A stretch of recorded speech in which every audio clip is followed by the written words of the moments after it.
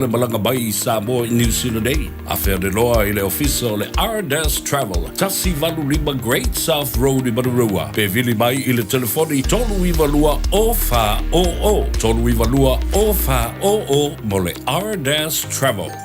Talofa Samoa. I mawhai na fisoasoani atu Dr. Chen pe a whai te awhie le mai suka. Tota mawalunga le maua se whanau. Mai sela, fatu ngao, ti ngā le ua po tuli. Faalusi le tino puta, ka nesa, ma le tino mangeso. Maua fo i le kulimi fulunifo mo ni fo ti ngā. Ma toi whaafilesi ai lau manawa. Tele nisi o loa e fisoasoani i lo soifua maloloina. A fio ane loa e va ai Dr. Chen i le tuatusi lua ono Great South Road Orahuhu. Telefoni lua fitu ono tolu fitu extension numero lua. Taraflava o David Tua le nei, olo e whaafonga mai pēi le Radio Samoa, tasi lima i watolu a mo, Samoa i amanuia le Talofa niaso. Samoa, o Ateshna Ryan, o le Licensed Immigration Advisor mo le Auckland South Immigration Consultants. E visosoani mo so se tu ai ngā visa e malanga mai e New Zealand po Australia. Telefoni mai nei loa i le o valu o, tasi o no valu wha fitulua. Po le olua tasi o no valu fitulua tolu o. Alua ele pongisa Follow ole masina Fetuta si uava aia Failonga na ole paia Le whanu mai ole mesia Laula me pa iso sulu ia faalia Lecurissima silo e matao le fia Elea i seta sina telepetia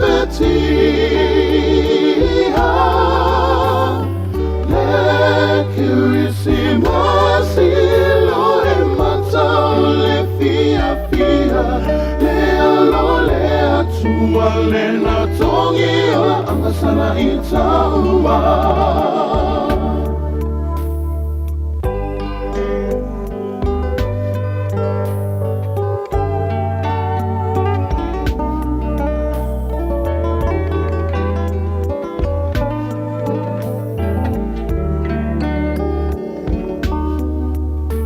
Lo watu ai whawhetai Lau mea lo whaua e au mai O Yesu le ua awhio mai Kirisi masi ua e au mai a Le mea sili lava ona taua O aulia mai e taua Le kirisi masi fia Alleluia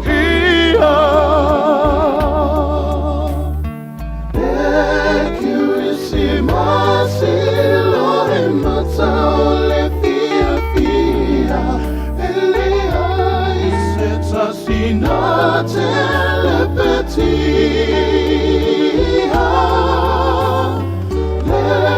Lecurissima silo e matao le fia Lea lo lea tua lena tongia Angasana itaua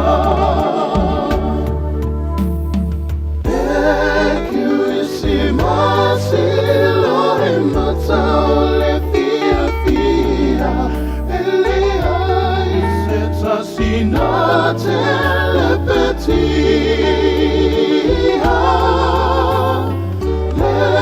Lecurissima silo e matao le fia Lea lo lea tua lena tongia Angasana itaua Lea lo lea tua lena tongia Angasana itaua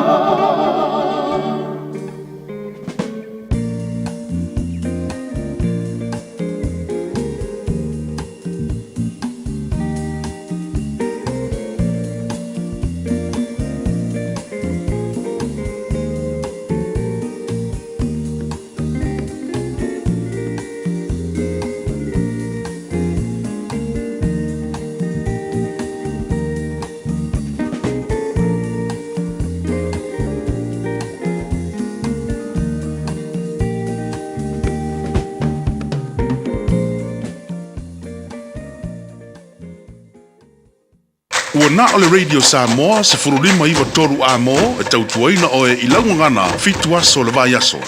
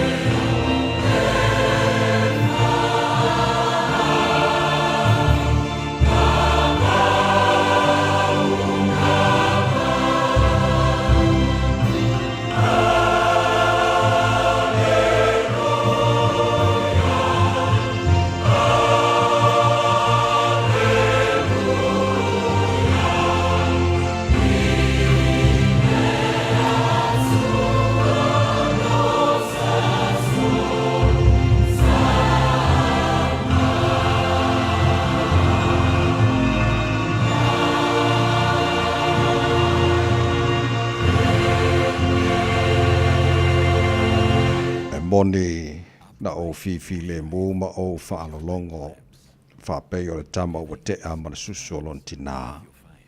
Wa tu sa o ma le tama ua te a ma le susu. Ia wha moe moe isara edu i le li e a mata mai nei lava a e o le wha vau. Ia vi ia oelo mātua tua o lava o le tua wa e wha manuia. Ma mai ele asa fou mo i mātou wa tele ai tala i manu ai titi mala. Bua nei tae ao se i o mātou lu fale ma le loto fia fia i o loto a. Pese o vi inga ma mātou vi i ante oi. Mātou wifo i o luma mātou whape atu e pa ia. E pa ia lava oe le atua ma malu. O oe le atua ma mana o le atua ifo uma iai o mene e whaia. O le atua oe o atua e soifua ma le pavau e o le whamavau. O le atua oe la eilu vi inga ma manu o le atua oe pulpulu le mātango fie. Whaftaita mai lau mea lofa lo fau o mātou mauara nei tae hao. Whaftaita lo lofa o le fua o tuta i manu. Whainga maro longa sa tofa whaai o tangata. O le neu e whapopo nia sa fau do lātou soifua ma le mātou ni yola. Mātou au lia nia sa lulu o whaia yaso te sema o le mātou whalaunga le nei tau sanga. Whamalo whaftai. O whamurianga whasafua mo i mātou le aso ma le aso lo mātou atua lau pule lea. O le mātou whalaunga le nei aso. Mātou tui nā atu o ao ta mawha mole mole. Tau te maile malanga a whai nei. Au li tia whaivo le a whengai ma le tunu le nei aso whaua e mai. Ala whangia nei a mātou whanau ta mawha mole mole. A tui nā atu lātou i awa onga. Mātou wala au le paolo o lo walofa se ea whoftai malutia nei a mātou whanau o sa iri poto e ala i awa onga. Whamuni e whaivo lo whengai ma lim tamata whaia onga lo a oina nei a mātou whanau. Mana tua pesa mola tu pele loto le matu le talo i ele manu i o lau fio. I ora te tai mana i o matu tangata uma, mana i o matu wainga, le ngata i Samoa. Ia o le lala mana papa awai so se tafo le nei ke lope. Pena fwoi whamaria le nea tunu o New Zealand o matu nofo ma wai. Ia wha pena tunu umo le nei lalo langi. Matu talo le vivesi o lau langi lo i nei. Tau wa misa o whano ai le ola o tangata. Ia iei lau fi le mūlo matu tu e whato fi mali ai mea oma. Manuia le tui malu panga ma le tapo inga nei o mātou matua tua asen sino le tunu i malu maota malaora nei aso. Bo pera lātou sui fua lau le leil tino si sile nganga e ale lo fatasi mai.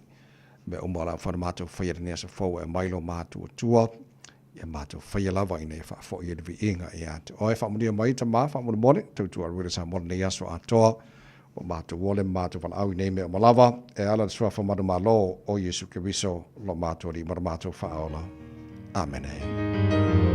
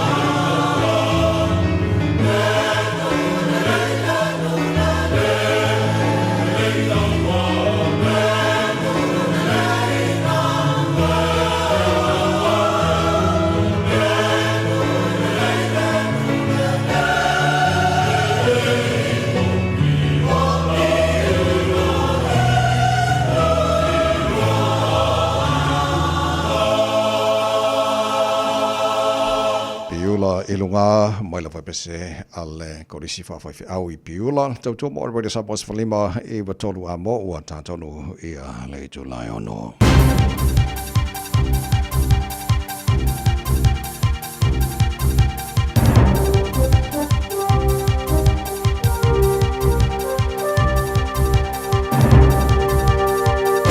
In this update, bad weather means the search for 3 climbers missing on Mount Cook is unlikely to resume until tomorrow. 2 American men in their 50s, Kurt Blair and Carlos Romero, and a Canadian, flew into Plateau Hut on Saturday. A search was launched on Monday after they missed their pre-arranged transport. A post online from the Silverton Avalanche School in the US said it had been notified the climbers had succumbed to a fatal fall.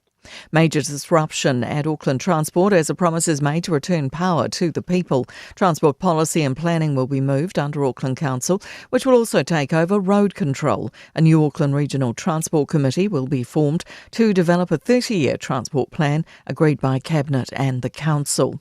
A rift is forming between government ministries as tensions escalate in the Pacific. The Defence Minister is expressing concern over China's launch of an intercontinental ballistic missile into the Pacific Ocean in September. Judith Collins says the ministry's capability plan has been since pushed back to account for a worsening global situation. Defence analyst Paul Buchanan says the fracture between the goals of the Ministry of Foreign Affairs and Trade and the Ministry of Defence are now out in the open. The culling of 80,000 chickens begins today at an Otago commercial egg farm. A strain of bird flu was confirmed on the mainland poultry-managed Moraki farm on Sunday. 2 of its barns have tested positive for the disease. The Herald's Ben Tomsett spoke with nearby neighbours whose family members work on the farm. The family members were told sometime last week to take some time off while the issue was sorted, and they're obviously a little bit stressed about the future there. MPI is confident the risk has been contained. A group of pilot whales beached in Tasman's Golden Bay on Monday have re-stranded. Despite rescuers' efforts, 13 have been confirmed dead. That's news. In sport, the Black Caps and England have each been deducted 3 World Test Championship points for slow over rates during their opening cricket test in Christchurch. The ICC governing body says the teams were both found to have been 3 overs short of the target after time allowances were taken into consideration. The penalty further dents New Zealand's slim chances of making next year's World Championship final, dropping the team from 4th to 5th on the table. Boxing commentator Mike Angove has pointed to Joseph Parker's speed to give him the upper hand against IBF champion Daniel Dubois next February. The world heavyweight title fight has been confirmed as part of an extensive boxing card in Saudi Arabia. It will be a clash of styles in the sense that Joe will no doubt try and use his superior hand speed, and he does have quicker hands, but he will also need to get his feet working as well so as not to stand in front of Dubois. That's sport. I'm Jodie Gill. 24 hours a day, 7 days a week. Radio Samoa streaming live on www.radiosamoa.co.nz. Ua mawhaio na awina atu le pokala me ale malu o le tae au ona o le langolango malosi ale e Veni Carruthers Limited i le shop B5 i lona tuatusi numeratasi John Coulter Drive, Auckland Airport, Mangele. Whamino tau tale tulai ono mo buon whaatalo whan whawhialoa i le nei tae au fau le swafa maramalo lo tātori whaolo i suika riso sa mola wa tino pele pa ia maramalo lo whawhonganga ma lo le sui fua manu ia whamalo fo le tino ia le folau. Ua tō mai langi whamurianga o le tātua tua nei tae au o tātua o lia nei aso o le aso fau le aso whaia le tua tātou te ori ma tātou fia iai tātou panapatia whatasi le anga le lei sili ese o le tātou tupu sili le langi lona lofa le whātua o ia le fo o mboni mai lutu sui fua mana mātou malosi o tātou sili whae fwoi manua o mana nei tae au tātou whaafoi la elvi inga o tātua tua ia ma tātou whaanono manu ia tau tailo tātou ma tailo wholau ngore nei aso ma tātou wholau le lao lona alofa o tātou iei nei aso lulu wa whaia i aso te sema o tātou wholau ngore rua whelua se whulu ma whao se mai lau whafonga na proklame marua le tae au. Ana Radio Samoa Svalima Eva Toru Amoni o wholau tuli tu funga te taloto whapena fwa na tāsha ma e lua insini o Facebook ma YouTube o Radio Samoa. Se roa tas matea ma na whianga pesta LJ lo sio ma to ona nei tamai meni tau tuaina o e se pai ele tula iwa e le tae o nei maro se fua maro nusu nei tae fwa Natasha ma ni whalau. Malo fo ile usui lau sunga tawai, fa pia fo ile sunga ya Natasha i nei tai au fo. Sa mo lau tunu pele fa talo fa atu, ile pa ia mawalunga le nei tai au fo. Talo fa lava, malo ni, kia ora, happy blessed Wednesday. Langi mama lau sunga le o tawai, mahalo lava le soifua, whaatala fo le usai ani o whalau le nei tai au, mi ia le atua Samoa, mahalo lava le fo lau manuia, ala whai mai ala nei tai au, ia, kako ia, a tawai mani wa fo lau. Ia, makako koe pao. Ko anga I ampa o mangu mau le ola. Awa a le se ola I o le whaiwhang pa o, ia le potatu pa o, ona o le alofamai o le tātu o tuara soifua lau lehi o le tunu mo le tātu o le nei tai au. Ia, pe ia ke wawa ia kua koe koru le le ia wa iaso tātu o liel Christmas. Ia, pe asa o lau whaapopo iaso le masina le wei. Sort kafe feeri. Linga fo le kau waka mai ki la hai ki la ia ma ola ko mea ka alo la waka wai ka kua sa sulu tasi iaso. Countdown is on. E wha o mai ka mai ki le preschool. Le ia koe mana kua mea la tāko. Le. O le mai taimi o le selselenga fo'i wa umai a le tele o tulanga sa itang whainga nei whanau. O le ala asau ni fo'i nei mātua e patpatia le tang whainga nei whanau rani fo'i tau sanga sa antara noa lalpo kalai men nafi le areto le ola. Mo le tele o mātua o le awha whiwhiina mātua manuia tang whainga nei whanau. Ia mo nei mātua la le whaitang whainga nei whanau. Aua ne I whatustu sa ina ta maiti. O le winga o le tana fōlele a le manuia le nei tau sanga. Koe kau whaile tau sanga pe au lia. E pe o nei vaenga wha marasi au fwoi nei mātua la tau. Sao le lei lava tawai nai tu. Yo, e leo le muta anga le nao le leo langa. Yo, koe whaafou mai, ia ma koe wha hola mai le afio ka vane o ale stau sang fou. Ia pe a wha le tonu le tau sang. Ia sao. Lei, nei minute o le lui tau mo ore nei fwoi tai au fou. Tara Buklame a reto o le ola mai am pasta la fa le copa I le toi kuata I le fitu I le tai nei o le tātou malu o le tai au whalenganga fo le nāmore nei tai au fo today in history tara wawai pari mena tupu le so whao te sema o le tai na le fitu I le tai nei whaponga o telefone ngara politania pe a tara fitu nisi nao Tara Buklame mo le tula mua o le Buklame malu o le tai au ai o le vainga matal nei I le tala o le tau. Tātou rua I li poti lunga ole a wala le nei teimi o le tai au ma le silfia malo le atunu o loo whailoa mai ele Auckland Transport waka kotahi o loo maa mapisi lunga tātou a wala I vaenga o malawa au kilani o loo kilia le ai lava se poloka o loo whailoa mai I le nei teimi o le tai au tala fia foi le ai foi ma se whaalave lave o loo o li poti mai tātou rua I lunga ole a wala le nei taimi lai au, tātou Radio Samoa tati 5 iwa tolu a mo ina ua 8 minute te ai leono.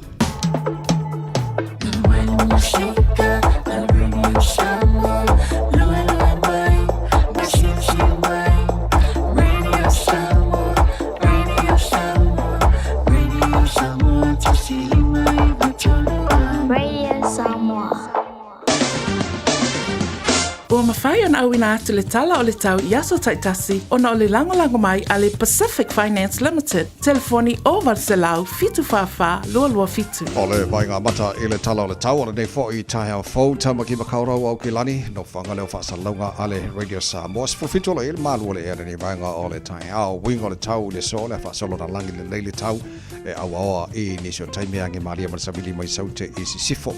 Lua se fulu ma le tono o le maununga na le mawhana whanai o I au ki lani le so sfulu ono lona mawalalo tai au pe au lia. Whaasalo poina awaoa langi le leili tau. Lua su whana maununga le vevela whamawina mo tātou le soa tai au. Le vainga yon tuantu awaoa langi le leili asforeile. Pasal poina awaoa langi le leili asto na I mana sa mara sunga fua. Mana so lua na yaso o luma na I atu. O whamamonga nā la vai tau tūna mai nei fo I taimi o le tai au. A o whangasolo fo I le polo kalame le manu o le tai au. A le Radio Samoa nei tai au fo. La mpoin tara baba I tūlanga o I le tau tira I sivaenga o le sina whapena fo tele o le sivaenga o le Kelope. La whaina mau o le tara kalame nei fo I tai au fo. Tala o le tau o Radio Samoa au natu ono le fisosana mai le tara company lea. So se tasi whaisana nonga tupe le Pacific Finance Limited mai le aso lusfuli mo November se ia ulia le aso se fulu iwa o teisema e anga wa uma I le se ia jono manu malo ai I le luse lau 5 sfultala pepa me alofa. Fa ia le se ia aso fulu iwa o teisema I le mantou la lai Evandale mai fa ilo atu le ua manu malo I le Radio Samoa. Vala ulo le Pacific Finance Limited I le ovalu se lau fitu fafa lua fitu mo nisi whaamtalanga. Se folo o tele tulai ono o le lui tau mo ai.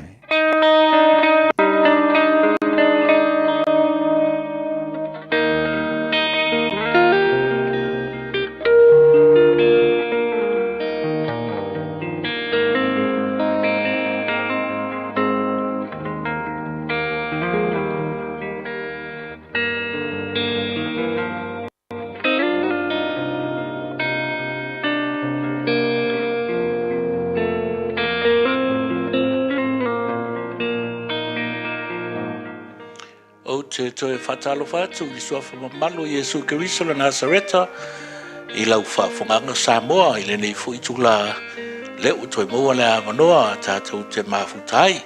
I alo mai ala tātou proklama mai pēla wana masani ai o le luitau mo oe mau. Whiwhai tau ina i le nei fu i whapopo le tātou proklama le mua Samuelu lona matau pas fulmar fitu.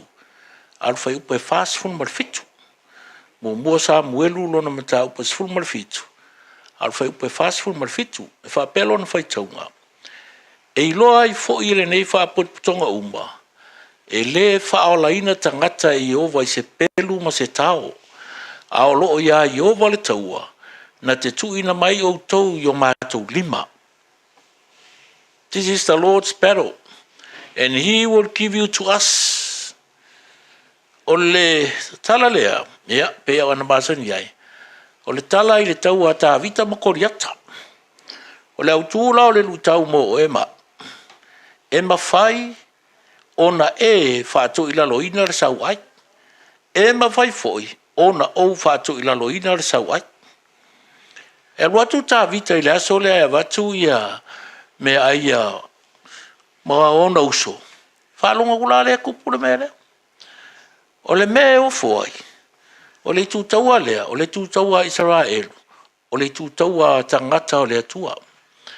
Ai ua fefefe, i le kamaloa le kumai o, e le ngaka e maua lunga, a o longa leo, maunga fōringa wa aia. So o le mea lai a vea malu ia te oe.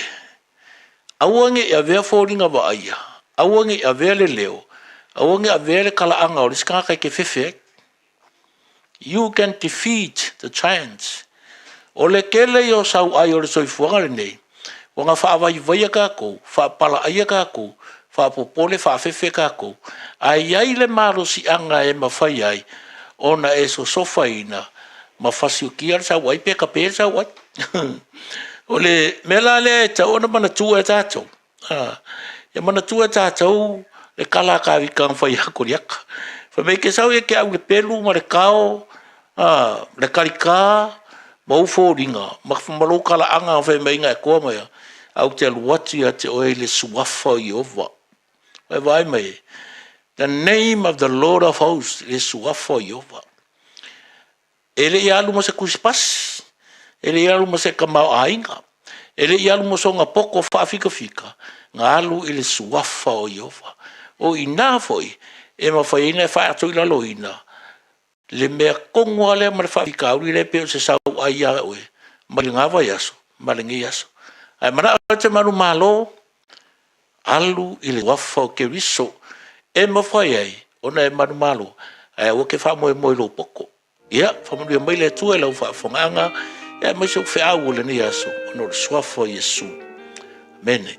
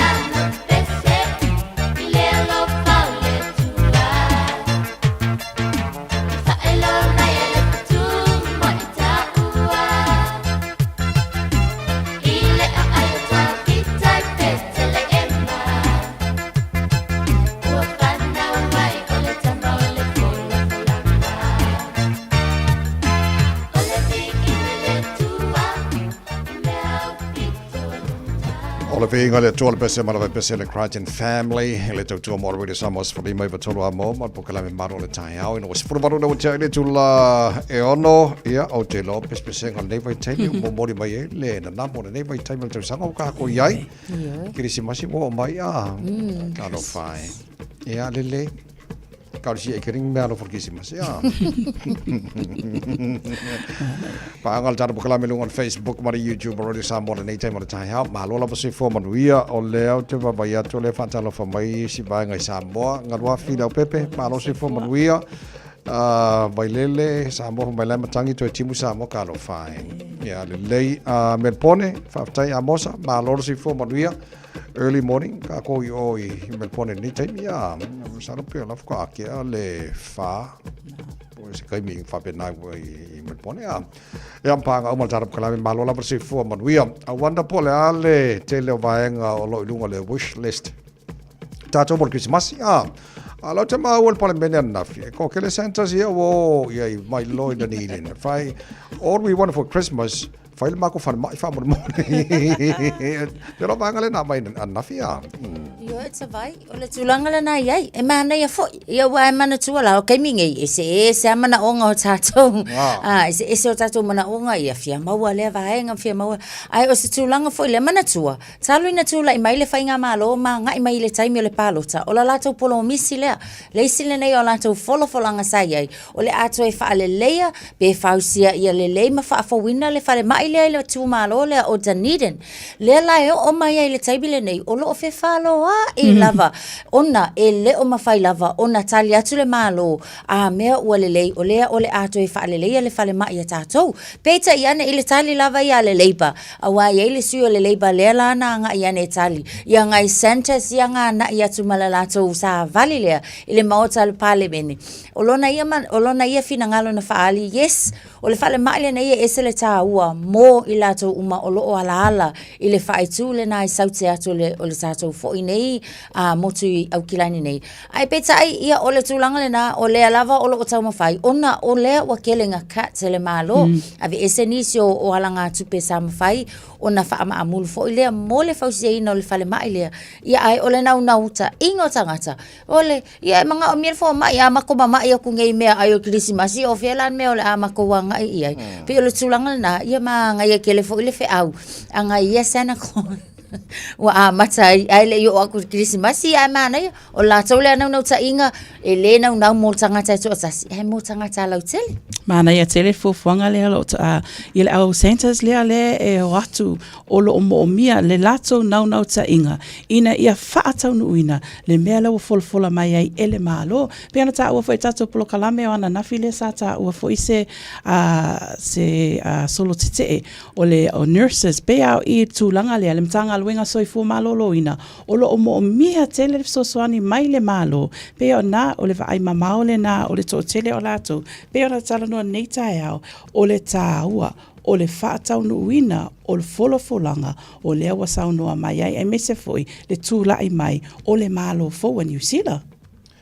O te lole si vaenga foi le sa langa ina o le malo le malatu folanga na whai le election. Taun whatau nu alanto promises na whai. Awa a le whatau nu ina. Ia lono inga la tau mai ai. Ele o muni I mena lanto promise. E whai. But already, wa ol fono le leipa le whai nei le weekend. Already wa wha manino. Se lau pasene le wha manino le te tai o le leipa Chris Hopkins. Yes, we will build a new hospital more Dunedin. So tu ulal tu langa lo ye. Foringa mai la. Tangata umo Dunedin. Fatu tuina la tu leipa wa le wa promise. Se lau pasene la tu promise. An whainga mano le ye nei, o le aile mo tino po lan tulanga ai ai. Well, la tatu whatel tali, but tato uma le loi Dunedin, ia le lei o le uo o le palemene lo uto fina ngalo mo lo uto maraonga ia mo le Krisimasi, karusia. Mana ia tele lato tali mo le Krisimasi. Thinking for everybody. Ia, nei, karikari, whakarikari nei. Well, pese fungale, all I want for Christmas is two front seat. Pese ta moi seat. All I want for Christmas is hospital. It's out to Krisimasi. Malo. Whaama I le bird flu le sa tana nol pokala mena nafi o te lelo tapuni o mal te leo nisi whatoanga o lo ia whatoanga o lo ia moa ma vai whapena ia ona o le manunga nei te ua te lese a fianga le tūlanga fo o le bird flu nei te mea. O le tūlanga lana o le o iai. Paua le tūlanga fo le mole sila fia le mamalo le tunu o la fo iwa wha amauti noa mai ele mtanga luenga lava fo isoi fo maloina. E le o iai se risk o lona winga. E le o iai se afianga. E ono afia ile soi fua malo loina o tangata alau tele. Pau lava le tūlanga o lo wha amanatu mai. Wha apela e kau sami sau fua amua. Ia wha avela le lei. Longa winga no sun inside le nei vai taimi e fa vela le le ta wafa ina ia awane ia ni so tulanga au tulanga ia o iai e le o iai se popolenga ono afia ia le mamalo le tino ma so i formalo loina. O le mana ia o le vave ona i le vaenga le whatoanga lea ona whailoa fo i le matanga luenga lea e mawhai ona maua mai ele fisosoani ia lea la mo le anga i luma pe ona ta ua nei tai au valu se fulu afe ia moa o le a whaalea onga ina cold after the bird flu spreads i le whatoanga lea i Otago ai pe ona ta ua le whalitua nei tai au o le lei o lo saunga le mu ia tangata uma i lea fufuana. Ina umai whainga panota New Zealand le ante antu nei fo le o le vaenga tu le manurewa o le sa yese polenga fo le tulanga ia le lato sa falat panota i marai nei manurewa ona e pe foringa mai o le sa farisusuenga electoral commission pe so tu la fonol vaenga na fai le stasio party na te le lola po mani no mai le lipoti po la tulanga i lipoti na tu na mena Te vai mana Natasha o le nā o lo whaailoa mai o lo iai nisi o vaenga e le I whaataunu uina or accepts that they failed some of the processes I tutonu o le whaangaioi o I lawa I le Auckland's Manurewa Marae o tusa o lo iai se tasi foi sa iai o candidates stand I tutonu I sa ia le iai le teimi lea mo le fisosoani mo le whaataunu uina o pālota le ala o ta o le teimi le nei le o whaamaunia iai nisi o polokalame po iai foi nisi o tūlanga whaataunu uina sa le tatau ona whaataunu uina o lea la mo le anga I luma ona o le melena whapea na whaataunu uina o no mera tangata lena whailoa e le o whetaui mai lena whaataunu uina a lato pālota mo le taimi le nei mo le anga I luma o lo whailoa mai e le Commission Chief Electoral Officer taimi le nei o le mea sili o lea mo le anga I luma o lo iai fuafuanga systems and processes in place ina ia awato e tupu se mea whapea pe a whaataunuina ia pālota. Lo suma lima bara follow tele to la ona pokala me malo le tai already some was for lima tola mo we not just over longa le vendi. Oh la tado vai ni se products al sanitarium. Pola tu lava wo ye pe mai fa fianga mai le punia lava ko riso sa mo. Malo lava se fo mo kia ora good morning.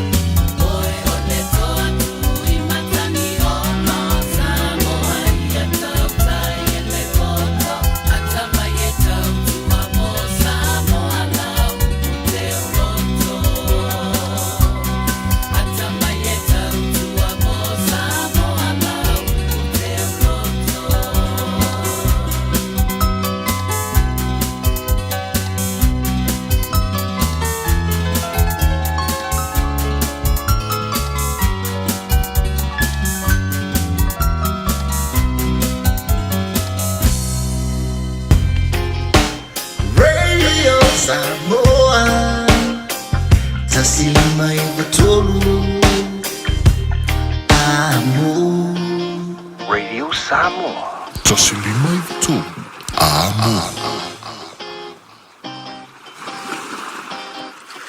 Auckland Airport's making big changes, building for the long haul, so things might be different to the way you remember.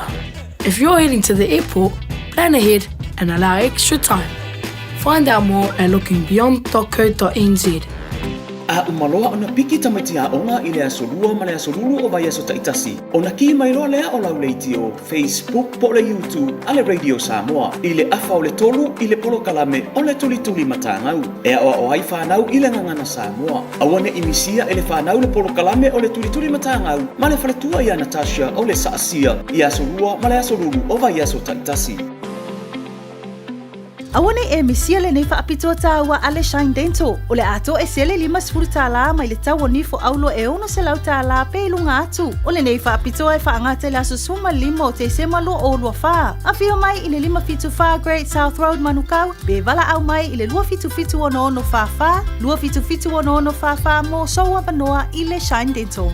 Jana whanawha tia roa, ua te talaina nei le waunanga e veni, mō whaatangwa i au ki lani New Sila. Numero tasi John Coulter Drive, i le Auckland Airport Shopping Centre. Tau whatawhatonu lava le warehouse ma le countdown. Lau whale o kula wiloa le e veni, Auckland Airport Shopping Centre. Te lua se whalo ma le walu, minu te loa tā leo le tulai fitu. Te kuata le fitu le tāra pakalame, a reto o le ola mai a pasta la whaile kopa o le nei fo i tai au fau. Nisi o whaafonga mai Amerika Samoa le uta, tusin o Sala. Ono sefulu balu, lono inga sefulu balu cek le ono pe ake role kusaka ina kako ma Amerika Samoa. Le lava tavai ma. Ai la so kofi la mina so lua.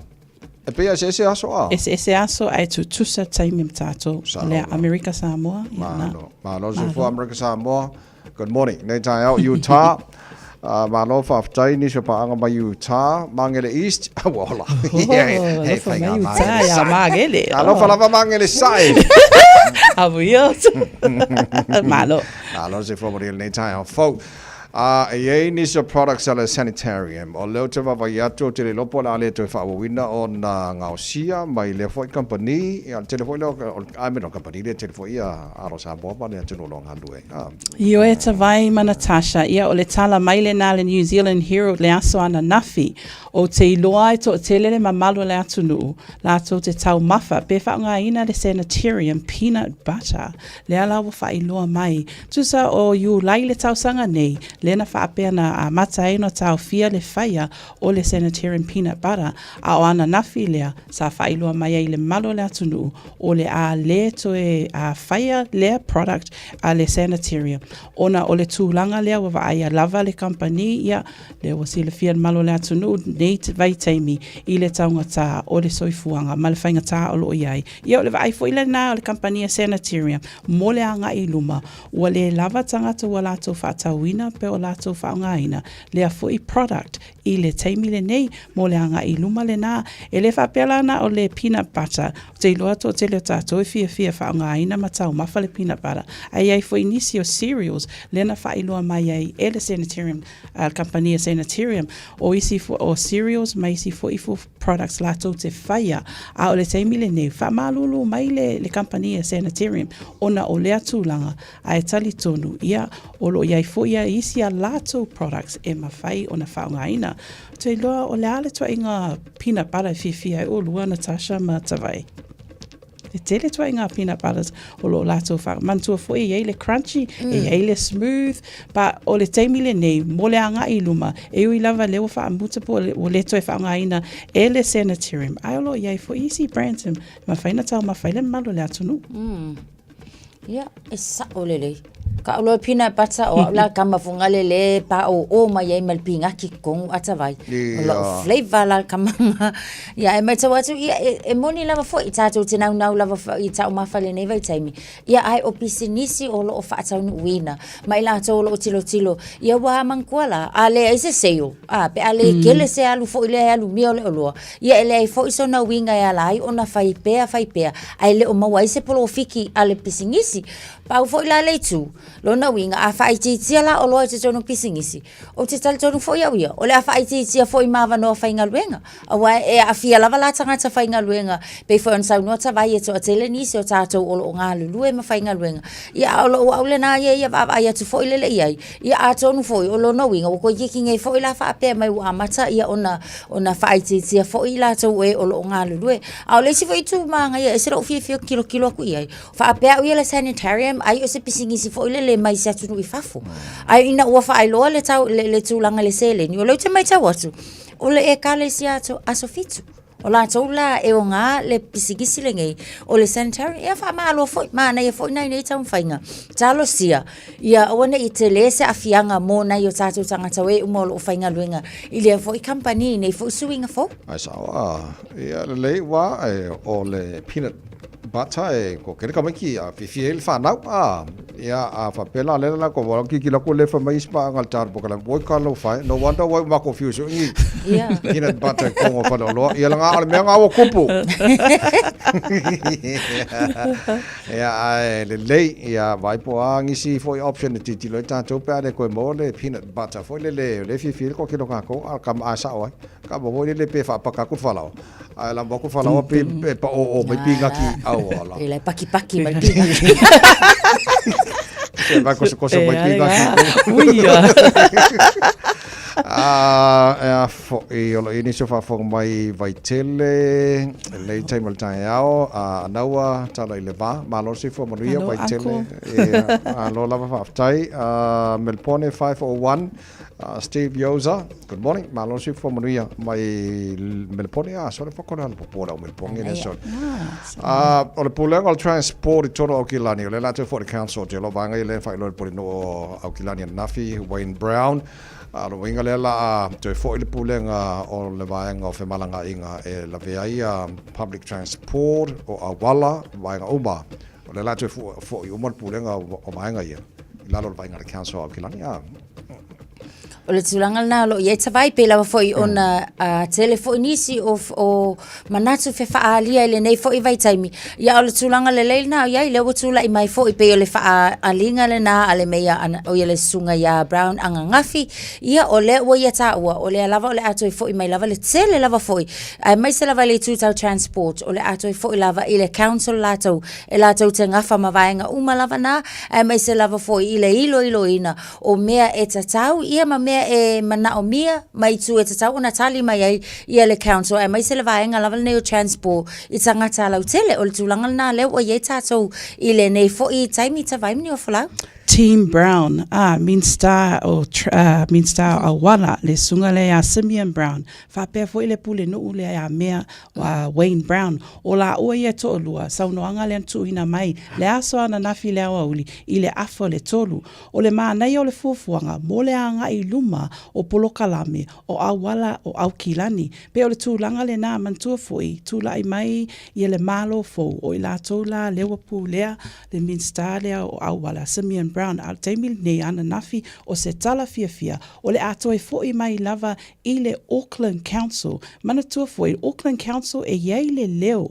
o le mamalu le atunu te tonu lava le council e mawhai ona a watu alato manatu ia a langona ina ia le anga I luma o polo kalame ia o le maanaia le na o le toe foi mai lea o fuafuanga au wala au kilani leva ai strategy, policy and planning functions o au wala la na mo le anga I luma e fia e a mai tutonu e ngā lulu e whaatasi ai le public le Minsta o awala ia whaapea foi le mea o Wayne Brown o le anga I luma na manai ale lea o le toe foi mai o le pūlea ia ma le whaia foi o ngaluenga a le council I lunga o awala. O le whawhangal po kalame malo le tai, ale radio Samoa Spalima I watolo a moe no to lua se fulu minu jolo to talo le July fitu o le sia tatu le poti lunga na wala la so ai pe mai pe spesial Christmas surely cap. Ona batolo lo tatu malo le tai o fa nganga. Original ola mai pasta la fare copa malo fa tail fa smile le tai au le atu.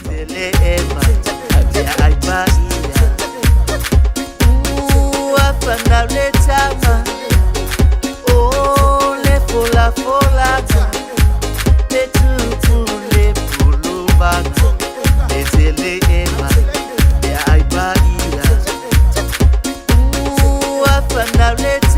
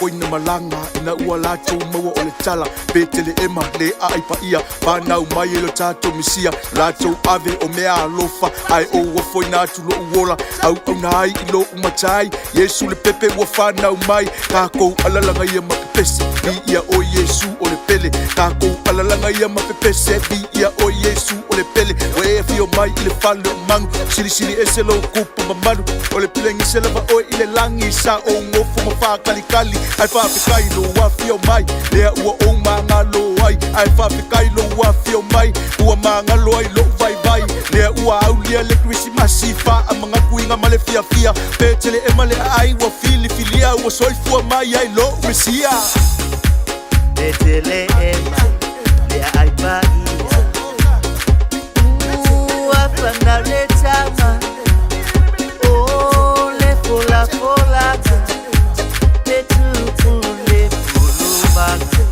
Petele ema ya aibaia Uafana le tama O le fola Le tupu le pulubana Elo na ua O le malo O le faipu E tua malo si O le sili ese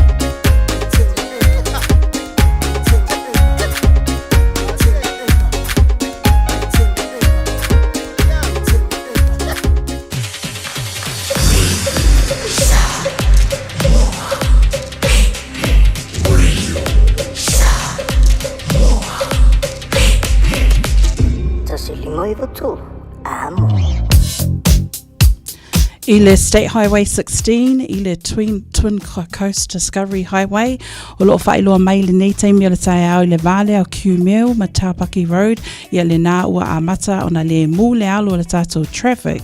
State Highway 1, Saute, i le vale au Drury, Matakanini, e angai i le taulanga awhai o loo e malanga le nā vaenga o le awala, ia ua amata fo i na le mū le alo tātou traffic. Whapena fo i le State Highway 1, i le tū lea tātou awala lau papa i mātū, i le vale o Rosedale Road, ma Constellation Drive, i le nā fo i e eisi na poloka lo i le teimi le nei o le tae au. Nisi nā vaenga o loo whailoa mai e le waka kotahi, i le nei teimi o le tae au, ai o loo so lunga le lei, ma saunga le mū, vaenga uma o i lunga o tātou awala. Manuia whainga malanga o le nei a solulu. Tau Tour Radio Samoa, ta silima i vatolu a mō, ina ua toe se fulu 5 minute o na tālea o le fitu. Talofa, we're the Katinas, and you're listening to Radio Samoa on 1593 AM.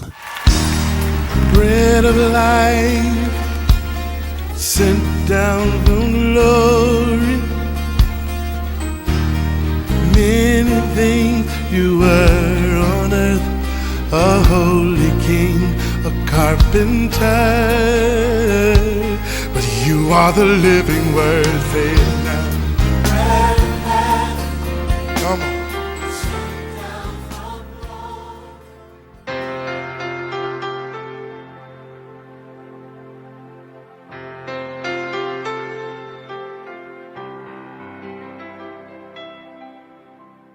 O te fia lava e whawhiloa i tātua tunu, e le amatanga foi o le nei aso, lata foi tātou le whai ungon le tausanga, e le alofa ma le anga lei o lo tātou tua i langi. O le akopo e lua le whaipu mua e whapea o uso e aua tau te whailonga tangata i lo o tau tā ofi i le mata upu o le whatua tua. Al tātou le sonala le asul nei whapea aua le wa ai maua lalo i isi tangata. I o tātele i o le mea i le nei soifuanga ma le lalo langi le tātou te iai. Aua i loa e o tangata umalava na whaia e le tua. Talanga tu spai e tu sa fo i ma tātou taltanunga i le tua. A whaila o ia na whaia tangata umalava o lona winga e le ai lava se tangata ia e le ai sona tāua. Lona winga e sa o il tala masangi fo ele ki whaalunga so i tangata matua e le ai lava se se tulou e vale i luma o le silafanga a le tua. E talu ai o le nei lalolangi ua iai le whaatulanga na whaale lalolangi tangata e fua le tāua o tangata ia male amana ia o tangata i lona tūlanga e fua i mea na te maua fua i le ilana ngaruenga ia amana ia lana ngaruenga i o paai maua lunga i tangata fua i anga waa o tangata fua i lona i ona duty peita i le unga le aso tātou malava o tangata soifua na whana nau mai tātou ona o le fina ngalo le tua ngā mafuainga e sau e li statu po kalame le na esa le na le i mawai atu nei foi o le purpose na e iai le laulangi le nei e umai fua o le tua wa o le tua sa ilo na mafau o e tatau ona e whanau mai so ele umala le aso e umai fua ia e tutusa tangata uma e tāua tangata uma a wa o i tātou na au mai e tātou e le tua i le lalolangi. So, o le mea e mo mia tāu e tangata, mea sili na tāua, ona o tātou o tangata soifua e tutusa i tātou uma, na whaia i tātou e le tua. So, se tangata soifua lava la o le lalolangi, e na te mo mia le mea lea, o le alofa ma le amana ia. Tātou uma, ka kuke manga o mia, ia alofangia i tātou, ia ma ia amana ia i tātou. We need to be loved and accepted. So se mea lava, so se potopotonga lava, so se ainga i tangata o le mea ta ue mo mia le mempa o le ainga o le alofangia ma le talia o ina o i tonu o lona ainga. A sue se mafuanga numera tasi e sili o na whaingofie o na te vai tangata mai so se whaalapapotonga, malu esel tangata mai so se whaalapapotonga o le mea lea ina uona i loa ua lea lofangia o ia, ma lea mana ia ina o ia.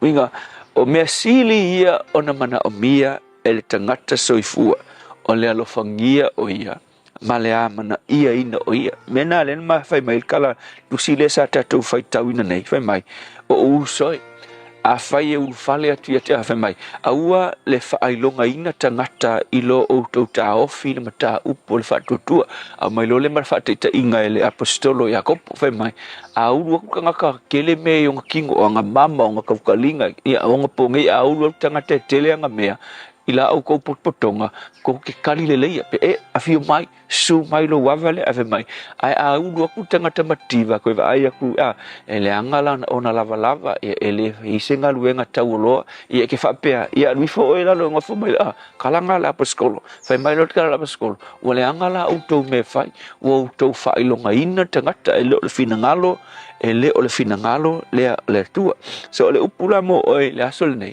o le fina ngalo le tua e ui e ia le ufa pe te tau whaaloalo i e te tau ia le whaaloalo. Ai ese mai le melea o lo lea mana ia o tangata ia kanga kai wa kauinga ua mawalalo ma lo tango ia ua whaailonga ina tangata so se potpotonga e te iai ia tā ua tangata uma i te oe awa i lei unga le aso o tangata umalava pe mawalalo pe leisa nanga luenga o le alko inga mei o le tangata soifua na whaia le tua e tā ua o ia i le tua wa o mai lau fio ina ia ve ese lea langona o le whailonga ina o mātou tangata ia tā ua tangata uma ia te mātou o lou lea finangalo whaafita Yesu, amen.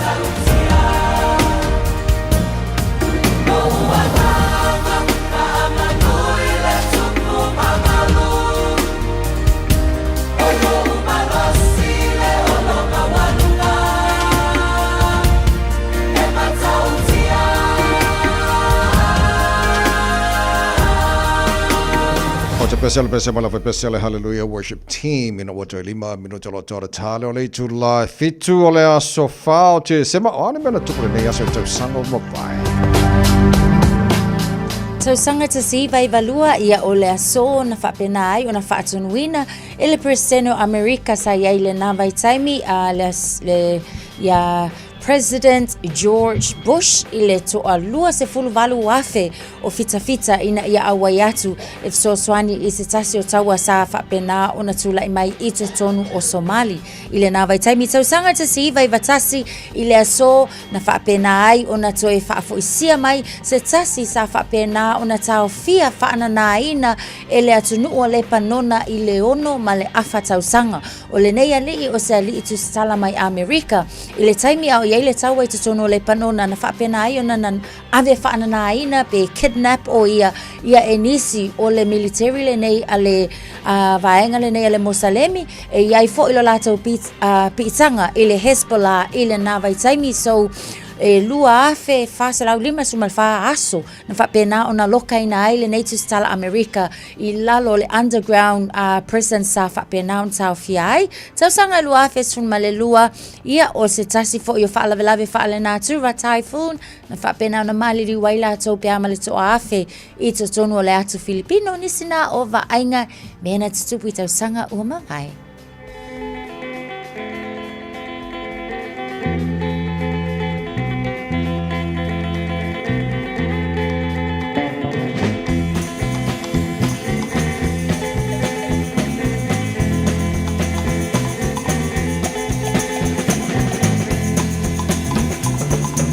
Pesele nei fatu moe ai ua e vai no e via moe da fai la e la mai pea a se io pa a pia a tuilea ua o tali toni la pa ma homi wa me no e ma wo moni o te io e o te ame ne foi le oti a pai ua e pia but the smile io Tamau left to Lima, all night to my Samoa, my New Zealand.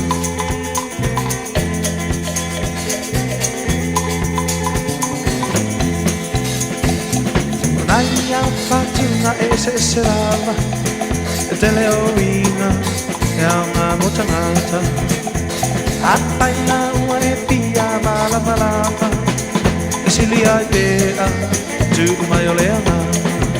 Ua o tali toni lo pa ma homi Ua mea oe ma wo moni O te ioe o te amene foi le oti Apai ua e pia pia Pata smaila ia Tamau le petu lima E mai Samoa mai New Zealand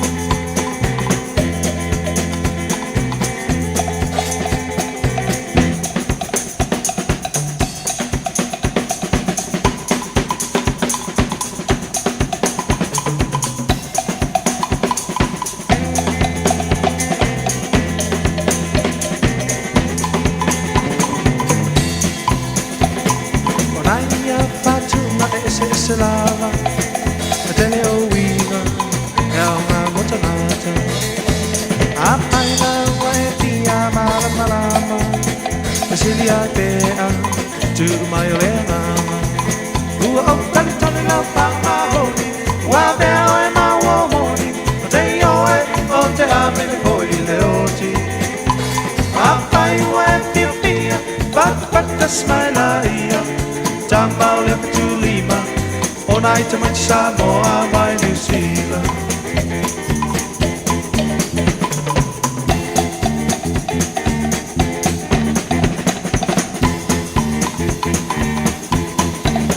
Baby, Lomani! Hey, hey!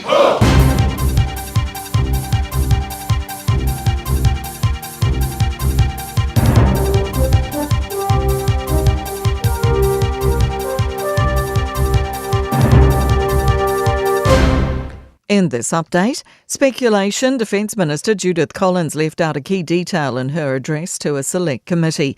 The Ministry of Defence's capability plan is expected to be released in the first quarter of next year. Collins says the plan, which sets out defence investment for the coming years, was pushed back to account for a worsening global situation. But defence analyst Paul Buchanan believes the sinking of the HMNZS at Manawanui is more likely the reason. The precipitating event was the sinking of that vessel, and until such a time as they figure out what to do in light of that, they will hold off on presenting their plan to the public.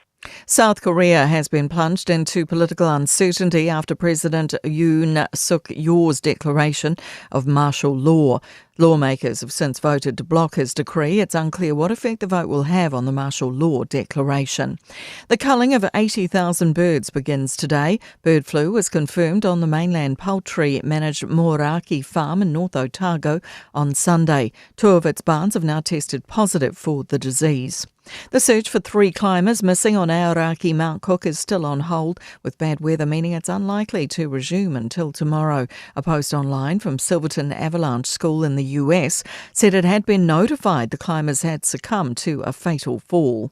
An iwi says the Supreme Court decision on Māori customary rights is perplexing. The court's ruled customary marine titles come down to control and continuity of use in an area. Following an Attorney General appeal, it's rejected the Court of Appeal's judgment from October last year, calling it a narrow interpretation of criteria.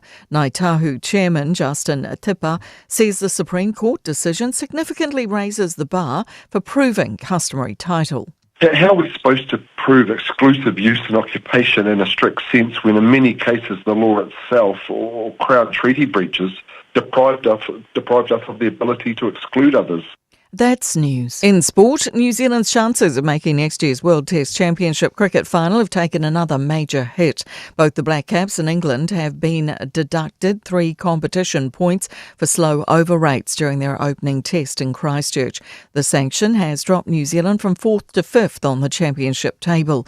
The Black Caps will now need to win the next 2 tests against England and rely on favourable outcomes from other games if they're to make next June's decider.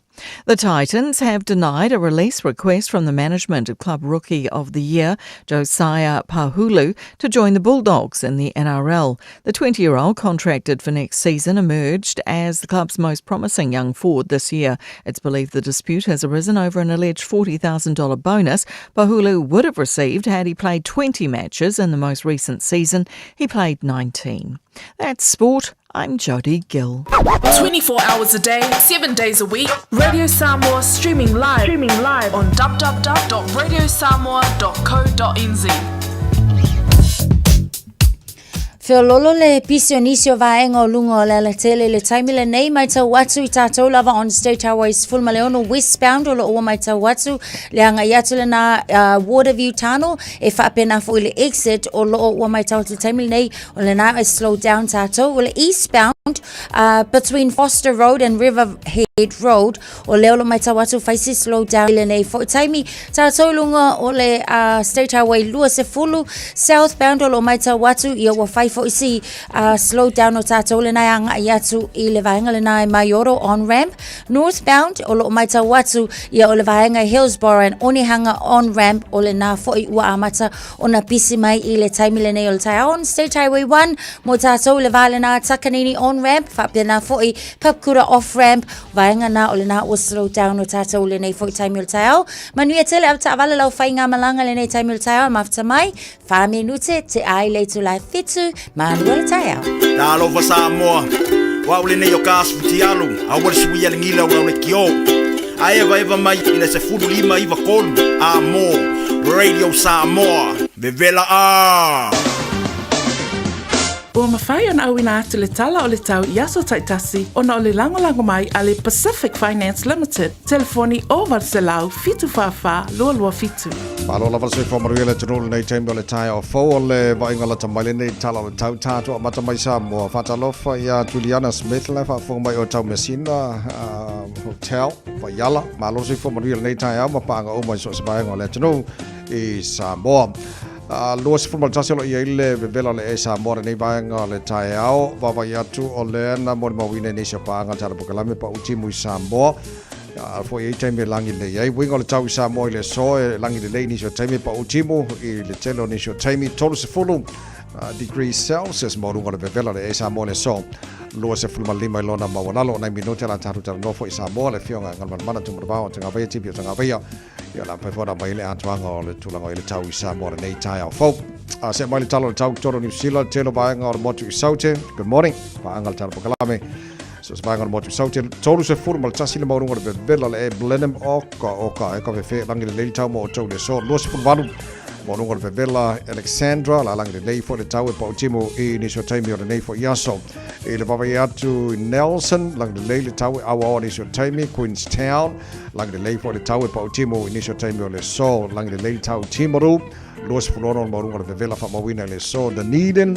o la fa solo fo in langi le tau e pa utimo ni so taimi loso lima morunga le vevela Ile ayo fungala aule ayo kirisa kara stete malo se fo maria nei tai a fo langi de leili tau mo to awa fa solo tu la fia na nei yangi mali ma savidi mai matu isi sifo lo so marvaro mo no le vela fa mawina mo kara stete nei fo yaso sono vela mo yani ke lo va ngari mo ku so ke ria mo tu matu pi jola pa mo tu matu kai taia langi de leili tau lo so lima mo no le vela le so ile la mua Wellington good morning pa angal tara bokalame la mua fa solo na awa le tau pa utimu le fia na nei e fa solo in pa ultimo e mesa pa le tu ma tu Wellington o la angi ba se vidi mai ma tu si sifo e ma lo si ni so taimi lo so tasi morunga ma fa fa ma wina mo to le so fa solo langi le tau ranga langi le tau bo le so a fa pena po langi le tau roto rua nei aso dos furono morunga le vela o roto rua fa solo na awa le tau le televanga Palmerston North awa le tau I New Plymouth langi le Napier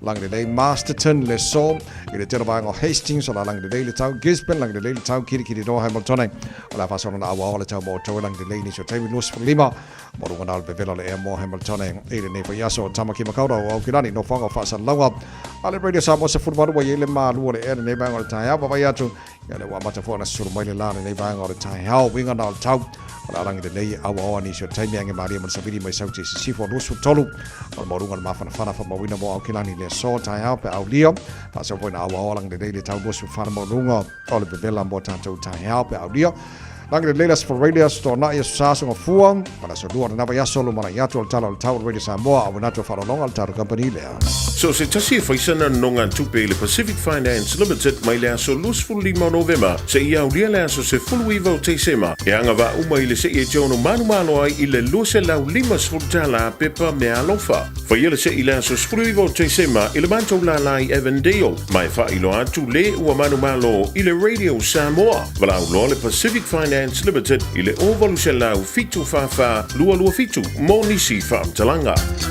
Palu tele tola fitu proclame malo le tai already samos for lima tola mo na to fa longa le veni fa tala fa tu pulenga mala fenga longa le veni malo fa tai mo fa longa lo fa pe na longa longa ile proclame malo le tai au to papa ya to nai fo tuanga mo le tulanga ile tau New Zealand le na release mai na pope Yo te vai waka fa pe fo waka mimika ni wa ma fanga ai ole a ma fanga le ya kwa ya o time nei o le lo ya ni la pata inga pe ona e sa no mo le tu I matu ya ai mai se fo le pizza la vai lunga I le north o tato nei au kilani o lo ya le fa mafa mo ti munga mafa ya ai mai se lava fo o le tu le tau I le vai ngole matangi I le South Island ya o lo ya la o le pela o nei le tai au le sa ia le fautuanga le nama lapsa inga mo vaenga le na le South Island ia e fa pena lava foi la on e taula ia tatou mankuala ma mafala ki munga I o le si vaenga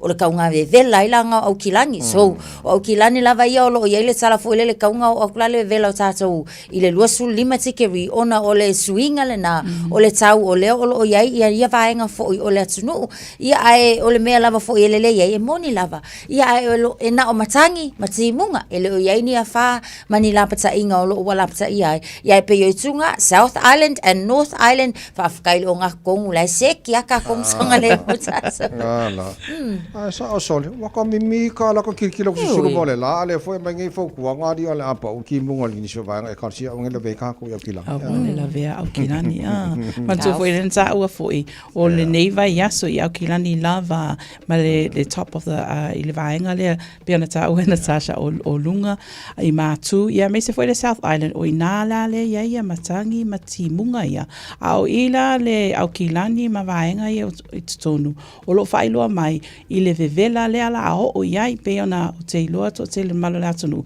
langona le vevela le po ana po ia me se foi nei tae au le ala o la pata inga fo ia le vevela me se o le ao matafanga ina ia faunga ina ia kulimi ia matau mafapea le tātou whangu vai. Le lei o le a fo I o le tamata alo le o peleki ma le wingi sawa le Crusaders so na file na la wina ilon I ungalan famsino ia mfuka release fo le lon swafa wile fa na fa la win fo le mo le tango feel ava malos ma fa e winga le manuia fo le la mesel fa ngai no ta vale la ve ai le farka valo le si ainga le sa fa la ko paki e le fa tase le po fa lu na fa e o fa lu le fa e kamala severi sa o le pe ko ba ku fa unga o le fa lu le na fa manga lo fa msinonga tamba ya unga ma se morianga fo le ele te tilo nisi pe fori nga mai fa le kalfia ngai de mai ko foi le kiri no lua se sila mo le la tenu fai mo fa mangalo ko fa le ko fai foi fa mangalo pe fori nga mai o le ava mano sia le na foi fa fitau le fe ngai ma le foi tamata no e te le yo ni tu foi le tilo atu foi ia mai se lava foi o tato o il tato o tangata o le community ia te lava ia accountability o le kulanga ka mo lava ona foi le tilo ia ona ia ke la ia walo fai ke inga foi le All Blacks ile taimi le nei ile fili pea o la lava sila fia o le ia tulanga ma fa le tonu au le lava fa nga ina tonu le auta alo ina analysis fo le polo ko kilo anga I tu atu o le tala I tulanga ono afia so o le tulanga na ia ke ia ele o le sport o le tanga lava ia o le tanga lava ia I lona tau sisia o ia ai ele manga ia atavai a wa fo yo le kilo o maku ia le tunu la tele mai se o tupulanga tala vo ina ia fai fo ile ma fai ta inga role model mana tua o le ke le o lo si o seisi o le ke le fo le ngale responsibility mo le natangata ina ia maukingoa o lai so longa le lava masaunga le mu second chances yes ia lava ngofa alua le lei ai afai soolo ia wale mangaia ele tele le situ o le double standards in sport pe e fai ki o inga la tangata wa ke awa afia folta alonga ai le o le ta alonga ona o le elona impact tu sa alonga ai le o le tulanga le na o ia lava ia o le sira tu e ka kaulo langa yengi vainga fo ngai le pe o vainga le alue fai sanga rehab le lava se taimi atua ina ia to e o ina I fo ia ma to e fota ina lona ma fau ai ke lava ia e ka unga focus kama le longa growth ile kai mile ngei ia mai mana o mia pe fo il sa lango awa o la to e afie tu langa nei e te le afianga pau lava le ia ngei ke o ka ko ka wa ku fo le pua ko la fo ka wa ya ku soli ya ku li waku ai mo mia la fo talo ia ma fai ma o onga mo ta so sawa ke le ma sta to ti mana yo nei ta fo plus ka ko kalangoa nga file fe sa usoli I au pito I Samoa. Sole, fa sa nga sa usoli. Ole supoesia. Oka supoesia la solulu. Ia, ai sa ola. Kasi monka koisia. Iyo wala wangi kia. Ka mal ka wesi. Ai sa wa.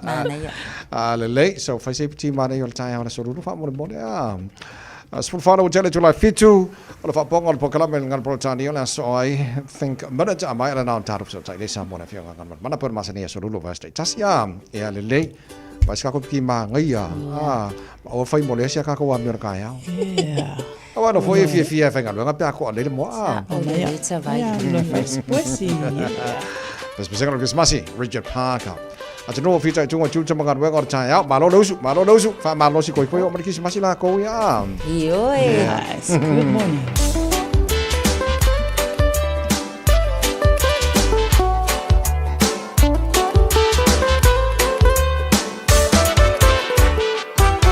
It's time again for you and me to dance around the Christmas tree. Grab your partner and move around to the beat of the island sound. Singing SOP, yeah, that's me, make it clear, man.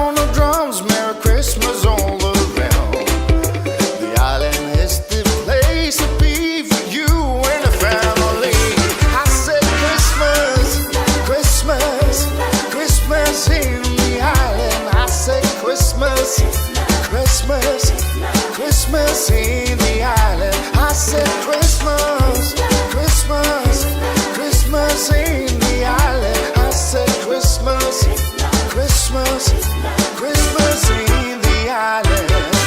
Welcome to the festive season in the island. Another year gone, time for family loving. Let's get together, grab yourself some liquor, and let's party till the morning. Come, party people over here, my party people over there. They wanna see you put them digits in the air. My party people, let's get together and celebrate another Christmas cheer. I said Christmas, Christmas, Christmas in the island. I said Christmas, Christmas, Christmas in the island. I said Christmas, Christmas, Christmas in the island. I said Christmas, Christmas, Christmas in the island. I said Christmas, Christmas, Christmas in the island. I said Christmas, Christmas, Christmas in the island. I said Christmas, Christmas, Christmas in the island. I said Christmas, Christmas, Christmas in the island. Radio Samoa. Taslima ivatolu amo. Just think a minute. It could change everything.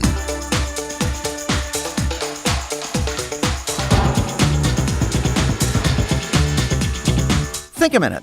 Booker T. Washington was very poor and only 16 years old when he traveled 500 miles to attend university. After he finally arrived, a teacher ordered him to sweep the room. So he swept the room, not just once, but 3 times. Then he dusted the furniture 4 times. Years later, Booker became a professor and actually started his own university, named the Tuskegee Institute. One day when he was walking past a southern mansion, the lady of the house called for him to come chop some wood. So he pulled off his coat, cut the wood, and carried it into her house. One of the servant girls recognized Professor Washington and told her boss and owner of the house, Mrs. Varner. The next morning, this wealthy woman, Mrs. Varner, went to Professor Washington's office and apologized. She then gave a large amount of money to help his university, and she also got many of her wealthy friends to give money to Washington's school. You see, when hard work becomes a part of your character and way of doing things, it brings good things to you and to others. Real success comes when you work to help make the lives of others better. And the wonder of work is that it always makes you and your life better too. You always get much more in return than what you gave. It's simply a law of life that works for you. That's why a successful businessman said, "Hard work is the best investment a man can make." In 1949, an unknown scientist started research on polio. He worked at it 16 to 18 hours a day, 6 days a week, for 5 years, until he finally found the cure for polio and saved millions of lives around the world. Dr. Jonas Salk's hard work paid off in a big way, and he's now known as one of history's greatest men of medicine. So are you enjoying the success and satisfaction that comes from using your time and energy God gave you to make your family and community the best it can be? Why not ask Jesus to help you start reaching your full potential by discovering the wonders of work? Just think a minute. If you'd like a free CD of our top 40 programs, write to us on the internet at www.thinkaminute.com and catch us tomorrow at this same time when we stop and think a minute.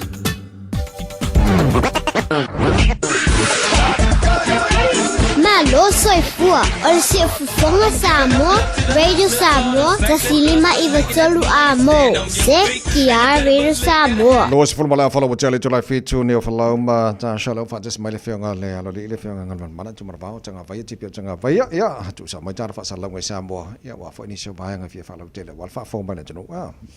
Fatalo fatile nei tae la wa fionga ngal mana malanga nga fia mal falo lo tato o le fo le onga tonu o le nei vai yaso malo lava le tautua malo so i fu moa. Ia, patalo whaatiko ia te ulo tau sala marasunga te vai. Malo le usu, malo kore soipua.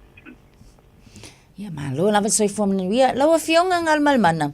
E talu lava na o la ititi na fo ia so o ia ila tunu isa mo e ka sele pia nga o fa longoa ia ia fo lele lawi lo te tono sa mo ina aso. Le pia le ta o le vai lima. A le lau te mai ta watu pia se tala fia la na o le o to yanga i mai. Yo fia ia ma o to ma vaenga ngai e fia le vai lima. Le mai ta watu pia le atu e fausia fo ia lea ava malo si pia na lawi lo ai se tata o tunu le lang. Ia, sa le o le pia le o le ruai fa le pia ho le na ngau si le vai lima tatu o tunu. Ia le company le ngau si le o lo tau ava malo. Ai na luan. Ia fa tau ese se a ko le malo. Ia ma fa pena ona umia e company le fiti le tatu for ngau si ava malo si. Ia ma ava tu ai lo martatu pia ave o ngau si mai fiti. O ida lena tula i mai ai loa fiu tana inga ia sa whai manisi po i o te mani o tātu utinu. Ia, ma whapena ai lona toi tau mwhai e toi au mai le pia e mai e ngau si ai nei. Awa si na fia te mi o pule si a mani ai kui masea o malo. A ave tātu pia nei tau wanga hoi nei o le o loa nei tau awa malo si e tanu ia u gopa. E maua tātu pailonga le me te sa pile au loa tātu pia lea. Ia ai walu wala wi lo ta to le ile fo I o lo ta o manos. Ia le pe wo mai fiti ave le ta to pia ngau si mai o Ia le la tu ma wala lo ina ia fa tai ko ile sunga le do ia sali mo chali ai ia ma se no per tu. Le anta mo fai ia fe te le inga mar company le fiti. Ia le la wo mo fai lo to fo I mai le ta to vai lima. Le la o I le falenda I vai te na o to avea nei mano fuanga e ngau si ai lava tātou i lima. Ia atonu e le tau ngō fia hoi lea ko fuanga ta vai me tau sala wai mata watu i ai. Sfu fitu miliona lea sa ta pena ai ia le. Tātou hoi mo umia nei le tātou pia nei le vai lima e toe kātou lai mai se pale ngau si ai. Ia ma sa pena mawanga umai masini ma tō tonga wha pena e toe kātino e ngā ruanga. Malo, whetau I tonu a male a ngai atu le kerisi masima Sofia Fia. Ai o loo tā ua le tale vivini po le whooping cough a ngalumalmana. Lewa whapea tolu se furu tangata sono Samoa, lewa masalomia. Pea mawhai ona e whaalau te leina lea tala. Ia, o le tala nai le mai le swipatun siri kua te fua maroloina. Wa lena whaalau I loa le vasan te nei le ua o pipisi ai wha mai o tale bibini. Ia e tau suru la tangata ia sa moni mawina. E mtanga ruenga e ratu wha maunga ia o ki topa maga I mai anō grema. E masalo mia, kono winga la. O le wha atari po iaini sir tau suru na o wha mauni. A o wha mauni al to ono. To ono ua maua tale bibini. Ia mai pipisi tere wha mai. O le tala mai a lesiba anga le ngā lua I whanma. O makua pisi ale a mai nei tale o ile to tele ila tu hoanga ia tue pia mo se so sani se vai ngal fo ma a me se o ma tua o le ho fa no mai le sifatu si de tanga no se fo ma no ia se fa tu nga le ta vai mo ta tu ai nga fo I o fo balanga mai ia se pia wa na pisi po New Zealand pisi Australia. Ia ta ua ne fai o tui pui ia malanga mai e po e paita paonga o ato malo lo le. Kini se masi mal tau tanga po. A o lo maru pui ena i o tātu tangata e mesi ai hainga I lei Samoa. Ia. Ala lei, e maua le nei tau sanga whamri wha moni na tele o fio anga fo le le tino o mai atino I whafo lo te wawe atu le fo a whai mea lo whātu I a sia mani. Tane vai mo stasi tu mano. Ia o se malo hu le ta te fai paanga se mani wa tatu to te no le se mani tatu to men tua so o. Ku le tatu se mani. Ia ai pena pa ia si umi korio. E tau le ari me lua le ngole tu le se mani ni so ni pe o Japani, o China, New Zealand, Australia, Canada. Ia pe o le agua wa ia. Taruana ia I konsula ho se mani tatu tuno. O ila tu su ele fa mo tu ele. Ese mai le ampasa na fa mo tu I New Zealand. O Tele nai so swani wa si ainga le si mani le no pu nei le ave masuyo le malo na fa ila tu pisi si nei ia wa so fa matai i nei tatu tu ia wa fa matai fu tatu ai mai samo ia le na baba ia tu e mai fu la tu nga runga i so te inga malo si ama le au mai so swani pe la au le so swani le ave sa o le tu malo we singano numero mo sulu ta ne vai e tolu afe e aditale ele vai e foi na te vai le tane vai tas so swani ta wala nei mo le tu malo le wa tasi le tu malo ta tu mo tu sa e mo me vai vidi voi nei po house e fa ngale vai ho le vidi mai la lo mana vo le fa ya fa lo wa ya i te ko to amatale le voi so swani fu ele malo i nai i tu malo na i sa i fa le tu lo swava e ya mo me vai vidi voi le mai ele pi ole voi uri poida e magalo ia mo meu vai vidina e mai e fa le ia a faila le voi ma tane vai lo vinga fa pale ila swa vai timu le ma teule ia mo kwa le ia swa vai le wa so no le timbo le na mo mo ni sio pa ngal jara pakala me ngal mana ina le tino pele pa uchi mo sa mo ni ta ya ola le tuna ngoi le sa le ma ye o fa no lo ngol pa o mo timbo lo apa mai le mo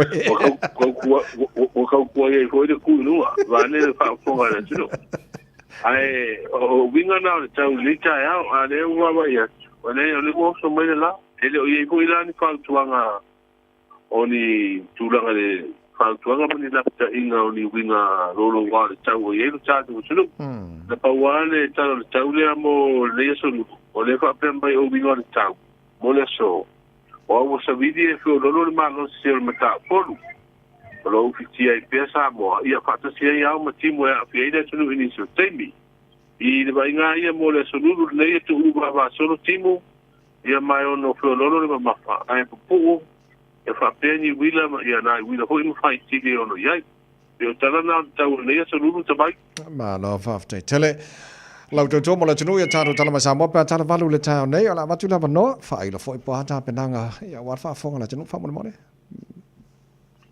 le o fa ilo tele mai le company va le tunu le Samoa Airways le ai ni swing le no fo ngai fa ia ka pena fa tali ia na malanga il valio Samoa lua mo sa ele au piai sia so mai aso o lewa te pena le fala tonga po le fa putunga tupe lumana imelu o tanga tele luki fa e fa tele no mo tanto o no se fu o lo sila ia fa tino se so di mo to tinga pa ko mai o lewa o mai se tulanga fala o tele se pinangalo le fonts talai o le parmene o ia te enai ia se di poti ia le newspaper Samoa Observer ta uai na ta fia fa malosi o ia pa na se ba le minister se fu au le minister tanga venga pam silonga ile wato ai to nu watu se balanga le company ba le sile le stock ile te nei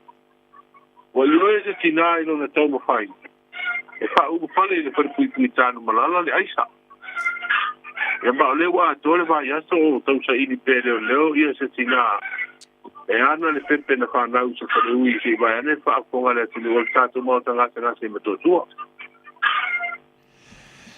ma lo fa te tele mole nei tai au mo ia fai vole nga tole ne va sala tatu to tele no fo na spoil le paulia ngal man ia mani voi po nga tole va so te va te sala tatu pero sai lava le fenga ngal man tu mra tanga va ia tipia tanga va ia ma le tatu tele no nga sa mo nei fo tai fo tatu tele na mai sa mo pe tele valu no va tu tatu headlines la fa lo tele ia tatu tele mai sa mo nei fo tai le tele valu ai o tatu fo nga sfa no nei tai au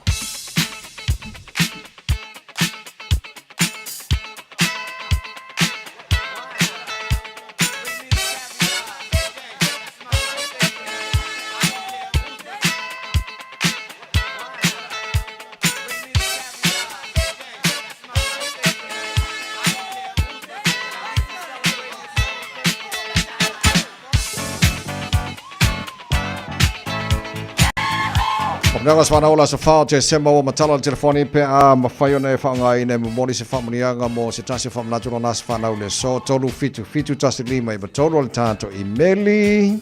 Yeah. On air at radiosamoa.nz. Alo, no voi lo mo, awala manai o mana whamanianga sa whanau nei tai au, en whain kako amaka mai luto whamun mo lea. Le tawai o le wa e tātou whaamanuianga e lunga le Apia Fōlinga, whaamanianga mai a Lisiana Sinta Leolanga. Day to my beautiful son, Francisco Leolanga. He's 7 years old today. Thank you, God, for blessing in his life. Son, enjoy your day today in school and see you after school. So much love from your sister and brother, especially your nana and mum. Lunga to imeli o lo i aile manuianga le nei, vivi I whaiae o mātou loto I le nei tai ao. Ona ua aulia mai e le sunga le whaafeangainga ia mata le vai, aso mua lau fiso. Lona 5 tausanga I le nei aso. Whaaftaia le taitainga o le tapa au I le langi, ona ua ia manatua mai la au na e ala la I whaamanuianga, tulu I mai I lau soifua tautua I le ekalesia I Dunedin. Tainane se o tātou a inga poto. O le tatalo I maua pea e oe le tuangane, le maalosi silisili, ai mai se ai, le onosai, a o whengai o lua malfale tua, ia pekina, ma leo mamoe o le ekalesia le naitu o le atunuu. Thank you for everything you have done for us all vai. We love you and appreciate you so much. O alofa anga ma whaamanuianga e le mawhai. Mawai mai o ainga sa asomoa uma lava o lo sala lau I tūwhia o Aotearoa. Ai mai se o ainga I Kimbo. Happy 58th birthday I le susunga al whawhiangainga ia matalewai asomoa lau fiso. Folole malo to sui fua. Ia malo langi mala sunga leli awa o whapea lo tawtala tayao. Ia o le whaanga whaamarianga le whanau o tu whaleli leo o wa awhiatai sa fituala ia o le asoni wa atua I leono suma leono tausanga rona soifua a taine tausanga tele wha ele tua mau oi le tuangane awalava le tautuaina o se tātou ainga I nai sa moe sa fituala sa whaka ia o le whaanga nai mori atu ia wholole Ana Maria Telesia matai a I ni sila nei whaftai la te vai tausala mo le avanoa nei tai au mania le aso. Tai soifua. Lino malo soifua uso? Alo soifua lo sunga le dia wa o male lo o wa nei tai au malo le te wa tai malo ho te tua tunu. Ia o le whamanianga o le aswhanau le afine ia maurita no le nini manua. Ia o le so wa to ia lon sfululu o tausanga ia afine ia whamanui tele le tua ia te oe whini tu maupe iau na maalie ma le tau safia tō anga I la ua onga, tō anga le lotu, pa momoe ia te oe le tua I mea uma, ia olofa nanga ia watu ia lino maue whale manua, ia malitina ia rasela. Ia ma lautuanga ne tō tasi ia Michael, o Peka, o Tawai, ia mai se o lo sola titi ia falo ia whamanuianga nā tawai ia whamanuia tele le tua I ngā ruengo tōl ne yasu ia sawa le wali fōl malai tā polo le sona Whaftai uso la whātu maria whale nei tai au e se whamanianga Leo ia le se tātou whamanianga I lunga le Apia Fōlinga mai a Amelia Toe Awa Tai hao manuia vi ia le tamai le langi o no lana tausinga ma lana puipuinga se tasi o le whanau ta mai ta ia ki tana Toe Awa wa ia aulia mai le se fulu tolu I le aso o le tatalo ia toe fo ni se tausanga I tele mo oe le awhawhine. God bless you alofa anga ma yo ainga malava I sili ai yo grandparents mo aunts and uncles cousins ia ma lotina. Pe stato vala auto toeta vai? O mara au e sunga ko me ala por kisimasi. Ka ko nga? Ia. Kako nga Yeah, lena. Moni fai voto ne aso ne pola. Whaftai lava tawai ma Natasha nei tai ao. Samoa lau tunu pele ia manuia tele lau whafonga anga i le nei aso. Ia whiloa i le aso, se aso i luma i le alofa o le atua. Nei taimi, alofa tele atu, soifua, ma ia manuia. Tese mana fa Pacific Love, family atoli pule kamana whaka whaka rudi Samoa, mon pokalame manu le tai ao. Lea tuko famna tu wase fo mas whana o le so. Moni tele le lofa malanga le hei o tano matai le langi na wato luas fu family to lo tona talo le tula e malu. Sauleva anatiu tau mai leva anatau a ola lango pea leva anafa o folau ai uatoe oseanga i uleni tau sanga your love for ane for mama Samo tu la imai tatota Lisa pai Le pepe le kerisi masi Uafa na umai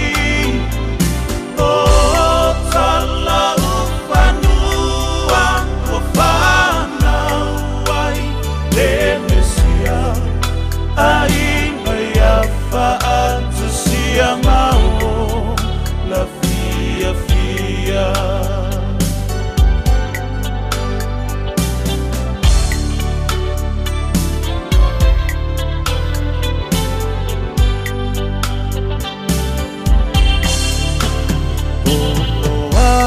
e anima sei le pepelea e fai mala asala uta ia tonu tai isofu vai vai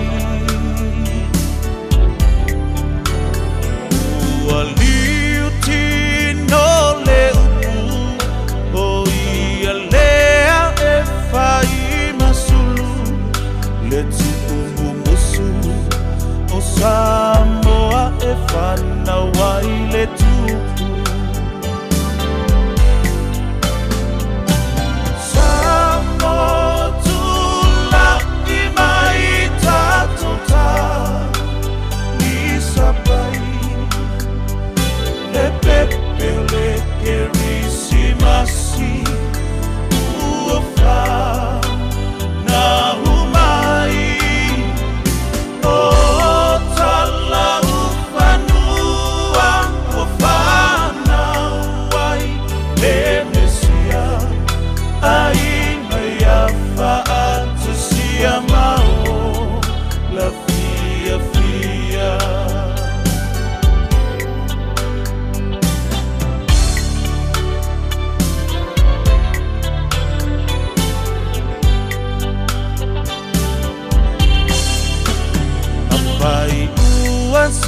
Pasela manga se tufo ia oceana ole kerisi masi i vai mama usanga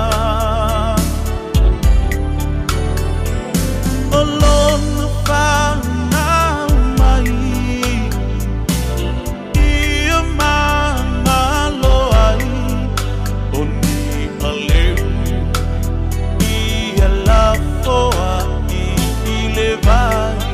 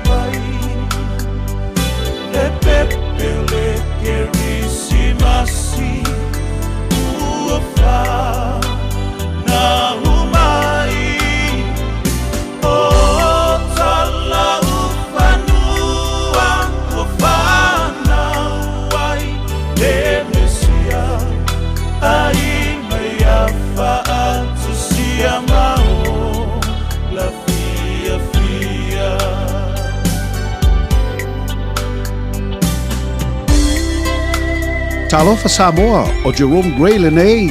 Pe o e ti e lau ta vale po e whaafonga mai i lo maota. Ia tu pele ni lo lau le tio i sifululima i watolu a mo.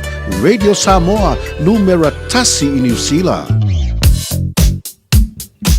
Tu maule feololo le pisi o tato wala te tele nisi o vaenga lei o le awhala ulo mo o State Highways Funmaleono lo mai tawatu southbound o lo o yeile di leile na mai le va Lincoln Road ia maanga ia toi lava Codesville River Highway i le taimi le nei o le northbound o lo slow down tato le latalata atu i le off-ramp le nai Ellerslie o Lincoln Road fo i o leo lo mai tawatu le taimi le nei o lo o fai fo isi slow down i le vaenga le na westbound on ramp i le lata maleanga iatu on State Highways Funmaleono. Mai tawatu Wilkinson Road fo i o lo mai tawatu taimi le nei fai fo i lava si le mu po le na fo i o lo iainga i delays i le taimi le nei o le awala mai se la fo i le anga iatu on ramp to State Highways Funmaleono. Ellerslie o lo mai tawatu i le taimi le nei northbound i o lo iainga i vaenga le na wa amata na pisi mai mfe o lolo i vaenga le na Ellerslie Panmure Highway Junction i le nei fo i taimi o nisi o vaenga State Highway 1 le fo i o lo mai tawatu northbound fe o lolo mai si pisi le vale na off ramp le na te Takapuna i le nei fo i taimi o le tae au on le southbound i o le na o lo fe o lolo a o le na lava o lo kilia i le taimi le nei nisi na o swinga ma vaenga i lungo le tata wala tele nei taimi o le tae au av ta vale ma avta mai ele malu o le tala Radio Samoa to se full mal fitu minuta na tale o le tu lai valu. All I hear is Radio Samoa, Radio Samoa, Radio Samoa. Tasilima iwa tolu amo. Radio Samoa, tasilima iwa kolu amo. O le Casa Beds and Appliances, o le tali o manaonga, i o loa e whaatotonga ilo mauta, ini tau le lei, toi anangata, e mawai moenga ngao si tutono New Zealand, whaapea se tino fōa o le potumalo o lo, laulau aimano fōa, TV, la au pese, usa aisa, masini tā lava, telefoni fe aveai, maisi. A fiu ane loa i le whawhituwha Great North Road o tau, po le tolo fituiva Great North Road i Henderson, le Casa Beds and Appliances, telefoni ovalu selau, lua lua lua, lima whāwalu, ovalu selau, lua lua lua, lima whāwalu. Jalo whanawau tia roa, ua te talaina neile o unanga e veni, mo whaataunga i au ki lani New Zealand. Numera tasi John Coulter Drive, i le Auckland Airport Shopping Centre. Jalo whatawhatonu lava le warehouse ma le countdown. Lau whale o fulau iloa le e veni, Auckland Airport Shopping Centre. O e si la fia me e whaatino e mawhaiona e umia iso whale motu le lumanai. A fai fo i so fale motu o e sira fia ma fai na faatino ni si o fuafuanga e whaonga aile equity o lo fale. A wane e misiere por kalame o le malu i fale.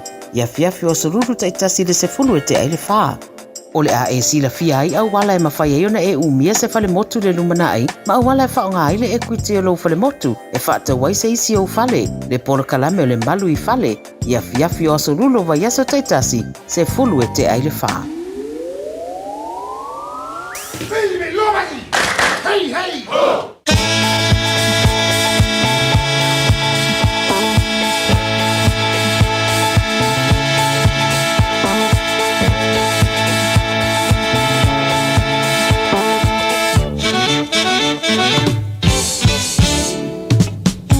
Ulo umutusenga te teofo Sipaka o umata wa umalo upoto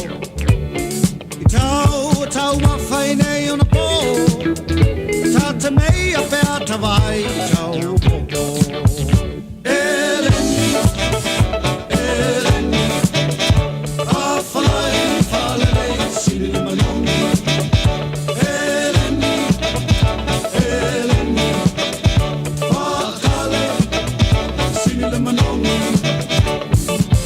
Mai tali oe Isa whaina e whai ai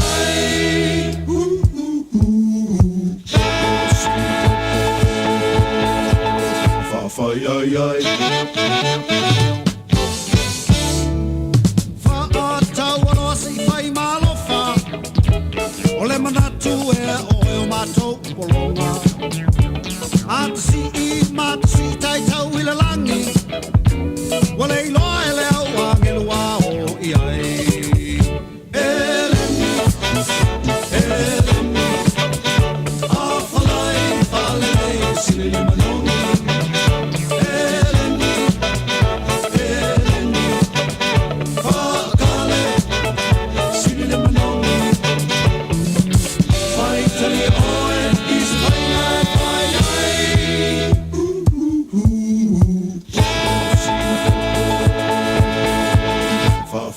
ai ai. Ori masi mawhapea mapua ele ngatai le tau ngatai ti Osaka. Tau mawhai nao leo mamafa we are tata pea tato isi a tingi hapa. Eleni a whalai whalei sili manongi. Eleni haakale sili manongi. Faitali oe isi whainai whai ai.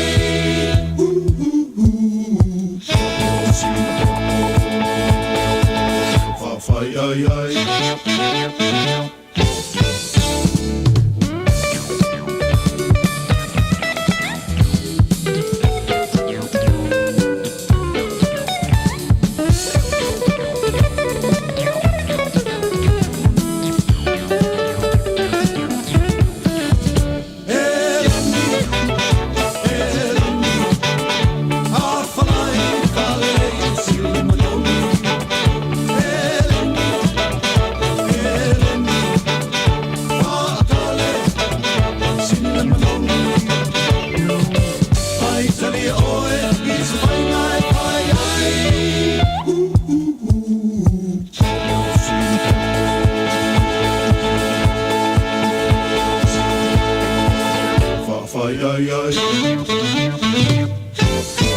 Kambangai popor vai kamingi o ialanga Ia, o le kali ringa. o ialanga e lengi faakale Ia. faafai ai Na ia. faasanguisi Oka. ia pe arol fua faapenga Iyo e. ai o ialanga Ia mana tua fo la le isi faingol elengi e se fia ko inga ya sola. E. Fa miki. o isole kipe marku kama Nga kuku WhatsApp ai. Pate se male fenga la il pulo jimana montanto li poti nei tai Ia. Fa tsalo wa fionga ngal mana le tsalo ngang fia. Ia. Mana i fo le tsalo fa mana tmo el fa ya elengi mo ma wam tsavai malo sai fo.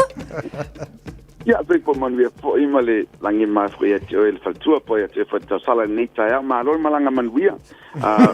Ma hoste tu va pelo ia tu i stunga le ia tsavai.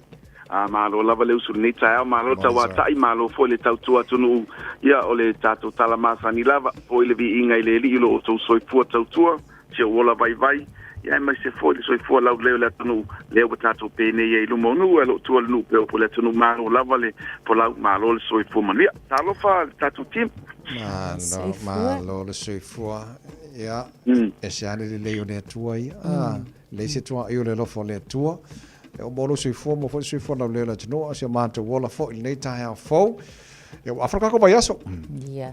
Afatato vai aso ai fati ia mai le tau sala lo foi atu malo malanga malbia ale o kere o kai au o le ama te tal no matavai ai misi mai o lua ma bolos awa for ba kai mininga e pe ke aru Samoa pe ke aru Amerika pe ke aru o le la ku aku sa o le malanga alanga ai foi otara ala foi ke malanga otara pe umi pe popo ia sa ola ia mana ia leni kayau yeah ai via leli malo lava lu suni tayau ia lelei tato li poti fa mole gan Toi fa malo fa fta tu tato team malo tayau li ni tayau mol balau mai ai ma se foi sa mole tu pele o te fa peloi mo pa talo fatu ile ava mal fa lalo au ona tu fia le tu so spata fai taulanga na yo tatu tamam tina ma tu o sinsina le tunu pa ia malu fa le malu ai le ngata ilea le lo fo le tatu tunu ia ila tu ma na mai usu atu foi ia lunga le ala tele ni time yo lo po tonu fa tenga venga o mo me tatu pa salonga lao ma o tau singo tatu ma tua ma lo la valon sai ma lo le tau si ainga tulanga pene le tatu nanga vai ala le pisi le nei vai tau yo le vai tau po ia fa pena lava o tula ta mai Christmas ma tau sanga po au nanga faltava le lava ia fa pena lava le pisi le nei vai tau fa mana tuatu tatu fa nga me alofa pe ona ia le tapenanga o le Christmas fa nga me alofa masani lava tolu a feta la le tatu fa nga me alofa le na wa ia ai le ngata ilea tu ma pelanga le lo wa nanga ile tu langa o lau trade in por fali tu pena le o lau trade in mana tu foi le ma faina taliaina lau tava le twai mai tonu pe a fai ele o fa tawa sa tava le mai tau tau an fa tau sa tava le mai le tato company ona e anga va ale ile tu langa pe ona yai le trade in por le lima se lau anga i tolu sugafe pe fia lava e o tino tu pena fain tu au pe a fai e fa tau wina tu sa ia fata se mal tato tolu wa fele ele ma fai no fata se tato promotions e taime tasi pe o tato discounts fa pe fo wale to ngina me pe tu fata se ele finance ia lau ai tala fu ia le la tonge ia o dona winga ele ma fai fo ila ona e anga va ai tolu wa fe fo la va anga ai lau ai tala fu tele la bo ai tala fu o tu la va tai lima fe tai ono afe o la la tu langa lo ia o lo pai fo na so son yai tong fa uma le lau tavale o lo le tupi o lo toiai ai talia lau trade in e me fai fo iona tilo iai le tata onanga o vaenga foi pena iai le tulanga lea o le fainga lo le sene passport o IDs fa pena po tato le sene amata po tato full license fo i lo la bia me finance e me fai fo iona fa tino ina o le mealo falana le tata onanga o le fai fua o lo le sene pe ona taua tele ta vale te fitfini mai ai so foi tasi lava ia tato trade in tulanga tauna sila fia pele ai ni pe pole ta vale la via le ta vale ia pele ola foi e ma faina talia uma lava tem sala verso nei na ia tule ia tato tro tracks ma piki mai nisi o ta vale le ola po fale tonu mai nisi o customer safa penana trade mai ile vai son te atune pole lua vai so talwai tulanga na yai e wa tulava le tato tow truck e mai le tavale te le tau popole anga yai isa mtalanga bala mai le tato telefoni lua fitu ofa o lua fitu ofa o lua fitu pe te suma mali mai tato tuatusi ile lua balu Atkinson Avenue, Lusul Bal Atkinson Avenue neo tau pasanga tonu laval Pampensini Port Burger King Lacey tu awala ile tu mano le Princess Street ma Atkinson Avenue na le Monil na au Lacey tu awala lo pasanga ele tato nanga o ina fo le tato address o la fa penana esensila ye lungo le tato o tono tato showroom le telo tato tavale fo brand new Castle Mahindra Pioneer XUV 700 yo le tato Scorpio o tavale fo mai al Mahindra pena tato pick up on Mahindra mana tu al Mahindra mala to pick up o lo o final fa fetala ese mai tato promotions masani ai le pelo tal no al offenga renga sila ye le telo tato tavale mo tato matua SUV, sports cars, mo tato whanau.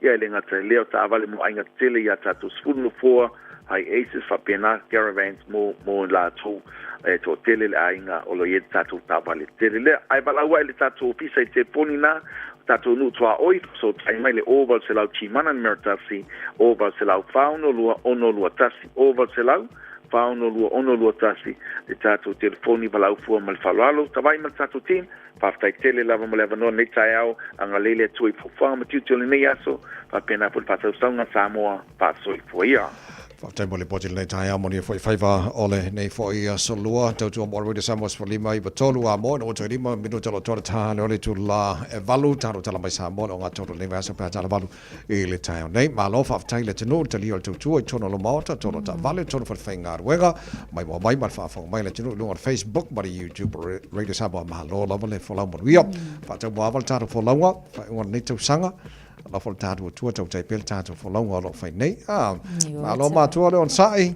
ta penga ngai fa ngau Yoi. Ia. So ti lava tau nuku ka kol kau. Yo ile lavo ia inisia onga la fu a mata la tu. Vai nga foi o la tu la nga tongi ia inisi o la fu bata pena. Ia ole nei lava foi masina ia o ka. Yo le tai mi fia le dei mo tatou tamam tina fa ama lo le ono sa ile nei tau sanga ato le fainga ta. Ia ai ole nei lava foi ole a kingi ka ko. Teine matama ma lo foi e tau tu fa ma lo sile nei tau sanga. Ia ai sa wa. Ma lo le ono sai kau vesi mai le tunu o South Korea nei le tai au le potia nei le tai au sa nonga presidente Yoon Suk Yeol i le vanga martial arts len a leon o falea le telo fitfita South Korea i tono pale mene nei le tai au o le a se tunu mata ia tu tato pakalame tu lango iai Tasina tu no lo tau besi mai foi vai kaimi ya tu langa I pulenga fo ya lo tu la mai president ho ya tu no South Korea pe na liberty nei tai so ka fe di o ko fi le mu la langi o le do se ya ale lei o tu langa na il la langi lo ka ko yengi la lo langi ve vesi ma ka o ma bisa alo fai File mo. Ioi. Le vai taimi le nei ma le ngai anga ia tu nei taimi le tausanga o taimi pito sili ona fia ia ma telefo ina look forward ia. Ia wai pe e alu le kausanga ko nga lulue le lava va u se fali le u se fa ngo le fia ia ai pe a nga I le kaimi le ngai ia kaimi nga sili ona look forward le ia ia a ko fa ku pu vesi mai ma kele mai ma le ngaso isia ku ka fe vai file mo ma fa maros kingo o ia o ia la nga pai tar fa marstino taia o moro e fa marstino taia so ma tar mai sa mo ne foi taia fo wa alu so luma vai fa mo vai pa mo nga ai se fa mo bole sa un ka ko ia se fa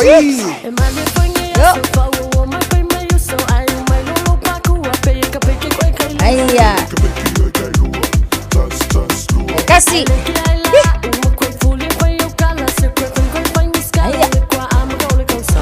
Ai. Luma. Iya. Misi aso e lua ia lea. Alu iai. Aia.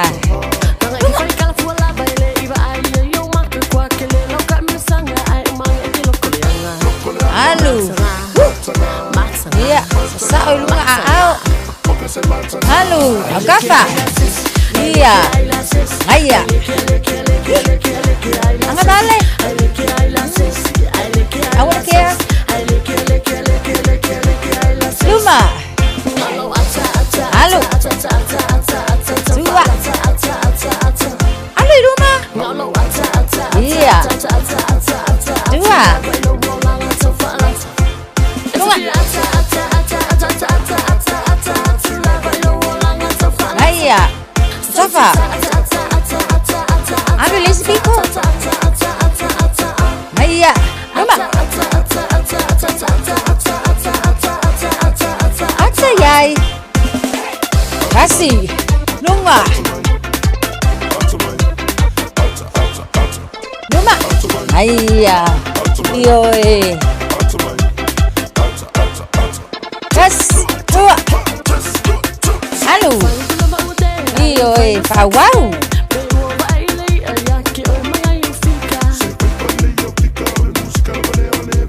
Tasi lunga, tasi.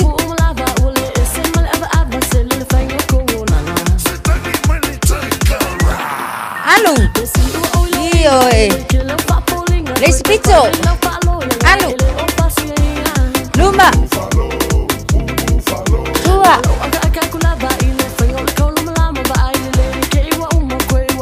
Aiya, mana vai kupong, mana vai kako. Iyo Sabali Luma, sabali. Halo. Sekone. Kawi kuwa. Naya. Mana vai titono? Mana vai leifako, mana vai legom. Mana vai fako. Maniraso. Eva mali pese. Malo le fafonga Samoa. Malo foi le vai le musika. Radio Samoa #1 New Zealand akoa. Simpson.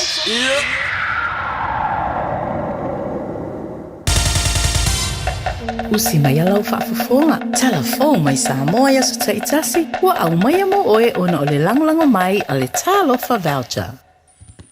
O te whaatalofa o le tātou o tino. Mafuta foi me wheroa I le nei asa fau. Ia usi mai alau whaafonga. A o whao ngā I Per Company waalele o le tātou o tino o le Samoa Airways. Le malai waalele I whangari I moana whai ngā malanga. I le vau Samoa ma Amerika Samoa. O le masina whai ua le nei tu sanga o le a whaatino ai se swinga. I malanga uma e whaia lea I le aso sa. Taimi lea I Samoa, a o le aso tornai I Amerika Samoa. Ua wha loa le Samoa Airways I lana upenga te wha langi. O le aso sa o lumana I nei le aso fitu lea o te sema. E amatai o na wha o ngare no fuanga fau o mai a fausia mau musa. Le Regional Terminal I le malai wa lele I whaleolo. Mo malanga I le wā o pia ma pango pango. Whapea I malanga mai tutuila mo a pia. E manino mai lea whaalinga al company valele, O le ale wha o ngā ina le malai wa lele i whangari i Yesu sa. I malanga lea i le vāo Samoa ma Amerika Samoa. Ai o le a wha o ngā le no whanga fōu i whaleolo, mō ia whai ngā malanga. Mai eri tali tonunga le a fifi le mua i le pa o afi o wa lele, mo le fio anga o whangali i manu utua oi, a o wha mamalu le sa pati po le sa. O le fōfuang fōu o le wha laptonga o le wha putu ngā tupere rumana i manui o tangata, le nupi whae wha tino se fesoa swani, i le wha tupeina o tonga fitinga wha fō mai po se medical scheme. O le a amata i le wha ungo le vaso ne ina wha tera noa ma le mamaru lau tere o le tātu patino, lea fuafuanga. O wha i roi se wha salalonga wha lawa i tere lea wha laptonga tu ma o tere malo. O mata upu uma o le a fia si la fia lea tunu, e wha te tau i lea fuafuanga, o le a tali unga i le whailoa inga i whaia lea stona i nei, i le maonto le tutu i le loto, lea sa ingoa mua o le whailoa i mauso. E le ngata o le awa noa mua lea whaatara noa i lea fiso swani, ma le tātu o tunu i uponu, ai o lea stona i o le vahia so fau, e whaia i sawa i le hall, o le a pito pisanga i sa le lolonga. O le lipoti wha le tausanga le nupi wha le tausanga i lua o lua, o lo whailo mai ei lea fuafuanga, o le whaio le fiso swani mo le whaatupeina o tong fitinga wha mai. E le ngata i tangata whaisa o whanga i wha laptonga, ai o le tātu utanu lau tele. Wa tutu maure pūlengo le newspaper Samoa Observer i lana lipoti na whaasara lau wai. Le tau fia wha malosi le malai wa lele o kilani, o le fonga fitalai ma le minstau wha masinonga, ai o se pepo wha mtalanga wa wha ilo ai, le te ena malosi e le fionga le fonga fitalai o le pāle mene, le sunga papali ili o lo i pola ta e o masipau, o lea li poti le newspaper na nginga i lea sunga fua le vai sonei. O lo wha ilo i li poti e wha pēle i whaia le siaki o le puipuinga o le saunga le mū, po le security check le fonga fitalai ma le minstau wha masinonga. Manisi tangata e toa lua nao fia i le pasese, a se malanga le company wa lele o le Air New Zealand i le awa uli o le stofina te nei. O le vaenga e whae e mawhatali ei pasese, mo tangata wha aloa longia matau aloa po le VIP, na wha o ngai le fonga fitalai ma le minstau, ma ia pasese e toa lua, e anga iai i le wa lele. Na whatoa awhisiringia le fonga fitalai ma le minstau, ma ia pasese e toa lua, ina ua tau nui au kilani, ma ua whaalia le lipoti le newspaper, na i oe pasese e toa lua, e le i whaia la siaki o le puipuinga. Ai o le fonga fitalai ma le minstau, na o la tali atu i le vaenga o le puipuinga o le malai waalele au kilani, ua mai o na whaia la siaki o le puipuinga. Na tau fia wha malosi e roa le minstau ma le fonga fitalai, ma toi whaatanga e tu ua le malai waalele muri ane ai, e peo na ta ua le lipoti. O ia vaenga umana lipotia le newspaper ua whaalia le fonga fitalai le pepo wha mtalanga, e matua le wha maonia mai le aise tūlanga wha pea na tupu. O tua i aia le fonga fitalai le lipoti, i le pito tasi o na ua le tā pāpe whisiringia o ia, wha pea le minstau i solafi na ngalo. Whaalia e papali ili o lo i pola te au masipau, o le lipoti le newspaper, o se ngai o inga ua tau wha maua lalo i na aima wha lumaluma i lona tofinga, o ia le fonga fitalai, wha pea le minstau le kāpeneta. O le whai ngā malanga le fonga fitalai ma le minstau, na wha moe a wai i le wha mana tuina, o le wha tau sanga o le aso whanau o le vanga wha ubufai, o le wha tua i le atua Samoa o tasi, le ana whaia i au kilani i le wha i unga o le vai aso na te nei. Wa wha au aura no futau fia pea i le whalipui tānu malala, i le vai ngā leo se tina tala vau lua se furutoru tau sangalo na matua. E wha tali ai le aso se furuvalu o le masina nei o te sema. E lau wai se wha i unga le wha amsinonga, i ona morianga e lua ua ia i o ina, o morianga i o le umia le itu ainga o nakoti o le aisa, po le methamphetamine. O Sofia Amen, po Sofia Ikenasio Amen. Na alu e asilo na toa lua o lo turi le wha salanga i le whalipui tānu malala. I soli tu la fono le umia o le aisa. Aina ua tau nuu i le whalipui, na whaia siakia leo le to e sema mawai le la e o le tina. Ni tanga pepa i ila se lua o iei to tonu, le pauta whaasaino le aisa, e tūsa le mamafa ma le o tesi ma le fitu o kalama.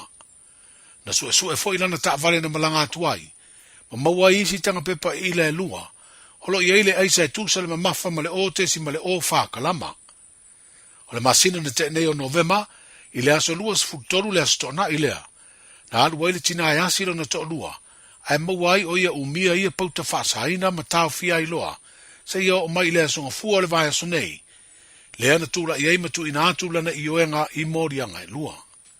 O wha mau ngā leo leo o wha i loa ai o le tina ua molia. E mai vai vaseuta ma lufi lufi. Wa atona i le vai aso o sa ilia pe leo leo le tina na whana wina se pepe tama.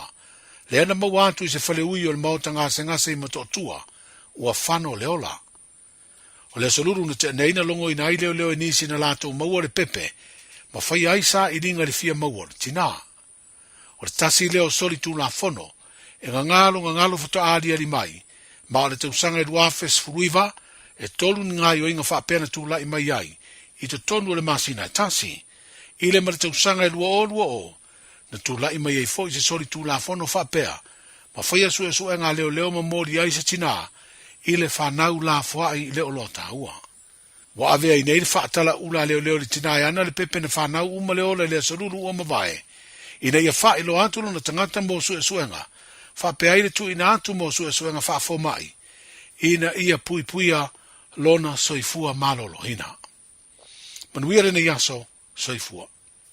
Talofa, we're the casinas. Talofa, this is Pat Lamb. Talofa lava o a ola pi marina. Mau belo li tio. I le radio Samoa tasi lima iwa tolu amo.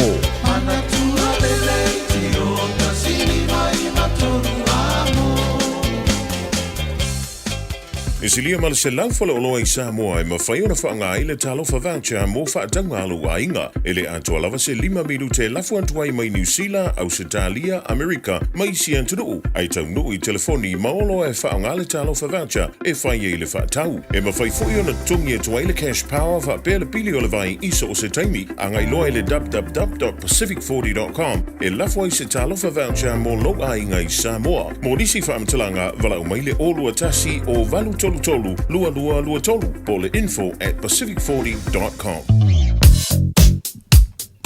Whaololo maa ngai atu lava fo ina mawhal tātou traffic i le taimi le nei mo tātou lava lo mai tau atu lunga le State Highways fulma leo no whai lava si maa losi mai o le pisi i le taimi le nei le vaenga le nai Western Springs i o lo mai tau atu i le soso atu le na on ramp le na i Bond Street and the Waterview Interchange vaenga le na o lo utele lava fo i le poloka i le taimi le nei whapena lava fo i le anga i la talata atu te aratu on ramp i le taimi le nei ma whaawau atu ai lava anga i atu i Messi. Whapena foi i le anga i atu mai Messi, anga i atu i Cumeu, o lo o maita watu i le taimile nei maa losi lava le pisi, la tātu Lincoln Road and Royal Road interchanges, o lea foi o lo o maita watu i le taimile nei maa losi le pisi mō tātou. Nisi o wa ainga foi o lo iai lunga o tātou State Highway 1, o lo feo lolo lava foi le pisi le anga i atu le nā, anga i atu Green Lane, ma le anga i atu i le taulanga, Southern i le tātou vaenga le nā o lo slow down for tātou i le State Highway 1 lava i le vaale nā o Nera Road and Esmond Road on Ram. I lunga o tātou State Highway Lewis Fulu southbound traffic o lo feo lolo taimi le nei le vaenga le nā le anga i atu i le malaiva alele e maisef taula inga le nā o ala i lunga o State Highway Lewis Fulu ma le State Highway 1. O nisina o vaenga o leo lo o maita watu wa maa losi lava fo i le pisi ma iai ngai delay i le nei fo i taimi ia mo oi afta avale malau whaafongfonga anga nei taimi o le taiao ma lua le taiao lo Radio Samoa no se full minute te ahile tu lai valu. Radio Samoa. Taslima iwa tolu. Amo. Ua mawhai ona au ina atu le tala o le tau i aso taitasi ona o le lango mai a le Pacific Finance Limited. Telefoni o Valselau fitu whawha lua fitu. Pawai atu lo sul lima le wai le vevelo le esa more ne vai ngā le tai au e tu mauinga le tau le atunu ua le whaasolo na awa le tau e pau timu inisio vai ngā Samoa e le ne yaso lang le leifo inisio taimi tolu se funu degree Celsius inferno e le maurunga le vevelo le esa moa e le ne yaso lulu lua se fulma lima e lona mawalalo na te whatalofa o tara pakalame nei te mele tai au le atunu o whaafonga mai Samoa ma lona vale se fua manuia tara pawai atu i Australia nei te mele tai au. Good morning. Pa anga al tātou pukalame manual tai au mai mo whaafonga mai lunga on Facebook al Radio Samoa e le vai ngora tai au fo mahalo la verse fo manuia e le la moi Canberra fulvalu o e le malu le vai ngora tai au winga le tau le la moi Canberra la fasona na awa oi pa utimu e mawhaina o le lua se fulu ma le fitu le maurunga le vela le ea se fulu ono i lona mawalalo whaatalofa i paangal tara programe ma le malo le tino i Sydney, Australia ma rorsi fo manuia lusu taselo ilma whanawhana le nevaenga o le tahe au a le whaasoro awa o le tau mo tau i le so lua se lima le maurunga le vela whamawina lua se fulu ma le tasi i lona mawalalo Melbourne ma rorsi fo manuia te reni so tatou sa whaatalofa mai nei le tahe au Sfutolo lo ele malulu le vai o le tae au ai o le fa solo no langi le tau mo tau ya mane fo ma fana lo su fa lo na maulunga sfutolo lo na maulalo kusale ala ma ko e kirangi tau lo ka ko ngi ya Melbourne o le telo isi vai nga Brisbane ma lo se fo maria fa si vero le mo tau le solo sfutolo lo ele vai o le tae au na fa solo na awa pa o timu tolo se fulu mo lo le vela mo Brisbane le solo sfutolo lo na maulalo Perth Australia lusu far mo lunga be vela fa mawina mo to la manen maru o tae as valo lo il ne vai ngor tae au fa solo foi na awa pa o timulang le ni so taimi ile tele vai ngo Hobart la fa solo sul mata ngo file la manele maru lu ne vai ngor tae su tasi pe tae la fa solo atu ina o le be vela lusu lima e lona mo lunga su tasi lona mo lalo Adelaide la sul mata ngo fie foi la la foi manele mal maru le ere ne vai ngor tae se fulo lo ia pe tae la o atu le tolu se fulo Morunga le velo le ea i lona morunga se fulua lona maulalo mo Adelaide. Fasi velo le ea i Darwin, a la fasolo na malosi sabili, pa utimu ni so taimi, ia piona fa mawino vai ngā mana Australia, ma tūlanga i le tau, ia mōle nei fo ia solulu o tātu iai.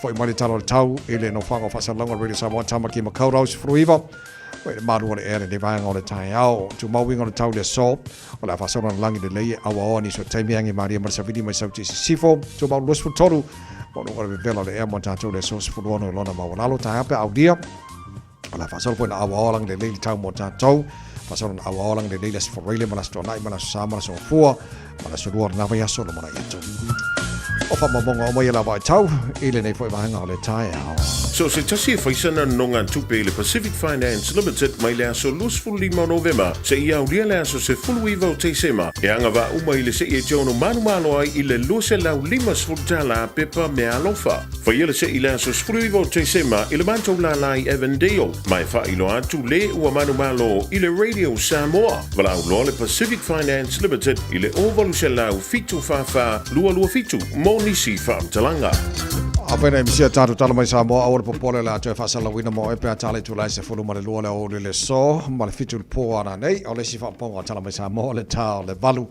e le tae hao pe auriro tu se fuma na mātou malosi au lau whaafonga na tino mātou whaanolongo tu langa i tala mai Samoa nan whaamnatu la tunu o lo o saunia malanga i Samoa o lo ia lapta inga mo tu langa i tale vivini hoping hof mo tātou lo a fiele ngata i Samoa hapena fwoi New Zealand nei e le leo le whai o tui puia ma se lawa nei whanau ia o le malanga tātou tono Samoa o lo leo lo a fia moile tunu tu langa i tale vivini wha mo mone ia o te loa whamanatu le tire nā mo tātou lo sauni e malanga i Samoa e mo nei vai aso ia male nā fwoi vai aso rumana i mo le Christmas ia so tūlanga leina e whamanatu mo tātou o le tele vaenga i Samoa tarusi e wawena montina o le pepe lena maua i ka whare mai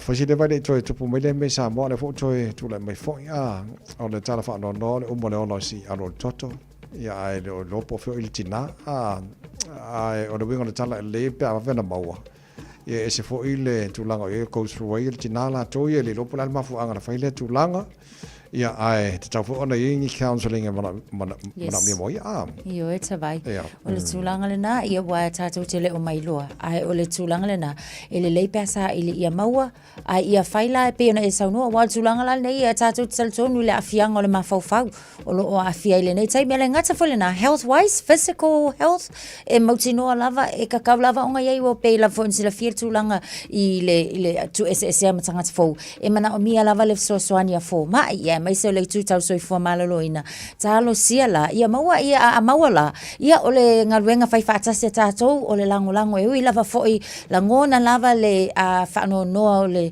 loto maleanganga ina ua mau i mau pe anga maua si al toto ala e maua lava lo na ola wai ma fai lava foi na tausi ia e ole fa manatu mo tatou a ia tu langa fa pe au lava le po ia le tala no alo le su ese skanga ka ola manga o mia pepe mafia kausi pepe ia ai au ne ia tu langa fa pea ina ona o mea alofa le atua ia o le mea alofa lava le atua ai mo tātou ai e tūlanga wha pea nā kalangoa alo le su ese aid for lele pose organisation e tala noa ia ina ia mawhai ona whaasau ina leanga a uma leo lo tangata iaka ika ia o le whasio tangata ata vai pe atu tu lava fo i le loloto i nisi tūlanga ia ai talu sia ia anga leile atua wanga ia tui vai tau fia maaso fia ia anga leile atua ina ia mwhai fo ina ia lana wha amalo longa le tino o le anganga o le mawhau lato uma maainga uma o le a fia pe a maua fo Asa lei.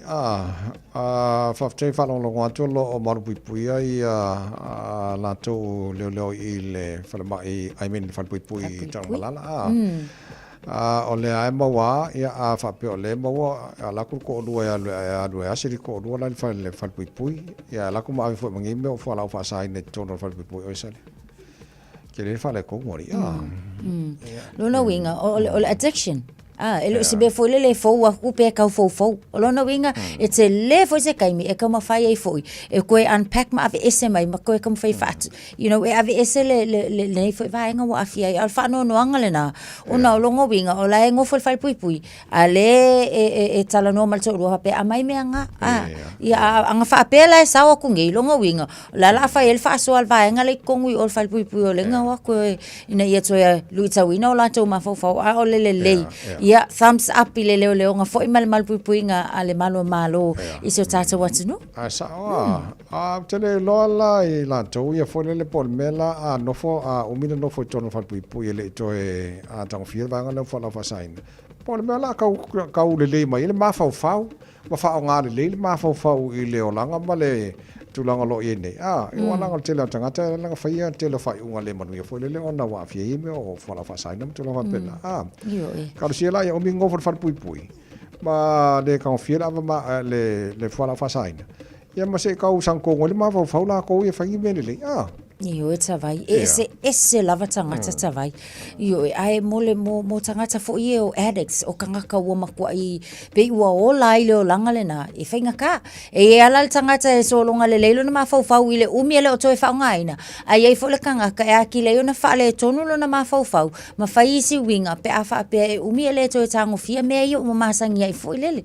So e manga o mialangi services fo ina i le taimi o leo lo o iei tangata i tonu o whalpui o ngā o moli ia a tonu e ngangi services e tala noa ia mawhai aingi rehabilitation i latou nei pe a fo lele i se vai taimi inga ia fsosoani o latou mawhau asawa alelei o tele lo observa pe tu si se la tu story anga e le menen pe ona mai fo tatu tala mai sa mon nei tai I think ole side of story le no fa no tu nei sa tona sitting ia le fonfetalai mal mi stalo afia e tu sianga i story ia ona mau mai le tu e lua ole coin ai o te lo la mo le la wa fa fo mai pu lenga mala e fa ngalo la observa o fa ari fin ngalo le fo fetalai ala i tu ba nga tu si fo le te lo la pe ko sila si story wa la nga taulan fa so tai pe moni ole story le ale fo fetalai le wa mai e ko ku si tala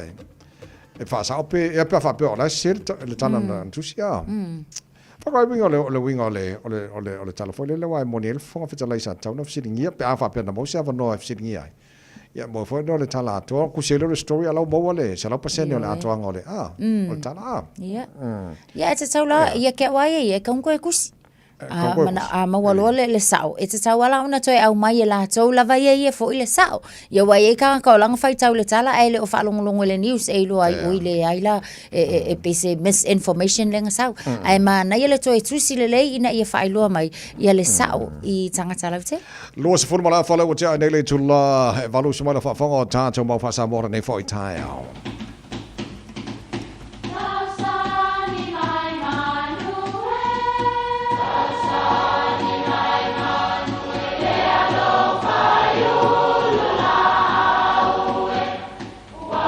E o whanga manu i ululu o la au, awa e whawhanga i funga o la au. A o le tangata e whawhanga i upu matala. O le mawhi leo o alanga upu mamuanga ngana sa moa maona whaapongai, a fua i lona si o mianga. O lona lea sao i le whaatufunganga o le iloa whaale aso, mai le tautua se ia o ina pule. O alanga upu mamuanga ngana, ua lanto mamanuina le tofa manino a Samoa, mana tua foi, e tau fitau muli le atunu. O laloifi nei, o le upu le nei e winga whaatasi maisi upu, ia nā tia I fatu ala vai. O leisi foi upu, o whaiva o fiti ia aili lilo. O laloifi nei, e whapele tala o laloifi o se ele po o se whanua I te tonu o sa paitea. O I sa o ai au tau ale toa o valomua. E iai se tasi o le au tau. Na alu I luma mamanta ina lana ta alo. O le tasi aso, na ta alo ai ma valomua. Mai u ina whaina ai valomua ina ua pau I lalo.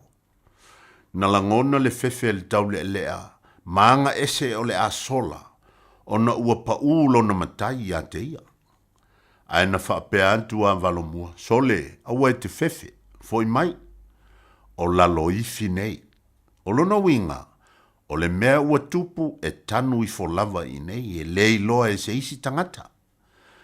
O lona winga so o se a mio po so o se mea e manao ia awane I loa e tangata lau tele. O na whaapea leo upu ia. E ui lava ina ulangona wa e whaipopo ma e ngaoi lo ufanua ua leva o na saele nuu. Ai ole ala loifi lava I nei lau mea ua whai. Ia o na ole alofa I mata o lau whanau. Ai awa e te toe ngaoi. O la loifi nei. Manuia lau whasonga. Palo. Ea. Au wale toe ngoi. Au wale koe ngoi. Ole a le whasala ua le nguspe palo ngoi. Ba ole ale ka ofo le ka le sial mele wifi ai ole a kong mia I morngi kai ai ka ko ngoi lo e ko ngoi lo mu lo fo e ale le ma ngai fo nga yoi ia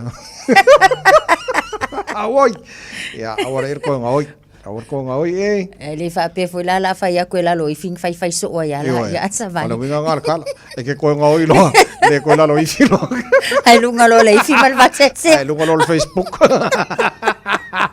ia fa kalo foi se ga o Chrisle me se fa mar se fa nga boka ko ni ka e le ko ngoi la ngoi ia malo lava Chris good morning wa mai oi ta lo fara wo wa mi o choni tse o vi ye le ro fo mne nga le ye tu ni tse o tai le tu ni tse fo vi ye le li ni tse o matangu fi fo ya tai le tu lo na lo fo mne nga le mo fa yunta tu fer fa me fo ni tse o are la fe menan mau le mo tse tu ni fo tse o fe mai awa a faito te whamangaroina atu tangata yala tau wanga sala e whaamangaroina fo I o tau e leo o tau te maha oiri lang ole a whai tau te le whaamangaroina atu tangata yala tau wanga sala e le whaamangaroina fo I e leo o tau te maha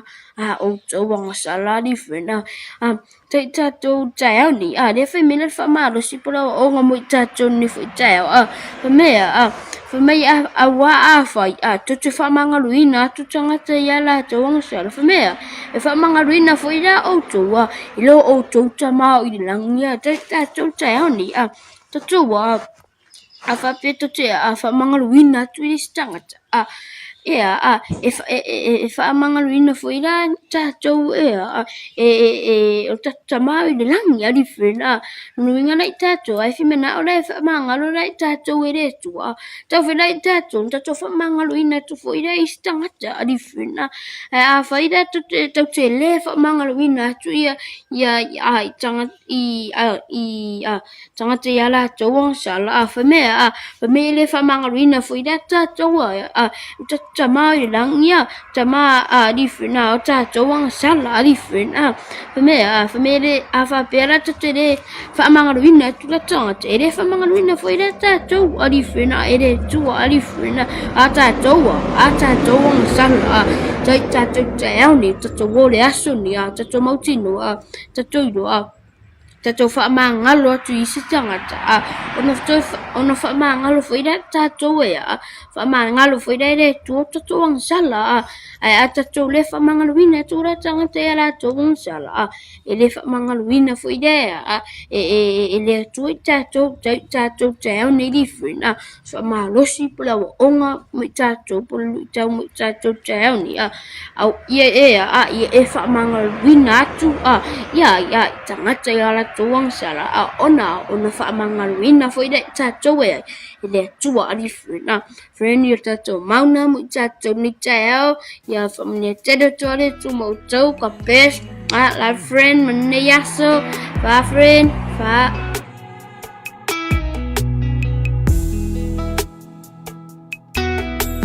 Leleu maluma yo pese pesenga mai ele savili Atata mai maua le kitara tino amaniti Sauma leu malu peni angelu elongo yo utino Umfana mai no tatu faaola oye sukeriso Oise a se hisi, se isa o fai mai. Oilenga o ita, leo fia auai. Oise a se hisi, se isa o fai mai. Oilenga o ita, leo fia auai. Ai ui to sanga manganu in fai But tell fa au le yo le to langa manai ai leva ai Emo mai la o kirisi masi malanu ese O me alo fa wa fe pasi ai u fa no mai le Pepe se osana, Pepe se aleluya. Ufana mai le tama, lo tatu pulu vanga vidia ele mesia. Pepe se osana, aleluya. Lo tatu pulu vanga, ufana mai le tama, lo tatu pulu vanga vidia ele mesia. Le fatava au le fale o manu na whanau ai le tupu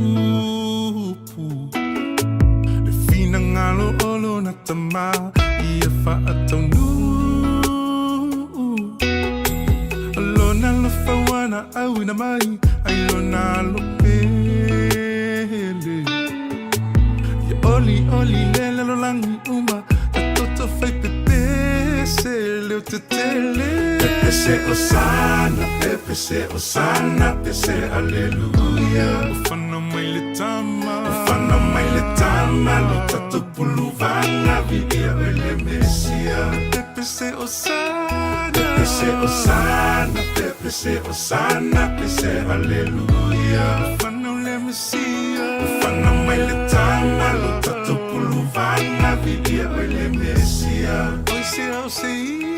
Oise ao se hisi, se isa o fai mai. O eta fia vivi. Oilenga o ita, leo fia auai. Oise ao se hisi, se isa o fai mai. Oilenga o ita, leo fia auai.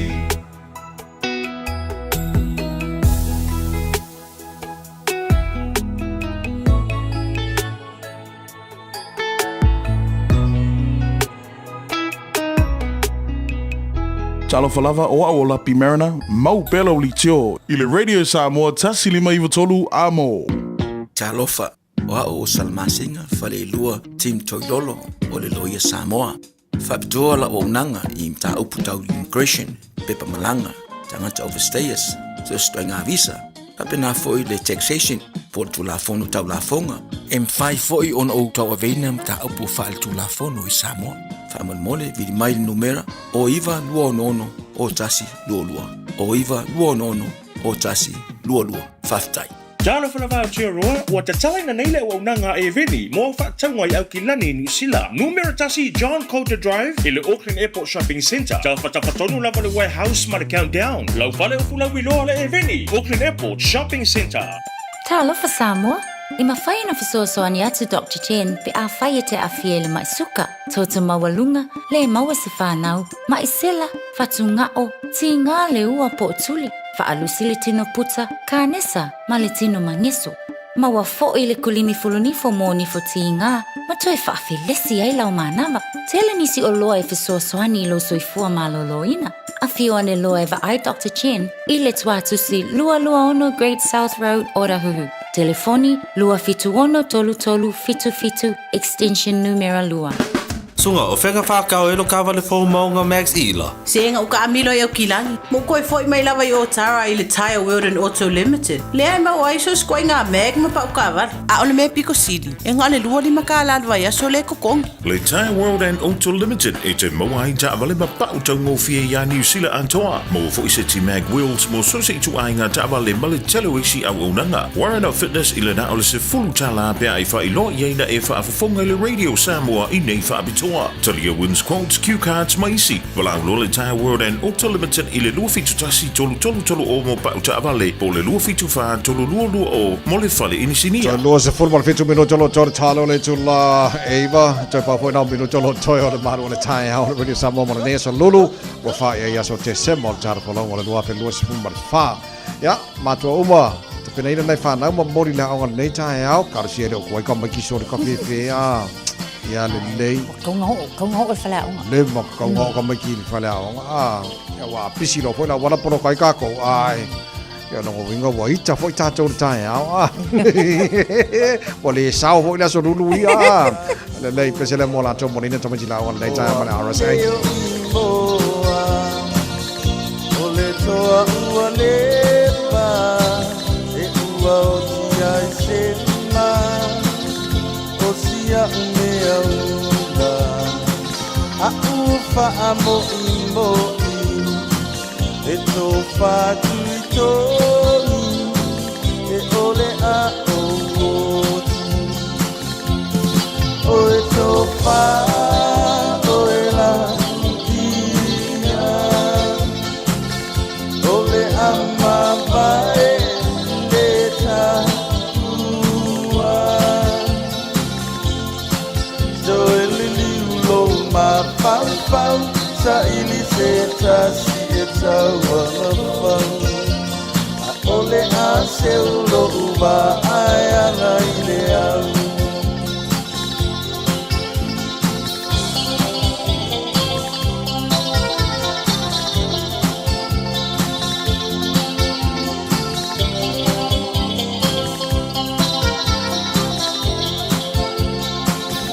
ainga ile tai male uru moenga e malingi loi mata e tangi olo uanganga ile tu malo ambe ile pala pala ma amanga lo ita o se tangata ile anga oe topa, oe la dia ole ama vai leta ua so lili ulo ma pau pau sa ili se tasi e taua pau ole a se ulo ua ai anga ile au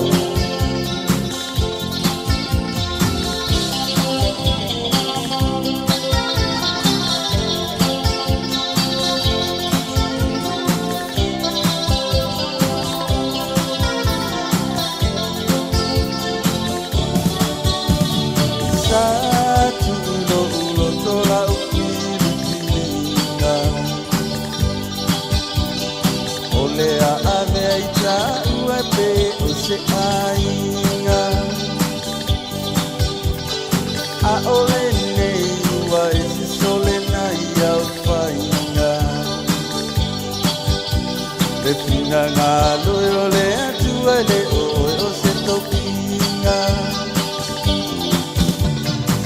mea lava a whainga tā ole whaiava. E moe le poronga o le loto ala i le tinga. Io o i le vare a pulo le sua vai vai so vaiva ai ale ai.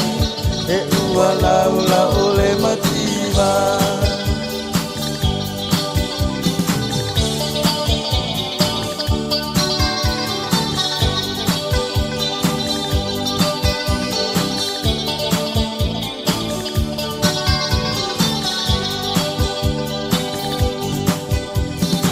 O te mana tua ina te whaato ano no.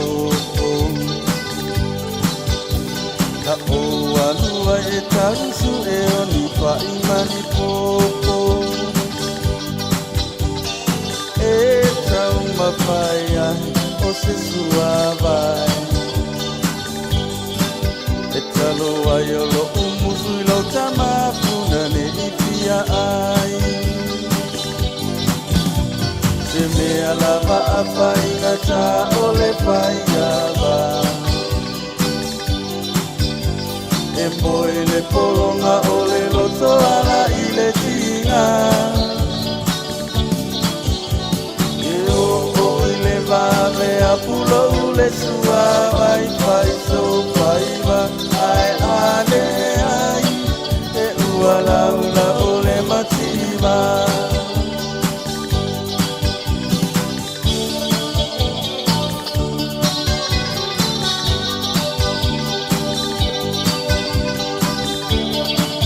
Taraflava o David Tua le nei, oro e whaafonga mai pēi le Radio Samoa, tasi lima i watolu a mo, Samoa i amanuia le nei aso.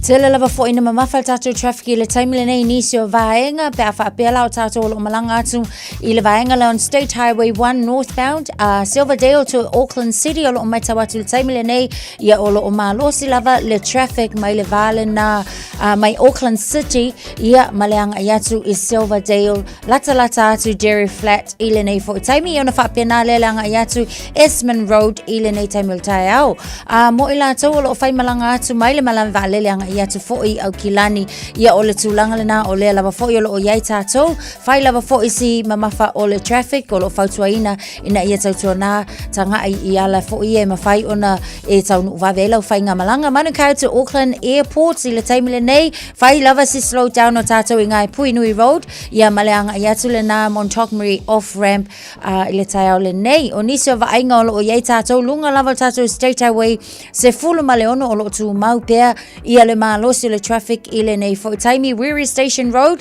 on ramp o lo o mamafa mai fo I le traffic fa pena fo I Redoubt Road I le taimi le nei from Otara to Ellerslie o le fo lo mai tawatu Ellerslie Panmure Highway off ramp o lo o faisi mamafa o le traffic fa pena fo I lang ayatu I Mount Wellington Mayoro Street and Nelson Road o lo o mamafa le traffic I le taimi le nei eastbound ang ayatu New Windsor Nelson Road o lo o mamafa le traffic I vaenga na o le ala tele nisi na o vaenga mo e ta vale ia o ta pena I foi po lo e iai lunga o le ala tele ia o whainga malanga nei taimi o tai au e mafuta mai le manuele tai au Radio Samoa to e luas full minute na ta leo le tula iwa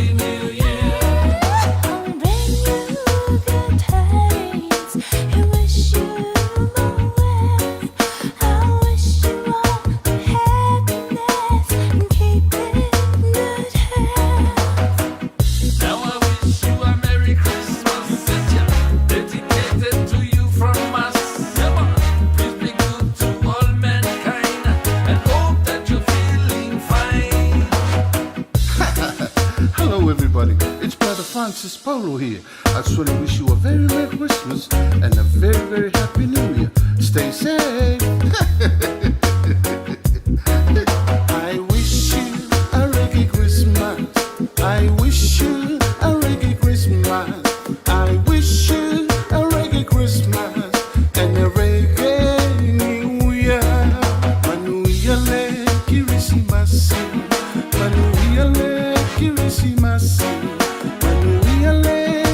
Christmas, Yeah, man. This is King Alpha from Night Brothers.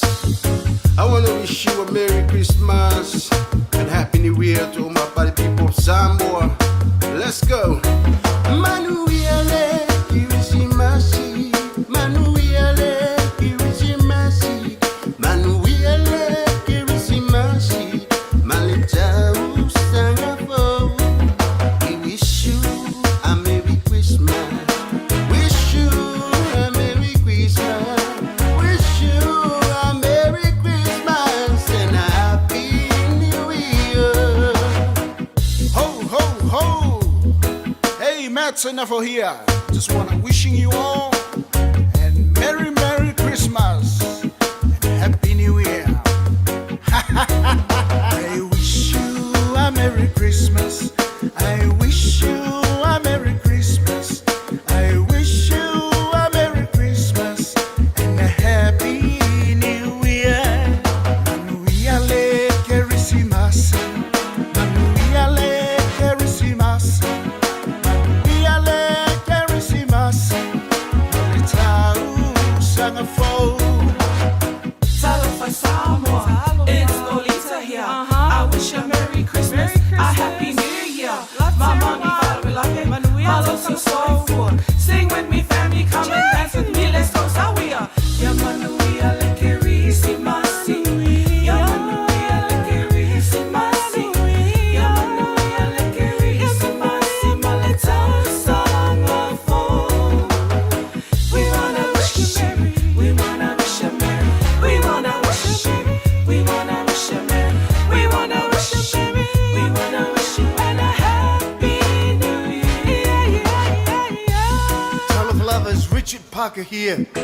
I'd like to wish each and every one of you a very Merry Christmas. Here we go. We wish you a Merry Christmas. We wish you a Merry Christmas. We wish you a Merry Christmas and a Happy New Year. Emmanuel Christmas. Emmanuel Christmas. Emmanuel Christmas. Malitau Sangapore. Talo Flava, it's Malaki here. I just wanna wish you all a Merry Christmas and Happy New Year. Let's go! We wish you a Merry Christmas. We wish you a Merry Christmas. We wish you a Merry Christmas and a Happy New Year. And we are lucky Christmas. Manuiale Christmas. Manuiale Christmas. Manuiale Sangapore. Talofa, Fakalofa Layat, Kiora, Malolele, Pula Vinaka. This is Tofi, Fire Sophia. Wish you all a Merry Christmas and a Happy New Year. Hasta la vista, baby. I wish you a Merry Christmas. I wish you a Merry Christmas. I wish you a Merry Christmas and a Happy New Year. Manuiale Christmas. Manuiale Christmas. Manuiale Christmas. Malitau Sangapore. Hello, Falava, and welcome. This is Tele Sulutupe Whaongali. Have a blessed Christmas. Stay safe, stay beautiful. Chee! We wish you a Merry Christmas. We wish you a Merry Christmas.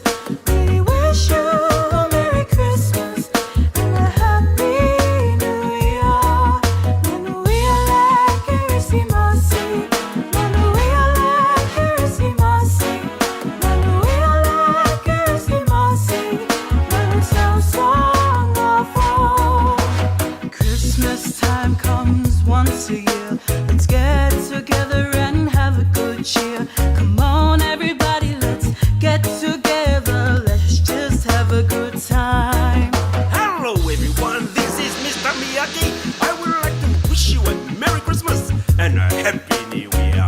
make sure if you drink up, but don't drive. And this is a song for you. Joy to the world.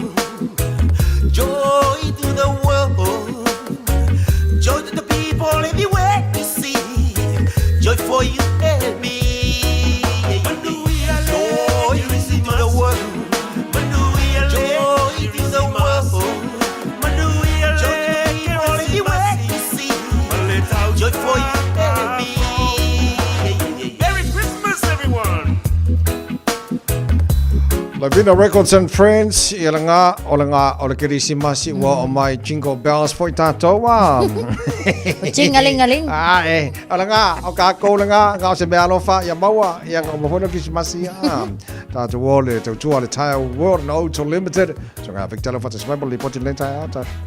Malo le soi fo manuia Victor le nei tai au fatalo fatilo sunga. Alo lavel tautua. Fatalo watu mare akafalado ya sasa dua kasa na se tosu na vai.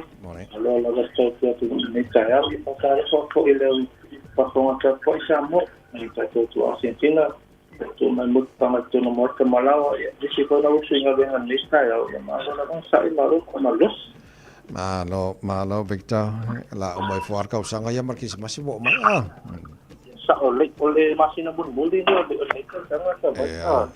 Ya masina ko ile wo tu pa ko ya mo me alo ko sa mo ta sangat sa. Ya wo pa pi bun buldi ko kisi masi ya. Pa te wo ia falo ta to ainga. Então pena tá pena tá so le ko ia fa un le ta sangat sa ba. Aya sa le pa wan me mong ka ko me ro fa. Ya mau ka se ka fa pa. Ya ba le po tu so nei tai ao. Ya fa te ka vai mon mata no ya mata te mata con que sili o ka se ya mata solo senere to septa pe kulo sa in ki mata po que sili oli mata si dua kala to dua no sene ya mata po ti solo kala de ku sene man solo apple ka se ya por el point scan to na so para lo a pe foi nisso hasta pei essa são essa hasta pei es fato morosa e fato famu ya mata folero porque si ole LPG iba se kalama então if you go so que sala se dia en hasta folero sa no no se puede hacer eso mandado de esa casita solo de fato morosa y fato famu so como malo Aaron even no malo no debe hacer mata delta. Ai me tanto parecia o taxi de matou estava aqui go ya alo to poner le máquina a pena ele para o service a vale e pus na service ya matou coleta station service ya ali fino a vale o início do início alguma a pena tem service ya ela tá vale ela só me to poder que vai post virtual é a service na vale ok lá vai uma difícil tá vale o início alguma to início pode ir going mas não para Masa pupa, masa youth, masa poder satu player, pada informasi semua pasal usaha, ni dia paling tono, ni dia ulik suam, semua pernah paling itu paling sini. Kalau mau kita tak boleh tahu, tak boleh tahu, tak boleh tuan, semua publikasi, semua sama masuk, sama masuk, invest, semoga sangat boleh terkhawatir, banyak dia faedah itu upah. Ya, oleh itu aku lo yai oleh winter highlight Malaysia umar hari Malaysia oleh juga kami boleh cari lo agak potemen itu tanpa fakta balik apa setiap balai itu masing-masing statement yang malau dah sini tak balik baik pencuci ini sahaja baik apa tu sahaja kalau itu tanpa fakta balik malu cashback apa tahu ini sahaja tak balik ia macam fakta balik ia kasih macam lu sama kiwon meter phone oi baru situ fa dulu o i wal fitu fato lolo o e te wala o ia e mose so swani o le tato whau o le tasi fitu sulu pe to o tawa o whanga solo pe tato speso mo tato siki me temine se i pa ili Januari i le stau sanga fau a pa pena tau so sau siki me o chaisilo a matsa mai tato a siki me temine sa simo se pa su balu ma lua sulu a ngai lunga mo tato yut pata whalati to pau la poa o le toltasi tolua se o tolima le tauata te o naktas le mo tato yut ia po vanga i whaia to so wili a pa petero maria la po pa ono wei tanto to tu na ia ia tato sai ia to whala po se isi to pa Pena te kenta tanga i sumai ko tato pa. Ta no fo ni sura pena ngo la ko to mai ya ni ta pa ta vale. Apa pena i kau siaki ya la ta vale apa pena kau si ko fa ku la alignment pa kino ya ta to ya ko tato farisinia ya la alignment. Ya siaki no pa ta vale ko for pancha ya siaki ya ta vale ya sumai i tato pa.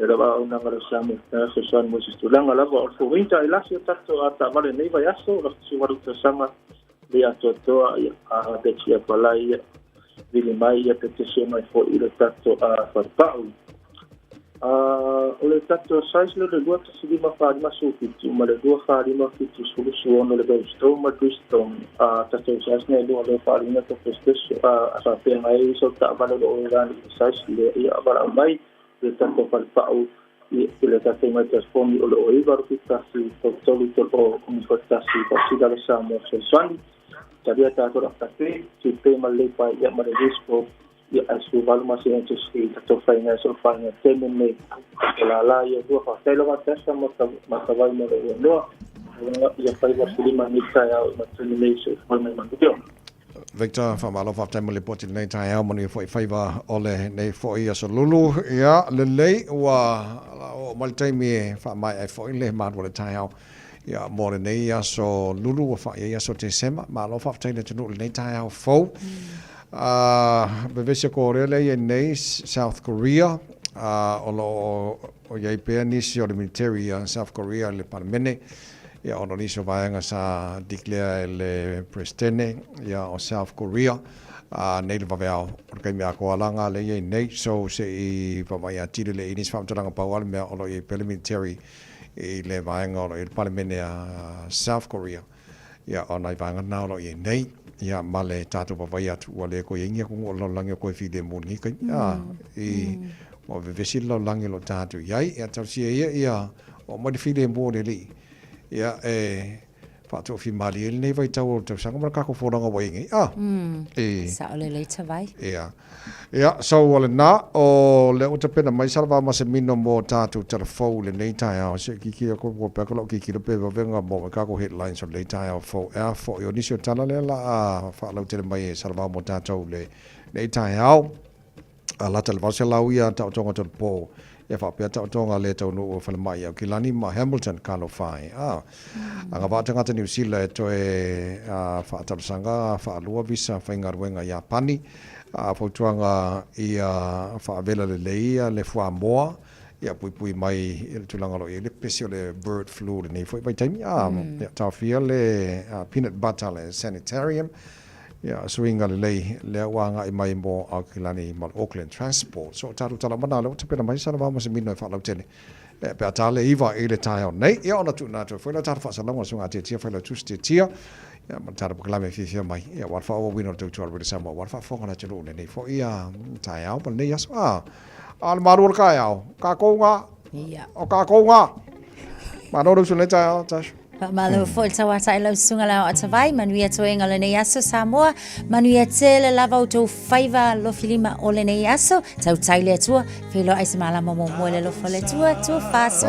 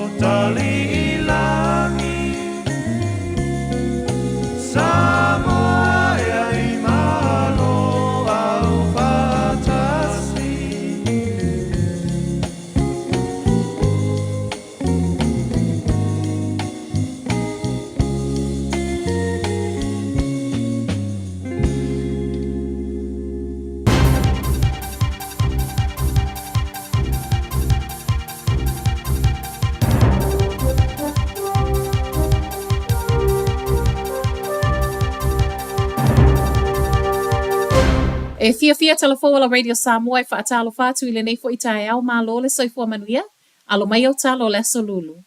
I tala to mua, i to tonu le na o le tolu masina, ai wa whaamawina e lata i le valu se lauta o tonga to e tolu po, whaapeta o tonga le whaataunuina. O le mafu anga e au fiaile le lava o moenga, whaapea e le to o tele tangata e ngā lulua i potu whaata.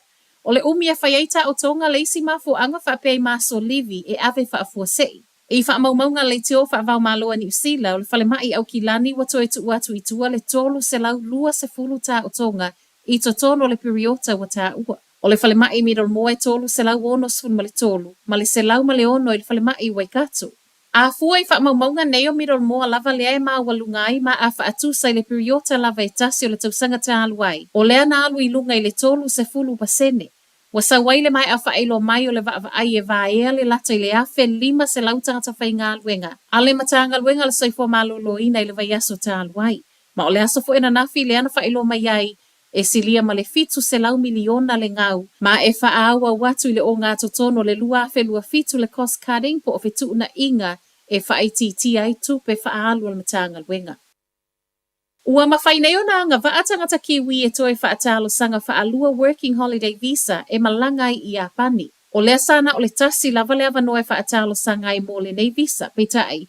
O le amatanga o le masina lea ua whaamautino mai i le matanga luenga o le vai fafo i Apani. Ua mawhai ai neo na maua le isi a vanoa mō tangata kiwi. O tangata nga vaa e tataona i le vaole se fulu valu, ma le tolu se fulu tausanga.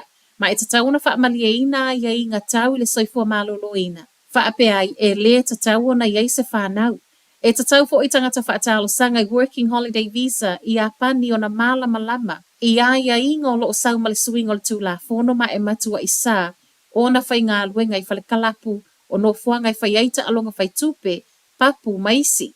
O le suinga wanga wa ai nei tangata kiwi o lo i totono o le li o tangata whaatanga ina. O le afo i o lo o whaasafu atu i atunu i Eiperetania, Kanata, Austria, ma Denmark. Wa saule fautuanga e awana i tau samia mata le fua moa a osu esu e pia wha amauninga le bird flu. O le ua wha amaunia mai le matanga luenga le primary industries e valu se fulu wafe moa ua vavai ese mai le pā moa. Ma e ono tu i lalo ono o le ua vave le pepesi tutono le pā moa i Otago. E ono isi pā moa o le ua wha asolo so esu enga ma ua whaia foi ma sone mo le pui puia. Whai mai ele matanga luenga, ele o yeisa tūlanga i whaapopole i nai le saunga le mu ma o le bird flu foi, e tineia pe a kuka whaavela le fua mua. Watoe whaamanatu wai le matanga luenga, e le tatawana tau ma whamata le fua mua ma o se fautuanga foi, o le olo o whaaluaina i le vaenga o lo o pui puia mea ai i Ausitalia. O le amatanga o le tausanga nei lea foi na tuua i lalo le silia ma le tasi miliona moa i Victoria i Ausitalia o na lava o le bird flu. Ua whaamuta le toe ngā o si o le Peanut Butter le sanitarium, ma fua lava i le to a tele o ni pā anga whaatau. O se whaasila silanga fo i ua whaalia le sanitarium o loo ia māla malama i le whainga tau na talia e tangata. O le tala o sau ma o le o toe whaato e si ai. O le whaiunga le masino i ulai le taimi muli muli na ngā o si ai e tūsan whaamauninga mai le kamupani. A tala whaiu, ua polomi si mai le pole nu o Aukilani Wayne Brown, e mawhai e fesu ia inga ua whaia nei le pulenga le Auckland Transport o na tau nuu i se tau nuunga manuia. O le ole ale toi umia le Auckland Transport le malo si angai whaiai whaai unga whai mole a ai, ma o waiai fo i mala komiti fo wa ta ua le Regional Transport Committee le e ngafa matu la fono wha apea fua fuanga. O lona wingo se toi wha atula ngana o le a te le ai le Auckland Transport i au nanga trains, pasi wha apea vaa. Whai mai ei male minister fe la wa inga Simeon Brown, e tali tonu o se suingo le a fesoa soani i le wha amua mua o tangata au kilani. O Talanala Radio Samoa, Manuela Neitai. Ua mawhai ana au ina atu le tala o le tau i aso taitasi o na o le lango mai a le Pacific Finance Limited, telefoni o Varselau fitu whawha lua fitu.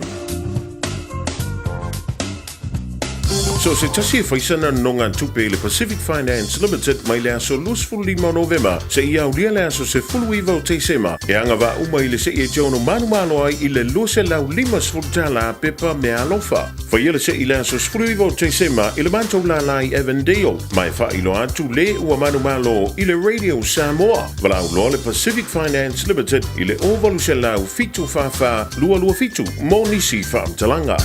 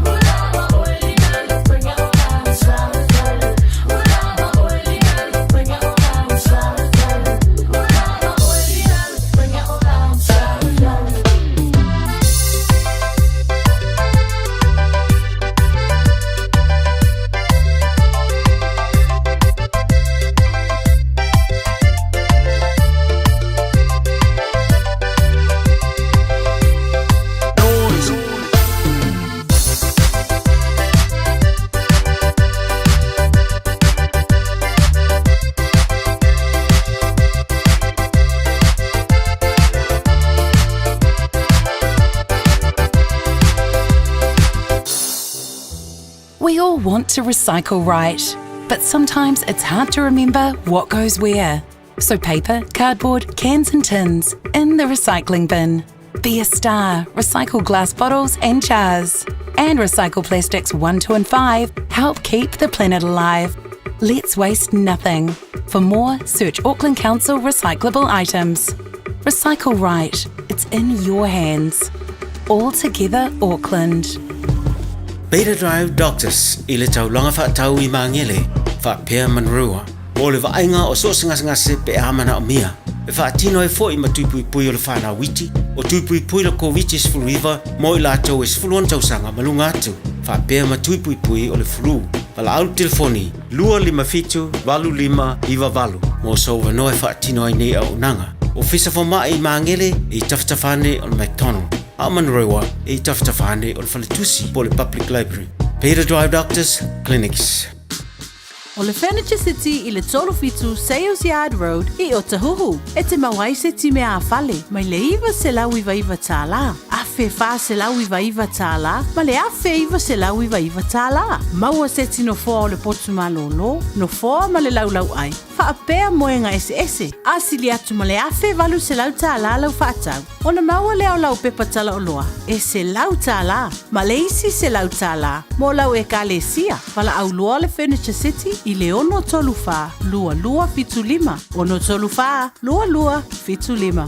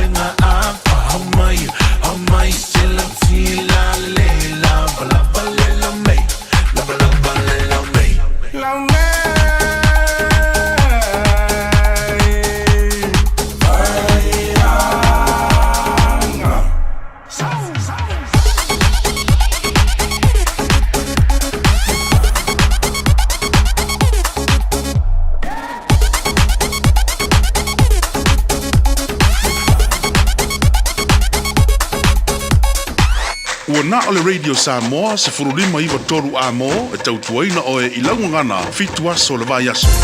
Mai tauina le upole poto no le tautua mata.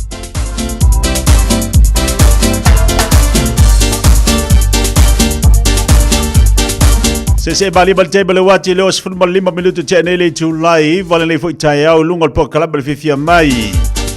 O nga tolo le vaya se lo tato ye la so lulu nei. Aso fale le foi masina lona se football le lua. Po kalame le rida sa mo mala tau mo oi nei dato fisa utui au kilani pere ma futball tato wa tino. Ya le nawa fa mai atu fo le po kalame le malu le tai au. Pe ona yele au nanga mrito tu amanta le sunga la tawai medi fa pe foi tu sala le tai au le fa tu ana tasha vai lua. Ya fa pe foi ele tamata ia ni wo folau. Ya male au nanga mrito tu mo tanto. Ele na i po kalambe ya basi foi na mta upu fai on fa so tu wai ele po kalambe malu le tai au no fisi fia foi tatu wa tu. Ma malama ini so vai ngai me o tupu tono le ya tunu lo tatu yai. Ya mesi ni so tatu tala ma ima o langi. Melo tupu tono tatu wa tu Samoa. Na sa fa fonga el programa le malu le tai au programa le fifia mai se e atu no fo wale fa wino le tau al media Samoa pa talo fatu balanga fifia malanga fa lo le tai au fo malo se fo podia balo fo lang batafi so i fo laude le ma futu bale tatu wa tunu ya la bana te bawo mai le tau bala udanga le media Samoa ya e fifia la fa fe ya tu fa talo fatu ya oi fatu li maju programa le tai ya oi na le tai au fo ya olo e ma futu mai pe lungo le tau al media Samoa. Awari ngali ya jo alpo kalame mole ata baleva mar fia. Ado po file mo yo tite bangalu nga amato le fo ya so lulu. Ya o fa fonga mai tono lo ainga tono lo mauto mo lo lawa. Tono lo fa finga lu nga fela bar company mtanga lu ngale malo le na tinga lu ayo PCDC. Fa no fo le ya o na ye vanga le fifia mai ile aso mole aso. Dato foi lo pisi dunga la tele abita vale. Pau tau tane leilo sa awana ingali atu e mana tua lo sa ngale mo. O kalame le fifie mai fa e vai lo wa solulu. Football fitu minuto te ele tu live. O kalame fa solo motato le nei tai au amata football kalame fifie mai le upot poto motato le mata upe fa le fa ta oto. So e fa wau de tatu e vanga tatu sili maualo la e le eveni. Olo ye tatu le vai temi ola nga tongi. Vai temi ola nga tongi olo ye tatu. Pisi fo ila tatu matua. Le ngata so tana yo tatu a inga Samoa. Nai fa nau Samoa. Ya nei fo ya tunu lo tatu mawai. Ele la pisi ye tatu. Ya ole tulanga fo ile fa mai no a onga nai tamai. Ya ila tu ula loli o ka meki wala ko ngia o ka meki wa mo fa ilonga isi ile nai matua o ma fo ilo nei tu sa tale tu la sfuru tu fa wa tu di so tatu tala i vai fo le tu la udanga ale fa tu salvao Massimino ya bo fo il tatu so ta inga sa America sa bo pero masini tatu ya solo veste tasi tatu tal no tu la udanga tu ale Pacifica Family Health Group ya la udanga tu le fianga ngal mana vai fangolona seri. Tale tu la sebatasi se baita tu telefone ngal Britania. Fa wala unanga betul tu al tomai tai pole tu sala pokala le malu le fifia mai. Le ulu e lito finga Aisha hu tumbo ni so tatu tala oto mai Samoa. Ai mai se foi i New Zealand nei. Te wala ngal pokala be mo tatu afali tu la sebatasi la fa tasi mele fianga fonga moa se manu Francis yane. Patata no se tasi au nama tu mo tatu. Ona to itali mai leo di tatu pokala me fa mai atu pe atari tu la se fuma le lua. Fa wala tu blanga ale fionga ya ale to fa ya fonga moa. Mo le tatu wa no.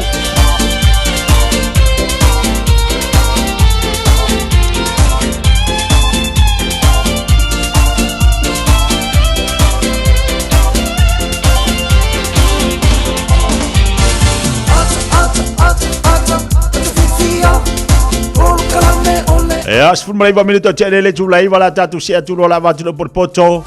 Mo oi ma tatu umala balini tayao. Tavela linga fusi and Sons Funeral Services i mangele ma Samoa. I taimi o mafatianga ma whaanonoanga ona ole maliu. Mana tualinga fusi and Sons malana au nanga. Ole a wha ma avenga atu mo oe male a inga.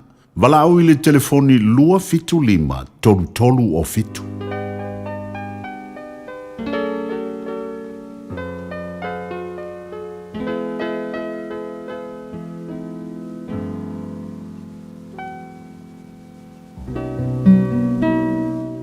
Pai tau wino leu por poto le nei tai au. O mo le tu se le whaat auto lona matau pe wha.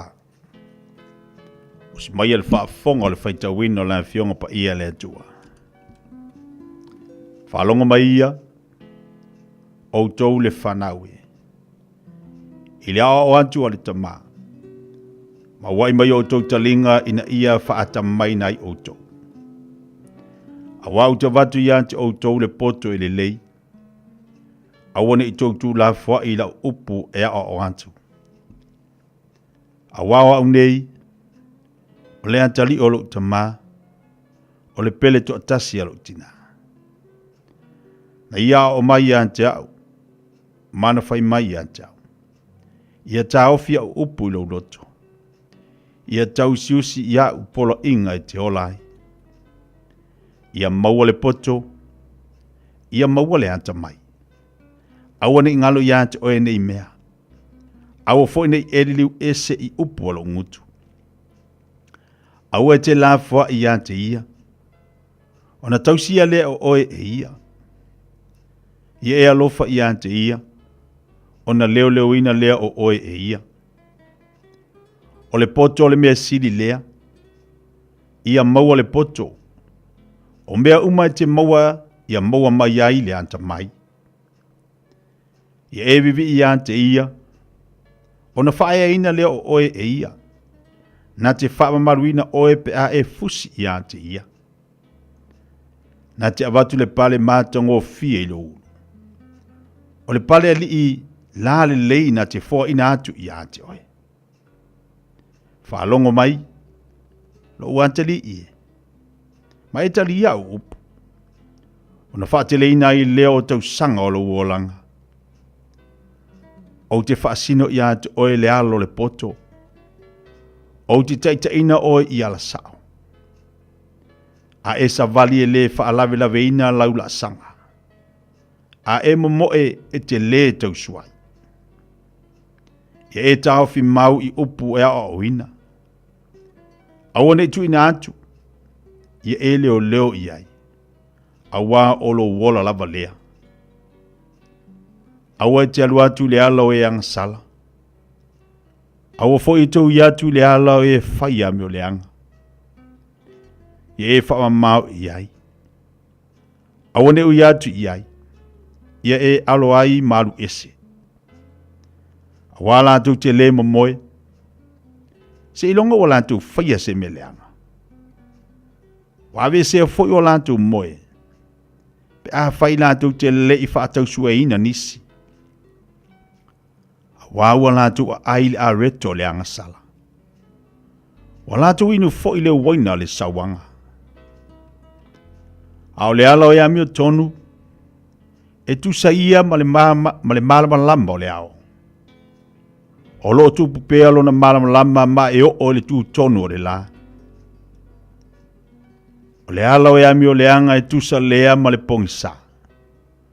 La tu te le iloa le mea la tu te tausua iai. Lo wantali i. Ie whaalonga mai ia ia upu. Ia wai mai o talinga i mea o te whai atu ai. Awane te ese ia mea i o mata. Ia e tausi ai tu tonu o lo loto. Awa o ia mea o le ola lea i le ua maua. Ma le mea e malo lo ai o latu tino uma. Ia silio na leo leo ino lo loto i le leo leo ino mea uma. Awa e tupu mai ia i le amio. Tu ese ia ia ante oele ngutu wha pio pio. Malau ngutu whaatu ese, ia mamau ia i ante oe. Ia wa isao manta i ouluma. Maulau manta ia whaasanga tonu ia i ouluma. Ia mafau le alo o vai. Ona whaatu mauina i lea o wala uma. Awane i afe le tu tau matau, po le tu tau anga vale. I alo ese o vai i le leanga.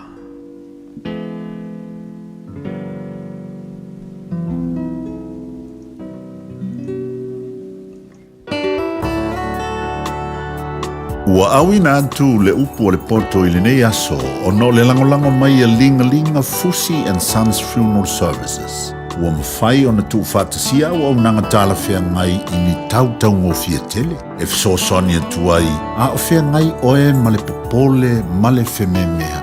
E mori whatasia atu ai ma wha mai senga, ma wha mawhana whananga mai a lingalinga Fusi and Sons mo a inga uma o Samoa ua whea le maliu maleoti. Malau mai loa ia lingalinga Philip Fusi lingalinga, to ia whaapō lingalinga, to ngia si ulavea, pesusu mai I le luas fulvalu Canning Crescent I Mangele.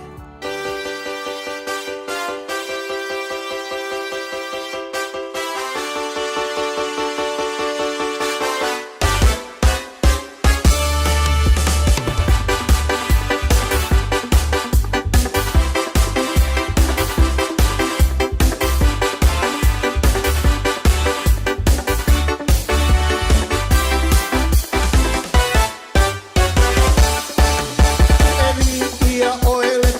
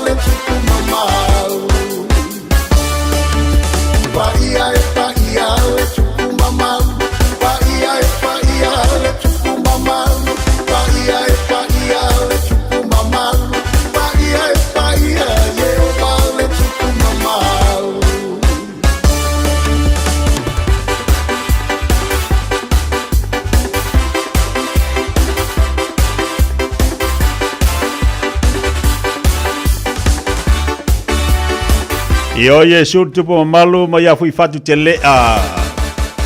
Ea, o le tatu pese whapai atu ai, ia le tatu po kalame nei vai ngole tai au le upol poto pe le whaitawina atu ia ante oe maa ua o ngā le mo tātou le nei whi asa fau. E tō mataua le tatu fōlanga ma le tatu savalinga le nei whi tai au le lofa le li. Whaafitai le upol atua. Whaafitai le avanoa, whai ona whaavanoa ina te whaafonga mai le upol poto le nei tai au. Amatari ia le tatu po kalame. Se bali mo taimi le wati le o toe luas fulma leiva minuta tale o leitu las folu. Nisi o tātou ainga le mawhutuma i lunga tātou Facebook, lunga tātou YouTube le nei tai au. Patalo fatu ia te oi māloro se fua lau de lei. Lupe piliati alo mawhutuma i nei Amerika Samoa, mālo whaafutele mawhutuma i. Ia o ewa mai o toi nei Amerika Samoa. Po seta dash, fatalo fatu nei tai au fau.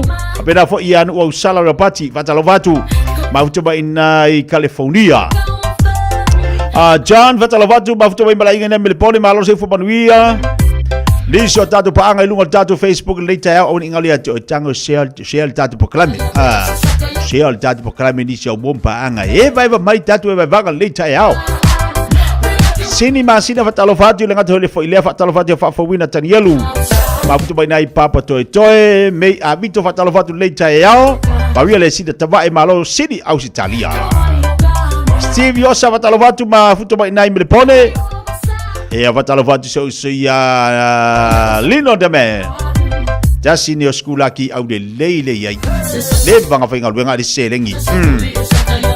Palele Yeremia Farani Vatalovatu leita e hao. Ia lenga te foile Vatalovatu ya tersanga politi atoa. Talovatina malo se fumonia. Tua mafa sefo vatau Vatalovatu leita e hao. Vatalovati ya Malia Coleta ahai. Ia Vatalovati udua le vuka. Soifua lau de lei nei taiao. Au sange siosi Vatalovati po kalame.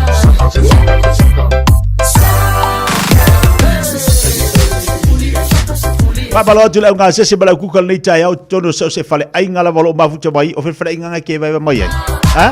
Seki ya. Manga ya. Wanga wa vela al pancake, manga ia al pancake e vela marki koko lai popo ai le kaiao. Ai mala tua fai mo mo sina fa marstino le taiao e li fiela malu le taiao fa ngai mo mo lu tino. E wole manga ia le kaiao de halu savari van. Vai singo savari vari fo ile le taiao. Ia ngai sa dua pingi malu malu le taiao. Oh, nga umma fa ia malu kaiao ia ka okolo markingo. Mo tatou la ia le fale. Ai mo tatou ia finga luenga te tau ana fai le break. Fai yesi na wiputi la tou. Ia ua fule amatango le aso la tu inga luenga pe masani e tatou. E kaua ku mo se mele mangava o ngai vai ala ia le aso atoa ala ua umanga popo fa le lady aso. Vatalovati ya Joe Mino, malor si fumanuia, le tai fofo pe da fo ia Miriama mau. Fatasiba na ia wai, seki mai tatou ia wai, mana ia. Kitiona Elia Vatalovati nei tai ao. Lo fatu ya le tomafai creation manuia le aso faftai sana noa fatalo fatu nei tai ao le fatasiba ina I Tauranga ainga Veronica Faitua O'Brien le fatasiba Italofa from Philippines solely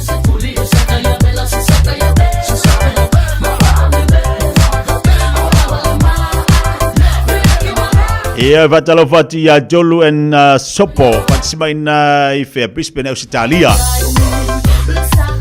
Vaya solnei Pisi tele la tato Vaya tudungo penga tfailangi Momole pisi wa iai Ia tato ainga Samoa Ai maisena ya onga Ile Fatido ino la unga tongi ana itamaiti Le ngate kolisi Ia onga tulanga lua Le ala no vaya tu Oka se pisi tele tato Samoa Ia Te do fa pena fu tatou nei le wa matona pisi tatou ila nga tongia nei te maiti alvanga mamua mo le tu langa fa tai te to matua yo to tiuche mo to faiva le to sanga toa sa to momoli nei fa nau sa e ala po e faile lancho nei te maiti sa e ta pena le fa fine to anga lau fa no le to sanga malo fa tai fa fitai tele ma nei tele ya le sa e lulu nei to sanga sa e faia malolangona o tae au e ta pena I luma na imanuia lo tinga inga nei on sa ia tatou matua fa malo fa tai foi dei fa nau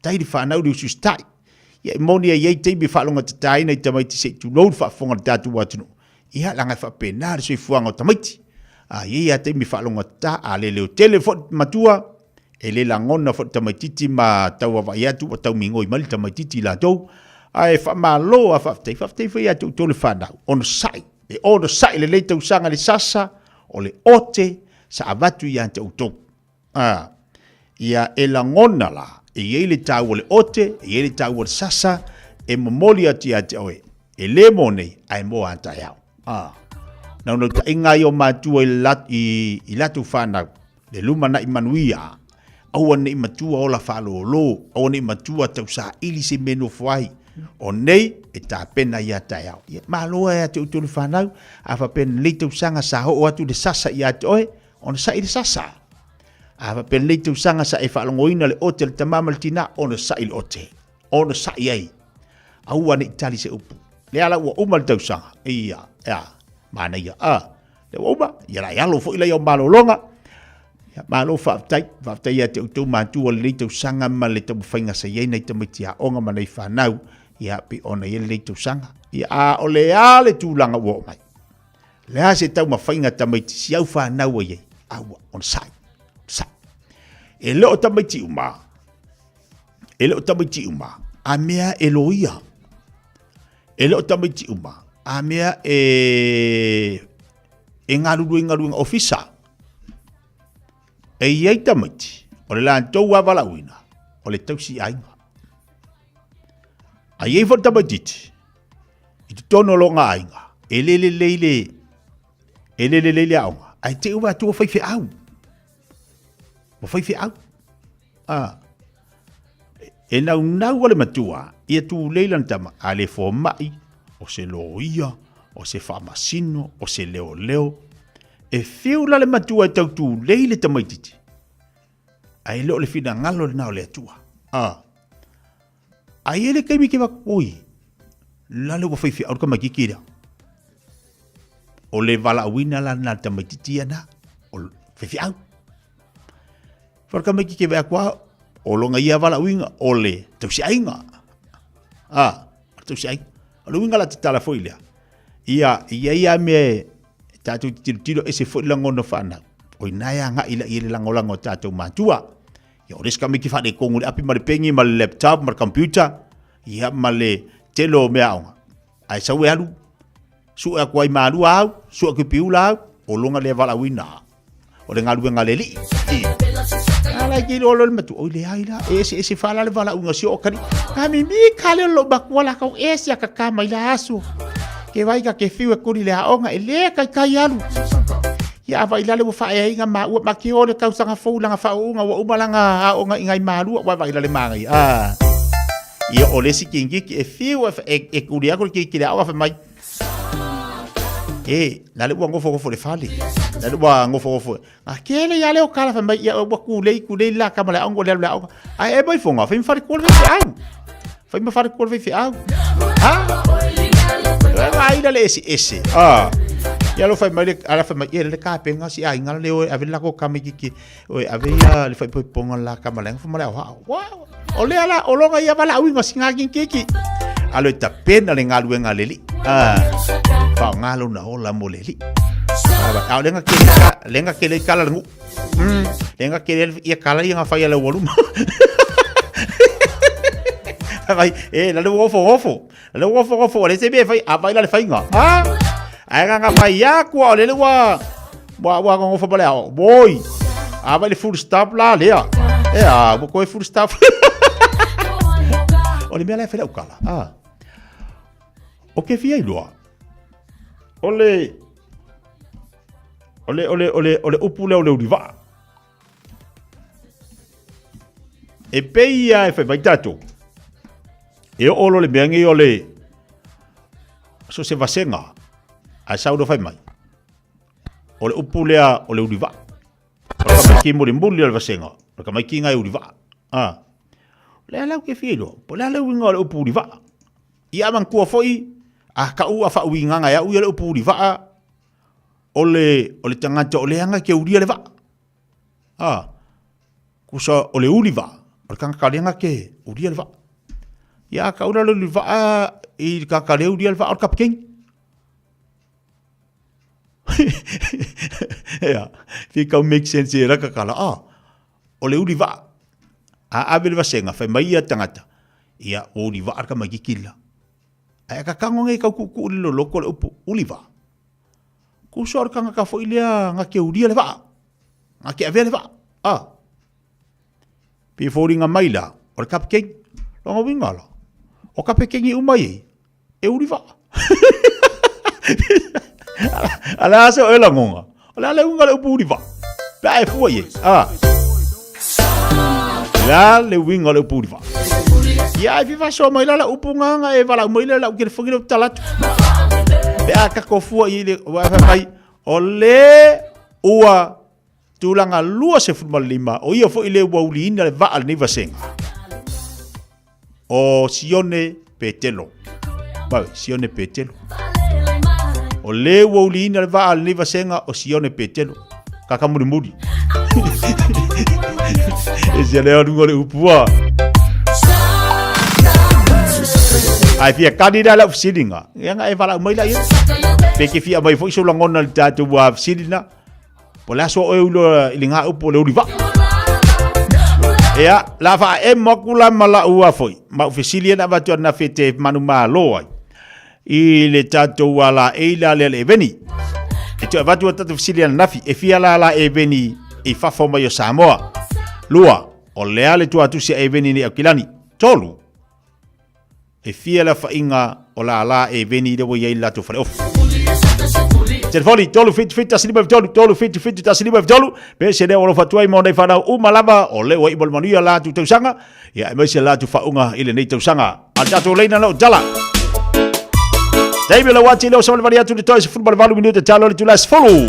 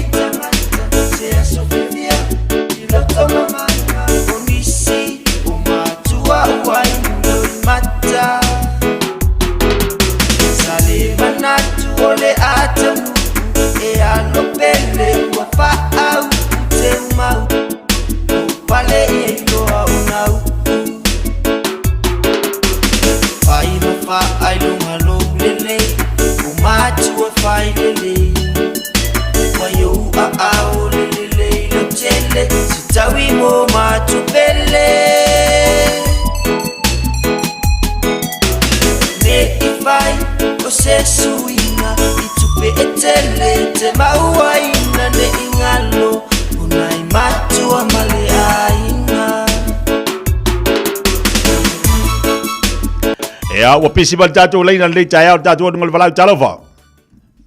Talofa titia. Wala se fo amal tayao. Mania vastai. Le mana ia. Ea o le fsiri. La so langona le upu liva. O la so ko lo ngi upu uliva ale ta e ile a onga o tamatiti u ambuli vasenga. O le tangata pito tua se vaenga. Se numela pito tua.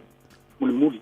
O se tangata pito. Ia bang ko foi a ka fa winga lo riva o tangata le a fa pe uli va. Lo ngwi ka ka le uli va. Lo ngwi nga fu ala i pe ka ko ka ngol upu riva. O le kapkengi nga ke vere va. Tia. Ele no foi lo se kapkengi se winga se va. Ia. Piccola i kua a. Na la no a vole se va. Okay. Ia, vaya. Sik. Ofseli, e fia la e veni fa fo mai o Samoa.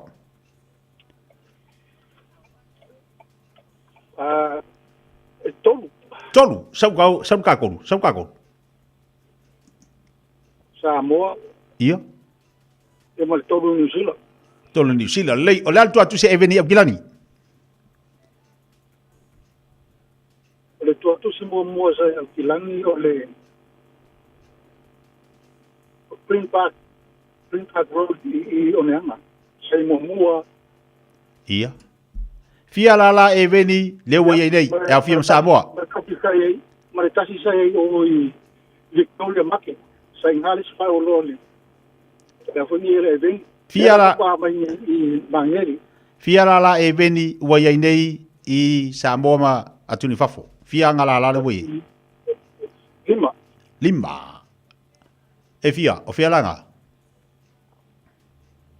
Tasi sai i Victoria Market. Tasi sai Green Park Road. Ia. Ia male mai Oneanga, ia male tasi mangi. Kiki abang itu fai para. Maria lei seki. Tebe le wati le dos full 5 minutes tale o lei tu las full nunga tu tu le vede sa mama lan pakalame. O le fifi male nei fu tayao. Pa talo fatu tatu wa tinu seki male nei tayao fu talo fa tatu leina. Malo se follow of sklenkia kia. Malo se fu di o mal tayao. Ni fa ftai. Seki le manaya. La so tau lo le pu di va. Te tio le mole uriva. O le va vo focus. Ia. O kapkenge piko I kua uria le va.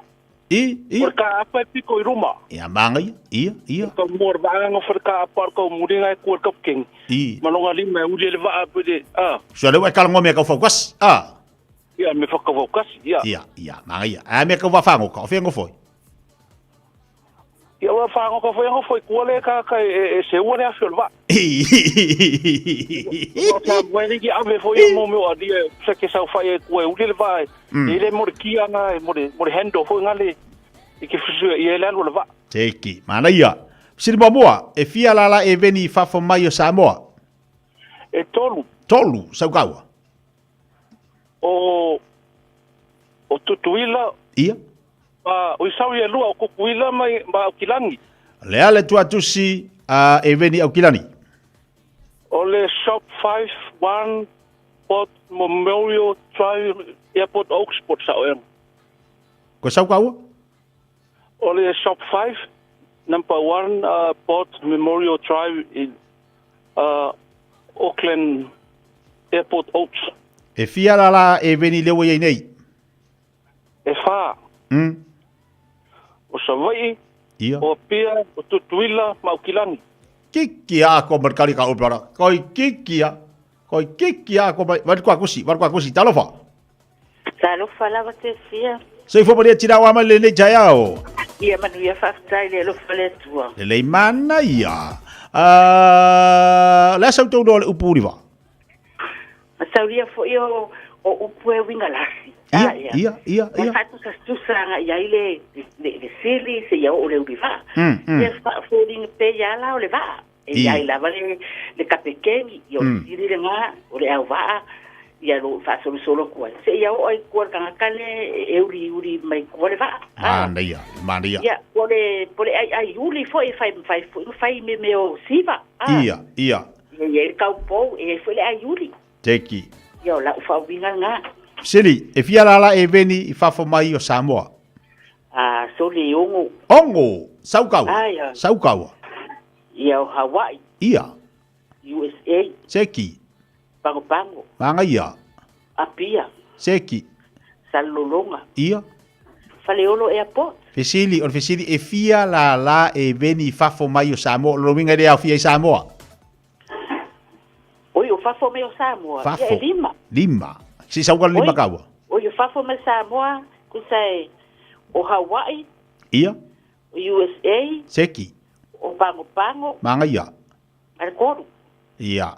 Lea le tuatusi e vengi I Aukilani.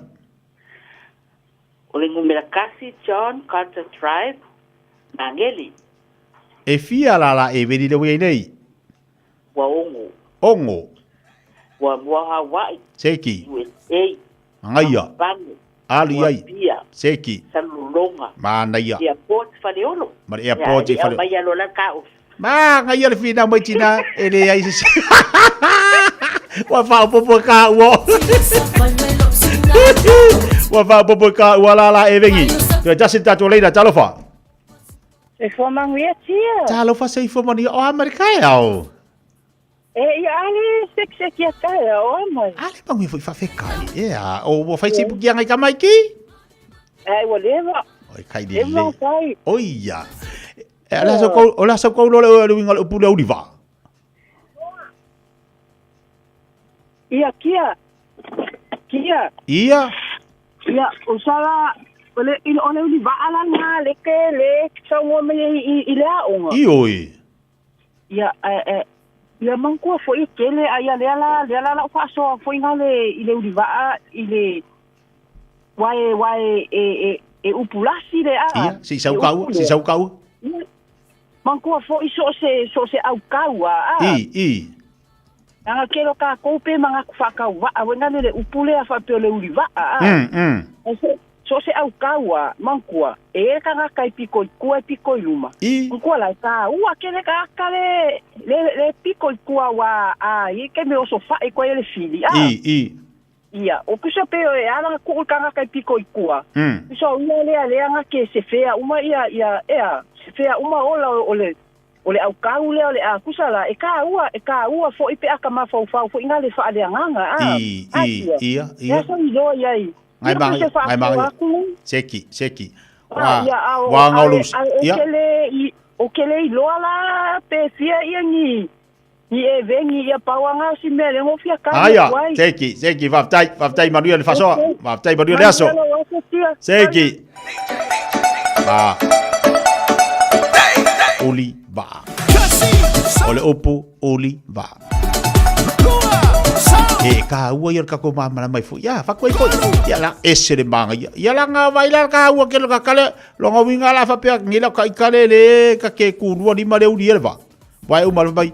Ole ua tu la nga lua se fu mare lima.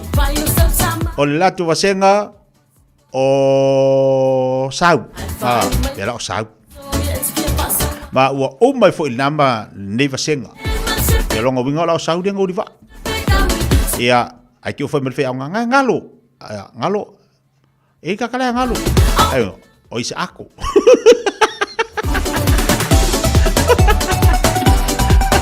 ke wai ma fai do ga piko vai ma le wa ma wangal fai do ga tu mama o taito tu vai dai ku mama kai ko ai uliva sa ai ngalo ko ma isa ako ele imawa tatu siri ele mawa ele imawa tatu siri tatu eva ste melodi te valu minita talo le tulas fulu mai tatu falinga tatu se atu na ma tatu le enterprise mo mo tatu sta si tavale mo tatu fa ngai va yaso Radio Samoa Tasilima Ivatolu Amo Radio Samoa Tasilima Ivatolu Amo Right now, whooping cough is on the rise in Aotearoa. It is a serious and sometimes deadly illness, especially for babies too young to be vaccinated. In fact, over half of infected babies under 12 months will end up in hospital, and sadly, some may not survive. So, if you're planning to visit whānau or friends with babies this summer, especially newborns, make sure you're up to date with your whooping cough immunisation at least 2 weeks before seeing them. This will greatly reduce the chances of passing it on to the precious little ones. And of course, if you have a cough or are feeling a little under the weather, save those baby cuddles for another day. Let's protect our most valuable taonga. Immunise.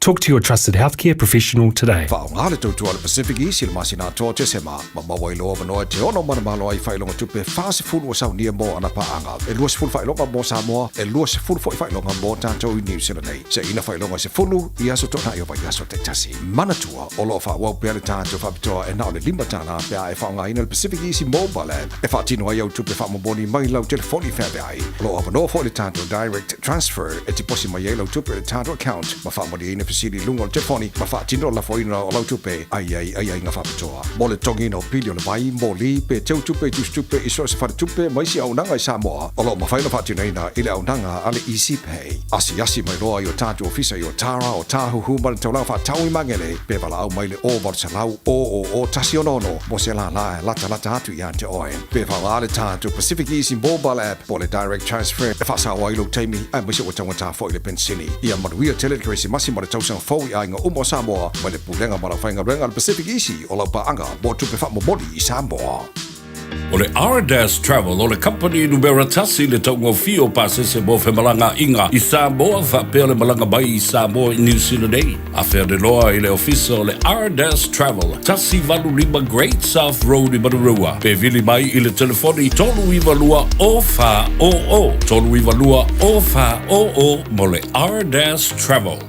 Toi tali mai tātou whasalunga lei tai au le whatasi mai sunga Ian Terry. O le unanga tau tua le Enterprise, moro kumu mo tātou lei tai au tala Terry malo se fuala lei. Ata alo fatu lau sunga ke te lei tai au fau, alo lava se ko lau sunga, me ato ofisa fata lau ho lei I tu lau le asu. Ya, pape ho na alo fatu le manu mo le pa iyo se tātou no o lo ho mai lei I tu lau le tātou salonga, ma alo lava le tawata. Terry longa tono le vayasa le o tātou iai sa idi Samor Christmasi a tātou wainga la la fati o ama fanfanda. Te lola te le se so ani mo tātou wainga. Ya bese fu tātou tau na mustawa le leni tau balanga maula ai. Sa o le leila usa nonga te tia. Ya, o le tulanga me masali la volo ia te minei a matalona e fonele la no matisi masima tau sa fo te le lava tātou ainga lo fa peona a fio mai fo na sumai fa taula tu sa wa ho I fa mo Christmasi.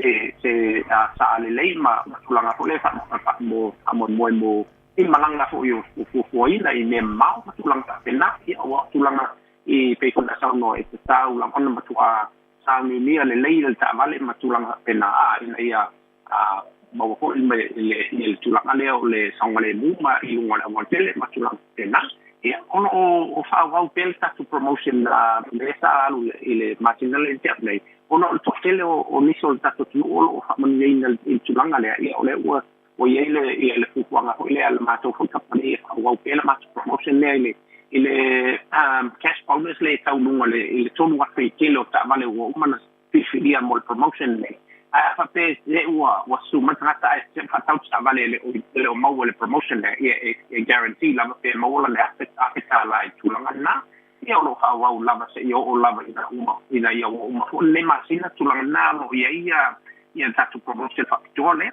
tele ata tuta vale o ial tele nei tele e mai se ata to utility di wa le o vai ato o ta vale na tu ni mai pel mano ta no ia piki apu po utility fo ile ia e fa peona ona al wifi nga malanga po so ka pena o le te va tele ta to Rangers o Ford Rangers o mo tele nei ia tele fo ia ta to Toyota Hiluxes ma tato Nissan Navara o tawale pena tele tato four drive ia wana to sile Fiat tiere four drive uma ia la varia e mo four drive wa tasi nata o le malo taso no Fiat tele four drive tele tato people movers ia o le te va vai tu pelo o le masina nei wa mata na tau tele o tata ia vans o ta vale fo ia ta I fitu no fo valu no fo na lunga fo la school no fo ia e fo mo tele o ai na fo le fainga mlanga lo pia mai sa mo ma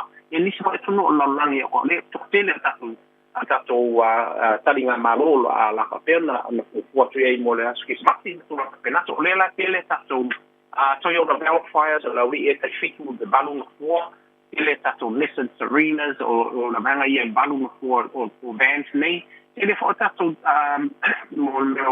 o vans nei fo le mau o le faunga mo businessi o commercial vans alo ele tato vans pena o tato ainga o fa pena na ria vans pena mo le fu fanga mo la businessi ele tato SUVs o tia le alo tato mane pena terminei o tavale o Nissan X-Trails ia ma le CX-5 le RAV4 o tavale nei o e pito sine fi ta tangata wa tele o na mana no o tavale le mai so isaina ma isi atu no lang ia pise I o le atu e tuli mai ata no ia e tavale nei pe ua wala wi loa fo ile lang ia to ia la to for service mai ono le ai ona tulanga ole na faina la ko trusting ai ia ta vale nei pe o Nissan o le Toyota ia mata vale pe na le Mazda wa faina o mitano ngai tono le industry ia ta vale pe nei tele ta tuta vale la IT o mau pa fo ita tuta vale la IT le fisi e le malo tuno ta nga mo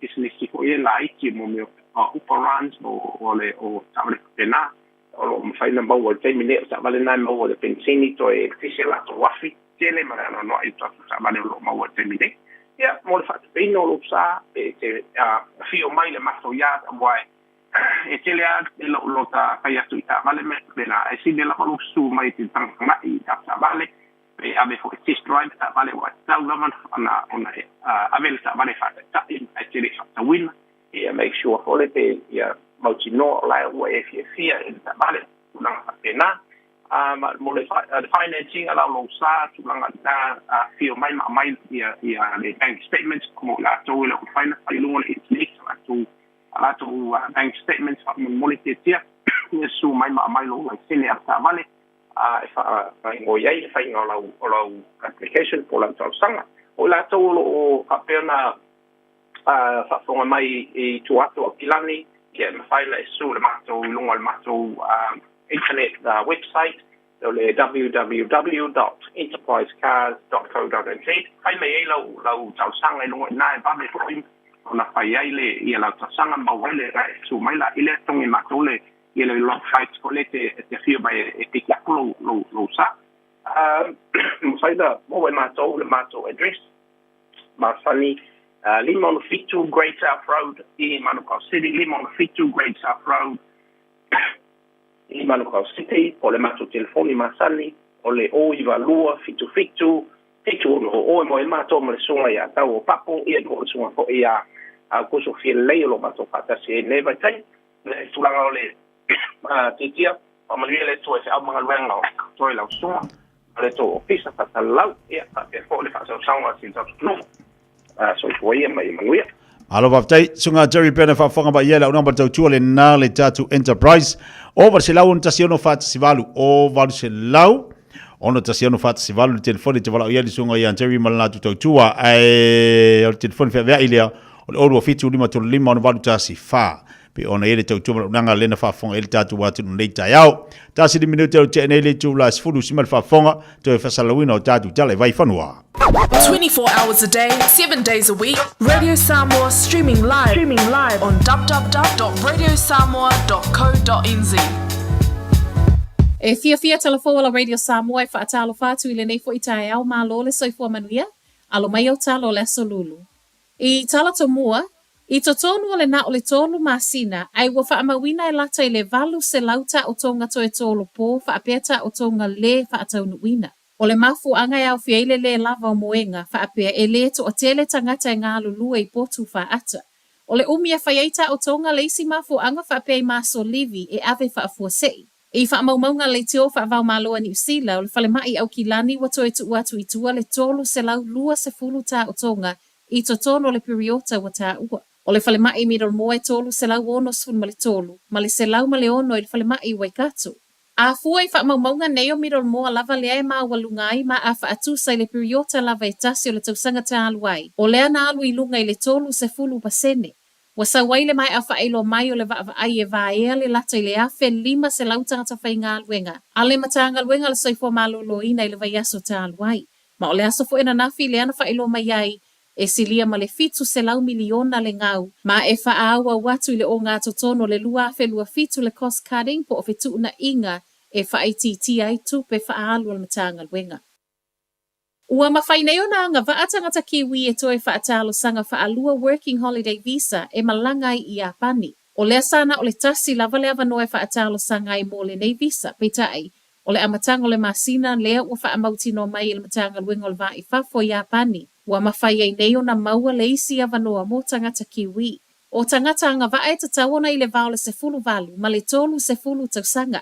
Ma e tatawana whaamalia ina ia I ngā tau I le soifua malolo ina. Whaapea ai e le tatau na iei se whanau. E tatau fo I tangata whaatalo sanga I working holiday visa I apani o na malama. I ia ingo lo o sau male suingo le tūla whono ma e matua I sā. O na whai ngā luenga I whale kalapu o no fuanga I whai eita alonga whai tupe, papu maisi. O le suinga wanga wa ai nei tangata kiwi o lo I totono o le li o tangata whaatanga ina. O le afo I o lo o whaasafu atu I atunu I ei Peretania, Kanata, Austria ma Denmark. Wasaule fautuanga e awana I tausamia mata le fuamoa a osu esu e pia wha amaoninga o le bird flu. O le ua wha amaonia mai le matanga luenga le primary industries e valu se fulu wafe moa ua vavai ese mai le pā moa. Ma e ono tuu I lalo ono o le ua vave le pepesi tutono le pā moa I Otago. E ono isi pā moa o le ua whaasolo so e suenga ma ua whaia foi ma sone mo le pui puia. Whai mai ele matanga luenga e le o yeisa tūlanga I whaapopole I nai le saunga le mu ma o le bird flu foi e tineia pe a kuka whaavela le fua moa. Watoe whaamanatu waile matanga luenga e le tatawana tau ma whamata le fua moa ma o se fautuanga foi o le olo o whaaluaina I le vaenga o lo pui puia mea ai I Ausitalia. O le amatanga o le tausanga nei lea fo ina tuue I lalo le silia ma le tasi miliona moa I Victoria I Ausitalia o na lava o le bird flu. Ua whaamuta le toe ngā o si o le Peanut Butter le sanitarium ma fua lava I le to a tele o ni pāanga whaatau. O se whaasila silanga fo I ua whaalia le sanitarium o loo ia mala malama I le whainga tau na talia e tangata. O le tala o sau ma o le o toe whaato e se ai. O le whaiunga le masino I ulai le taimi muli muli na ngā o si ai e tūsam whaamauninga mai le kamupani. A tala whaiu, ua polomi si mai le pule nu o Aukilani Wayne Brown e mawhai e fesu ia inga ua whaia nei le pulenga le Auckland Transport o na tau nuu I se tau nuunga manuia. O le ale toi umia le Auckland Transport le malo si anga I whaiai whaai unga whai mo le ai, ma o waiai fo I ma le komiti fo wa ta ua le Regional Transport Committee le e ngafa matu la fono wha apea fua fuanga. O lona wingo o se toi wha atu la ngano le a te le ai le Auckland Transport I au nanga trains, pasi wha apea vaa. Whai mai ei ma le minister fe la wa inga Simeon Brown, e tali tonu o se suingo le a fesoa soani I le wha amua mua o tangata au kilani. O Talanala Radio Samoa, Manuela nei tae. Radio Samoa. Taslima Ivatolu Amo.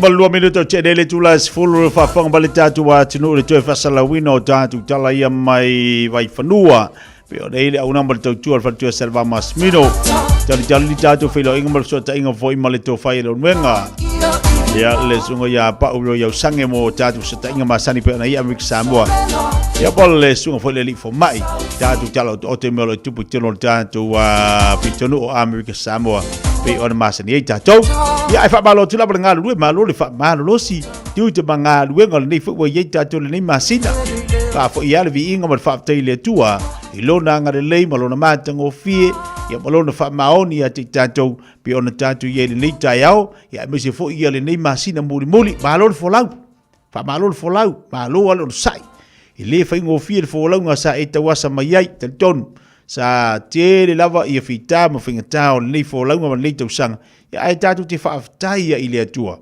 ilona ngare le malona alofa to e fa aftai ya tu tapo inga na ya tatu mantu e mota malawa tamamtina fa aftai mo lau tapo inga fa aftai no talo mai se foi lau finga luenga le tua iso se fata fa taulanga pe lava le to vine na nga rue ai fa aftai tele foi ya bo nga luenga le ai mai se o no talo ma no tap tapuai a o fai va tatu wa tinu tu ma nga luenga masani pe foi ya onga nei fa nau ya la wa tatu ye le masina e se ale le o le li ma fa mauni le tua ya ausia le tele o nisi o vaenga sa ye fuanga ainga o nisi foi le ausia le ale me tatu te pole Paul mel tatu fapta ile tua le lava o mau tatu le fia ma le oli me pito sili le na tau ya tatu o le tatu mau le fia o le tatu mau le fia o me pito sili na ma tau po le ale tele me yo lima tele au tupe te le au ta vale te felu ai ma nei alo fale a le mau o le fia ya le se o ngal ni vai tem ai tau ale fia o lo loto ai ala mulita ya o te fapta ile tua me sili na mataua fia lo loto ma ia moe ole lo loto ia pe ona ia ia le nei vai taimi ia le ka ko wor kirisi le ka ko kuvar kirisi le ala le si mea kirisi fitangi si mai longo e na tatu tal no ni vai yaso ma lava yaso a longo kirisi masi longo ia fi falongo ia a longo oki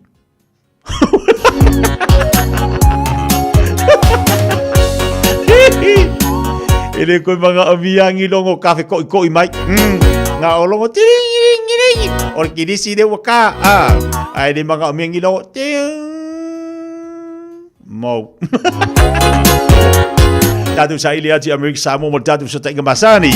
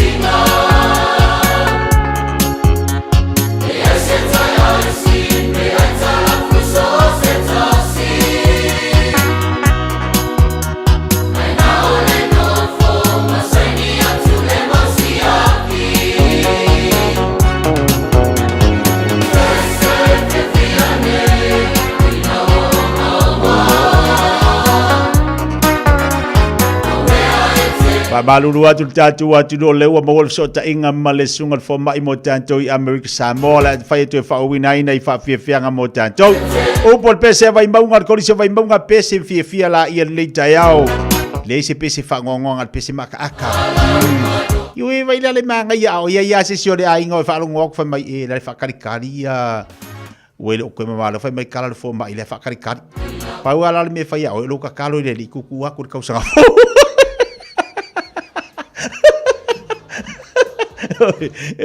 ai fa longo ko lo singa leo le wa makam pepe se mai le or kilisi masi ai fa long singa leo e fa mai le fakari kari si o maku ia le fa fakari kari si ko ingal pa wa lo ka kalo le ku fa mole mole se ku aku ia le makanga la ka usanga ko va popo ko ngisi ola ngisi ma singa se koru se ku ko la ka usanga se ka fa manga va la kikira ka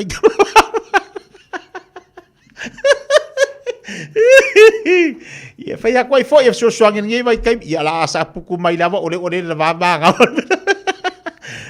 la se tatu maftanga mal tatu feeling sa mo fa talo fatu mananga fa lalo la usungal fo mai po la auto fa lo moenga le fui tayau fa tai vi ele li titilo atu malanga fa tai malanga vi dedi olo mawalo malo si mai se lo sei fu tau tu na foi pitunu ia pol na foi atu telo lo ia mawai I America Samoa ia wa ta ulo America Samoa o America le lo to nga lu me tu ai I le malo telo America fa tala fatu malanga fa lo le tayau ia fa tala fatu tia ia Michel fa fonga mai o tatu paanga I so se ta fa nelo lang ia malo so fua ia fa tala fatu mai America Samoa lo benga o ama le tau na ia to o ama ia le tau na le to foi pitonu o lo to mawai ia o le fo o America Samoa I le vai tau le fai tau ai al to telo la to malama tu langa tau fa ia mai e fesu ia le tau nei mo la to ai e masani le tau ia America Samoa nei foi vai te mi o tau sanga ia e mafai ona la le tai au timula o ia la le fiafi ia pe amata po de timule ile tayao lale ioe lale uli ia timule fia ia nela tayao ia na tolu wanga de po ia nisio vaenga tato motu I tutu ile nei ia aleu mata ngo fia le sulo de la ia ile nei tayao ia via lele tulanga o ile tau ia matu o lo mana ia fo ile su mai le la mana ia le yaso pa ilonga va ai o le lofo le tua ia inei fo ia tunu o lo au mawai ia ai fa tai le wa mawatu si tala fifia o lo so longa le leima manu ia fo ia ina ia te utou ia tulanga fo o lo ia nga luenga ia mai se fo tulanga o lo ile tau tato ia le masina bulimbuli le tu sanga ta penanga o le ase tau tilo lo sunga fo mai e tu sa ta penanga tato I America Samoa ta penanga tato wa le taimine pai taimi ale nei la ngona I ale fio o telo o tangata ia mau fafo mai e fia hoanga I tatu ainga Samoa aua o le matua mana ia le whamana tuina o Krisimasi ma le tau sangafo e teitu tusa le whamana tuina ma ta penanga o Krisimasi a teu tui America Samoa ma tatou I ponu sa vai ia e tutusa lava I le matau I le telo tau sanga sa mawhai ai ona ia America Samoa te mo Krisimasi o asania ia tatou Samoa ngai mai telo tatou ai ngai Australia ma New Zealand mai sia tunu o langi ngai Samoa I le vai tau le nei e fa pena telo nei ai nga ia America Samoa ia malanga mai America ma huai ia ma ngai mai nei ia ona o le teimi le nei o le tau malu ia America ia ai leila sisi no fanga e mafana fana to tala feunga ma le vai tau o le Krisimasi ma le tau sangafo ia e ngai mai America Samoa mafuta nei o latou ainga e o foi la famna tu no Krisimasi ia panga ese fo ia America Samoa I teu ngomota malawa ia ma o ai ma mafia ngai nei ia masalo ai ona le tau ngofia le tau mo li Krisimasi tau ngofia le tau o le tise e faolai o li Krisimasi ia ai masani America Samoa ia I le teimilena ia mai o le avanoa e fai ele teleo o party al tele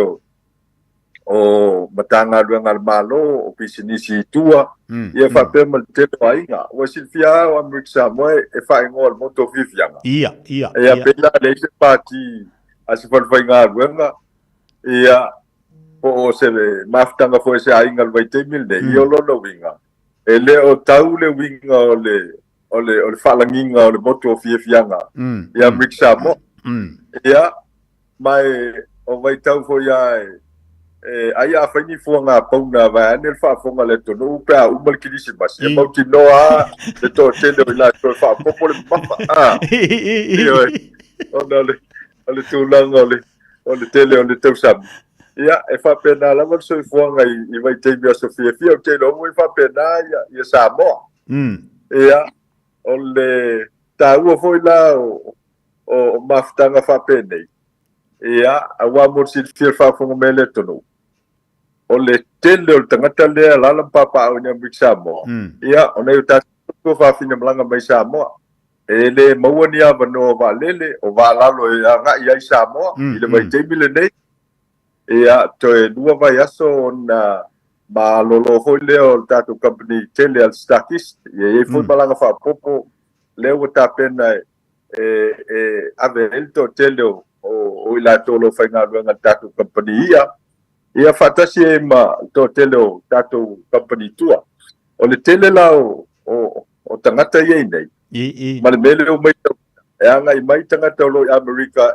Samoa ai anga i le tele o tangata le America Samoa nga i Samoa ia o le mea na mai tau ina i tau sanga ia o le toa tia vane fa fonga le tonu le pisi le o pisi ye nei ia tangata fewa i le bao Samoa na lua ia o le va le Samoa Airways le va al tato malo salope pe ono i le valu ia malanga i le aso ia fa pe foi ma le talo fa Airways ale mai ato le Forte Fanta ma Maria Hata ia le fitu foi le valu malanga i le aso ia fitu aso le vai aso ia manisi malanga fa popo ona o le to tele la to malanga i Samoa e mane foi le krisi pasi mal tau sanga fo ia ngao le anga i Samoa ia ai fai se le tau fao ava noa e to foi mai te tuila ia ai o ila tau ele malanga ia wa masani lava ia la tau foi talinga malo ia itali ai malo mai fafo ia o la tau ainga malanga mai ia fatasi ai ma ila tau e anga mai Amerika Samoa teimi o le kirisimasi o tele lope ia tangata e fia sau mai Samoa sau fa kirisimasi Amerika Samoa ia ona o le tulanga le nei ia e pese ie o le tena vo tatu tangata ia manatu ai fa kirisimasi i Samoa ia ona tulanga ese foi tape nanga o kirisimasi i Samoa ia mamofol maftanga ia manai ainga e malanga mai Australia ma New Zealand mai sia tunu e ngata i Samoa ia ma le wheno o mai Amerika Samoa lea se tūlanga o le tau o loa pe au ia so kirisimasi e ni pa u whapitoa fo ia mo tātou i Amerika Samoa ia manto fo la tia Amerika Samoa territory Amerika e me fo lele e pe Amerika Black Friday ia le ato e toa o i malemai o le aso whaftai ia o le aso tofila le aso whaftai ia o le aso whare o le Black Friday po o le aso whare le ulius ia e matua ua e ale tau o loa e whamanuina foi la Amerika Samoa o na so tainga ma company tele Amerika pe o le Amazon ma isi company e mawhai o na le tele o loa online ia ma mai ele mato valele le ta o le cargo flight tio si te mi tai lua malanga te tonu malanga le vai aso ia ale va ale 737 mai Amerika e mai o mai le cargo ia o loa fa moli ia anai o tatu tangata Amerika Samoa mai Amerika so e tele la le famanuina o tangata Amerika Samoa no so tanga ia e mau ai o loa Peter Sili ona tau ngofie fo la sungal fo mai vai taimi fo ila ia kirisimasi wa te le wa amata tu le vai aso nei pa solo tua le tatou wa foi le malanga le va alalu le Naomi le masa tasi le vai te mi pisi a te o nai mo fa mo mori foi ona ai ngai ele o i pon ai pe la mo wena ya fi po na tingi pusa foi le la mo moli atu ta mai se la tatou va alalu le masa ni na pe o isi va ya so le ta i lua te to le malanga le al tatou va le po le Naomi o e moni le lau sa no tia se o kai ka kai le moto le nei ba o le memoria ele te ta la fe mai le tele o le va le ma le tele o ta na yo ta ave sa mo o te vai ala le tele o aso malanga le va ia e pese i o le tele lava o le pusa siu pipi tu lo le fa fonga ta to e pese i o maui leo tātou tangata e tāsanga mai e mo mai tau ina foila. E whaale fia tau sami tangata tātou sa mo le pipi ato, pe avatu pipi ato wau, masanina ave le pipi ato. E pe fia lava ele siu o le manu tu lo le whafonganga. O le tele la, uta le avatu yaso fia. Ia, o le pusa siu pipi, o le pusa moa, ia o ne tau mo kia nei, pate tainga, ia, e pe a oi ina siokil pusa mo i Samoa. E se lau fasu tala le pusa mo, ai mau e nei a mātou su fata la su lima tala. O le fatu susanga na, ia a fai fol pusa pipi e mau le tos futala Amerika. Ia e mau le lua se lau tala i Samoa. Ia o le bela le daya la iona fatu mulia. Ia le tātou waa le neia malanga i Samoa. Ia mai pe al tala le fai atu. O le alofo le alia la i ona tau nuu le malanga. Ai a u wa ai le mamafa o le. O le tua inga au te wha momori. Ia e matau tia. Ia ai whaftai ia e sila fia lava le kapteni ma le waa al tātou waa le ni Samoa wha. Ia ona pāleni le leileu ta oloi nei fo ia le waa o le MV lea tātou o le fotu o Samoa. Ia, o lo lisi e le company al siliva. Ia, e tautua le vāo tuila ma manua. Ia, mai o te lofoi. E iai malanga whapitoa le vālana, mo Samoa. Ia, e ave le te lo reuta. O le foi e nei, o lo toso le meto so vai nea Brick Samoa, le si va al tātou company vai Samoa. O le masalo, o le MV Express por sala pai se to ia o se aso foi vaso ne umai on falele ni so vai io lo no winga io le silna va so ni luta ia e avisa mo ile te mi lava mai ai no na tapenanga ia mo so ni tato MV Lady Samoa ia ona e pai o le telo tangata malanga o le telo luta ia e fia avisa mo Mania. Sa o le a fua la ia le tau le pusa pipi bena sa noi o le tor sutala ia te utou nei amuk Samoa e watu i upolu lua sila motu. Longa winga la o le si ai ngai o le aso kilisi masio pe kai kolu kai fa pusa pipi e mai. E sa o ila lau sa nuanga foilea. Fa fe kai de ni le. Ia, al me moni te o la fawe sa no, al me moni al mena o ilo le ia tangata Samoa le se sengo tau o loa.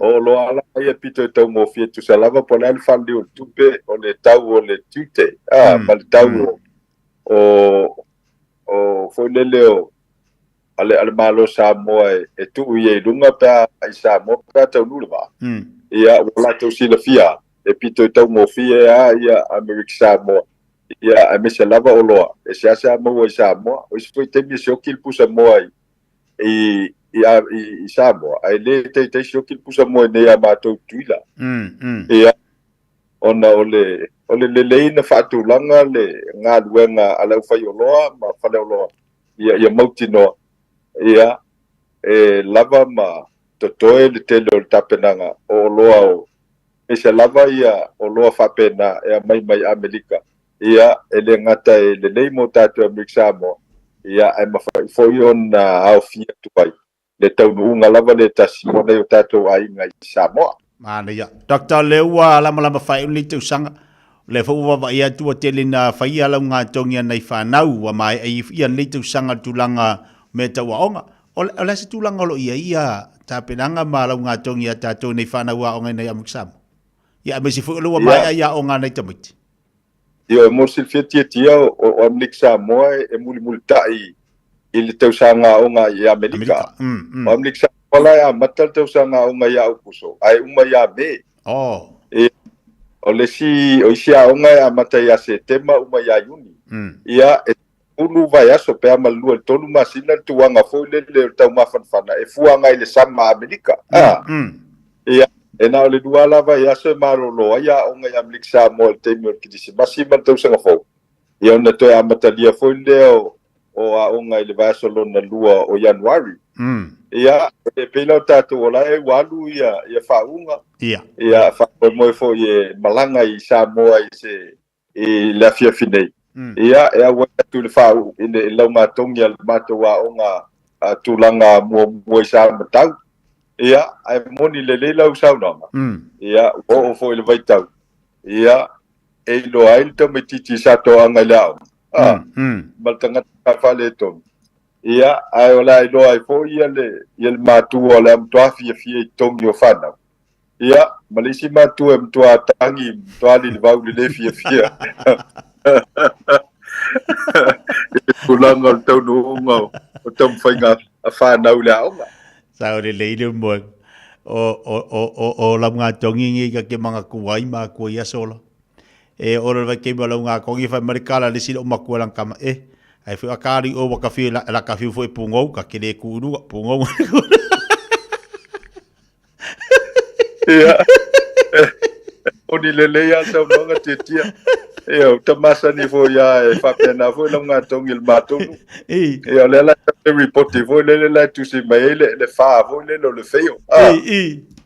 Ai fesilia tulto in lo matu fa me lo to se la le kama la fa me le fa o la fa ai o ke eu o le fa feo la o fa no la le me upa.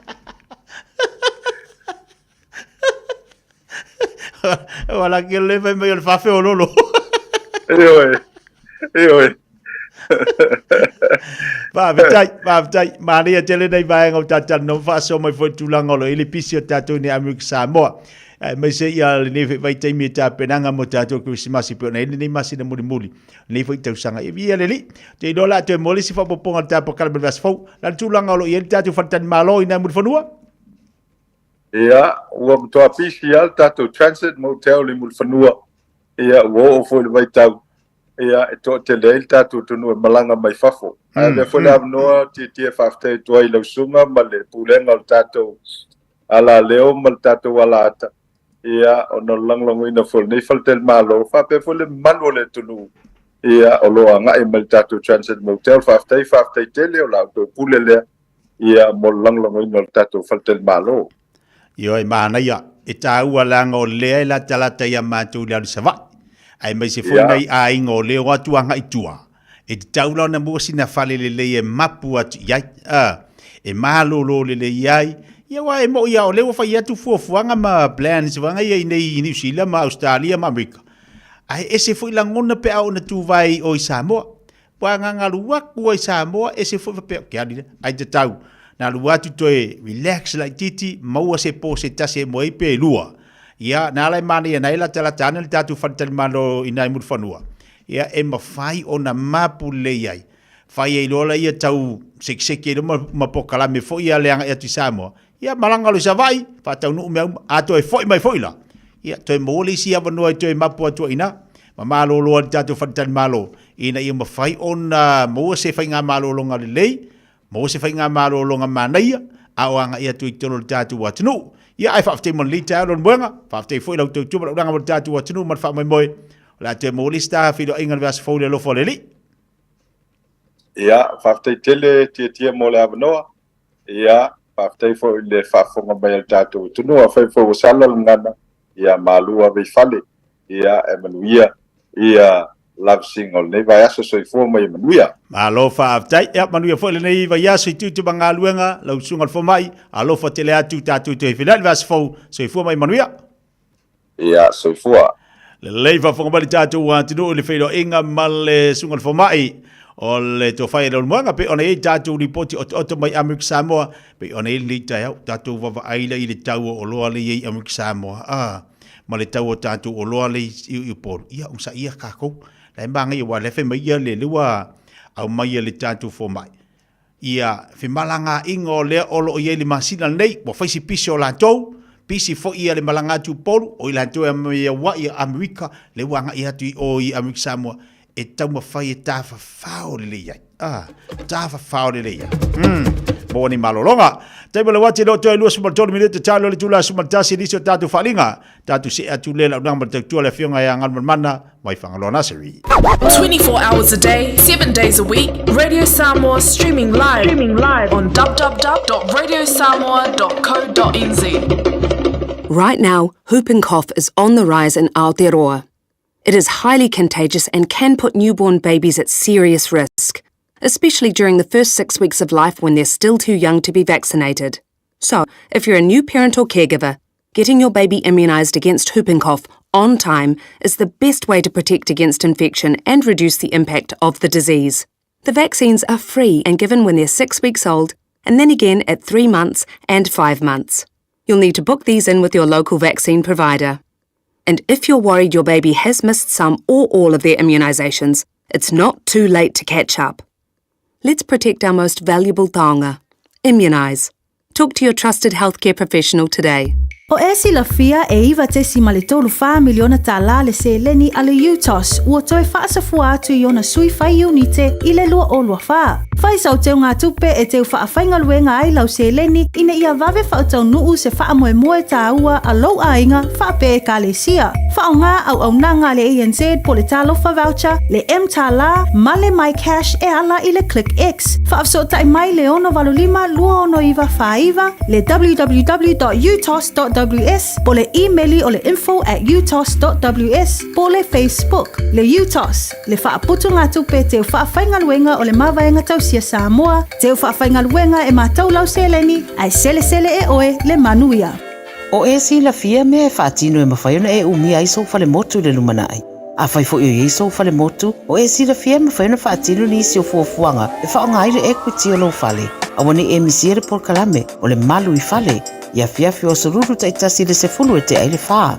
O le a e si la fia ai au wala e mawhai ai ona e umia se fale motu le lumana ai, ma au wala e whaonga ai le equity o lo fale motu, e whaata wai se isi o fale, le por kalame o le malu i fale, ia fiafi o soruru vai aso taitasi, se fulu e te ai le whaa. E si lia mala se laufala o loa i Samoa e mawhaiona whaanga ai le talofa voucher mō whaatanga alu a inga. E le atua lava se 5 minute lafu antuai mai New Zealand, Australia, Amerika, mai si antunuu. Ai tau nuu i telefoni maolo e whaanga le talofa voucher e whai e le whaatau. E mawhai fui ona tungi e tuai le cash power whaapea le pili o le vai iso o se taimi a ngai loa le www.pacific40.com e lafu ai se talo lo a inga i Samoa. Mo nisi whaamtalanga wala umai le olua tasi o valu tolu tolu lua lua lua tolu po le info@pacific40.com.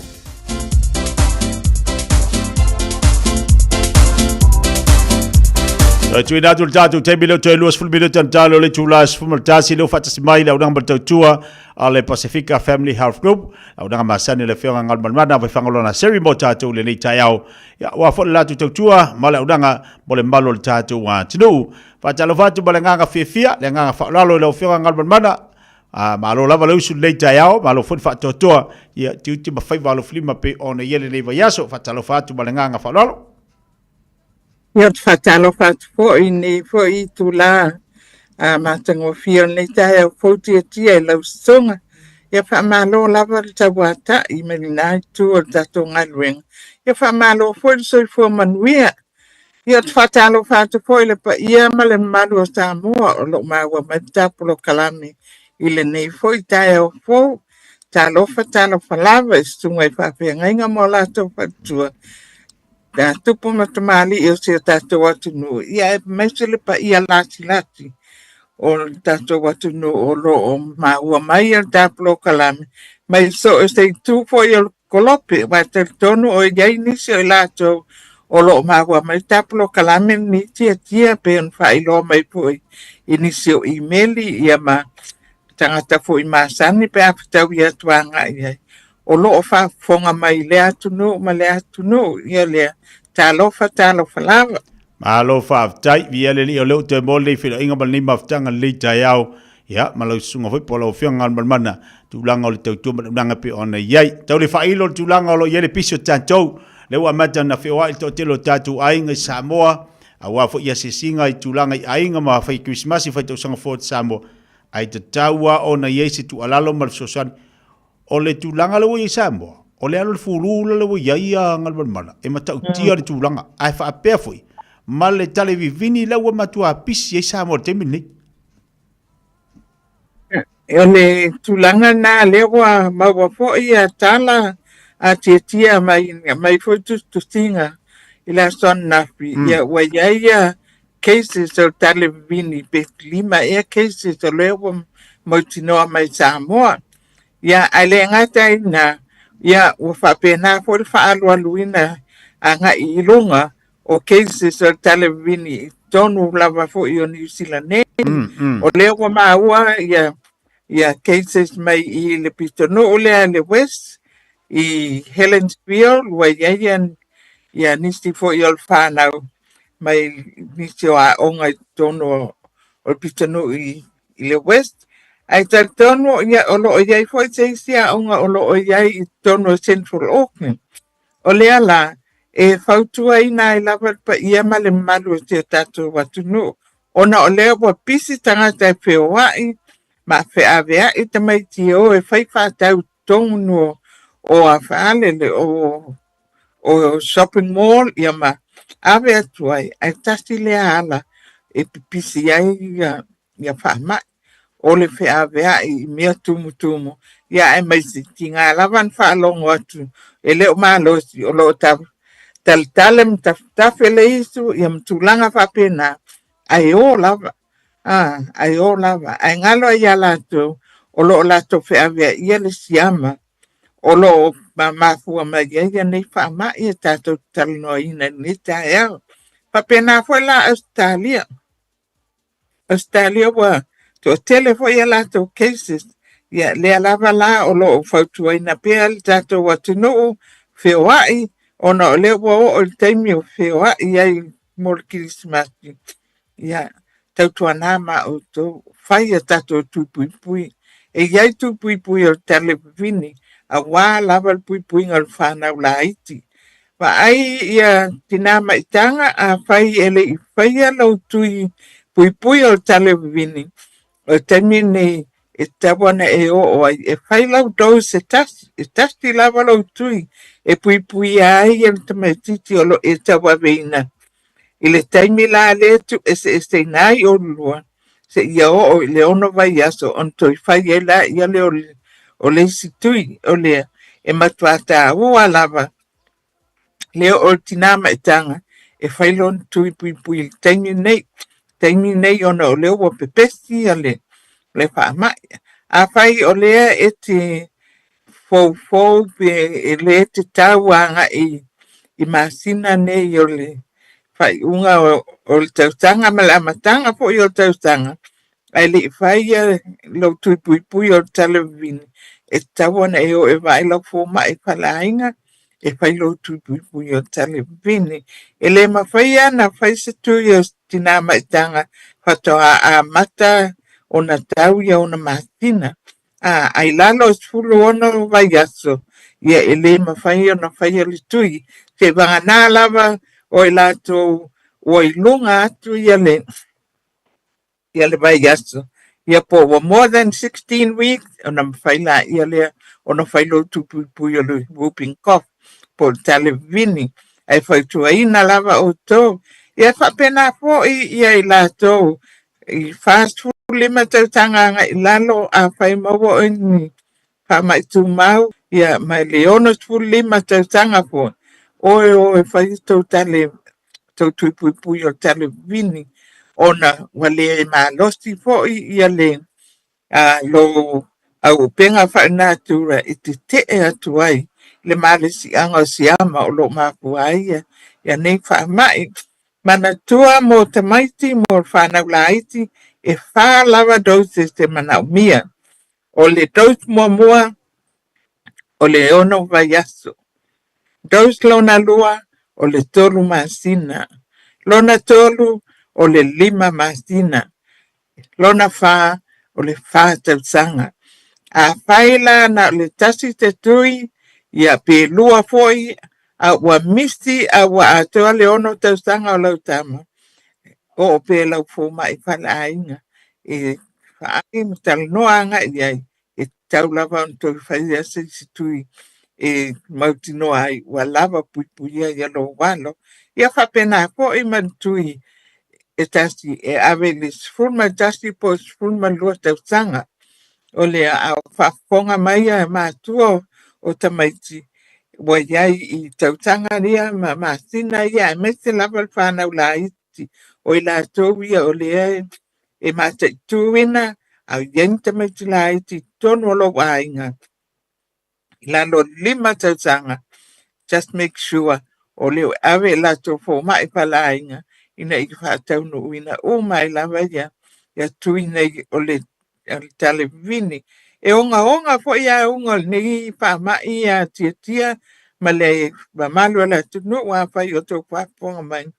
E onga awa a tale a mole tametiti a mole tuala wa tuaina fa te ipe ya ia esto apata mai a wale este ke o que se ne sao tono o le manava tametiti o le awa tato tu la fua ianga iai ile nei fa mai awa foi tato te manatu mama nga iai o fa mai ne o fa mai ia so ia o le ala foi nana fa iai ia tui pui nei ia ma ave lava ile taimio o la iti tamaiti ona o la to ia epito whaingata ia ma pito tunga ia aunga ia pe o ina maua i le whaamai nei o lela e talistanga tuai tina uma o tawa ave po o tina maitanga ia wa atoa le tol masinga nga ilunga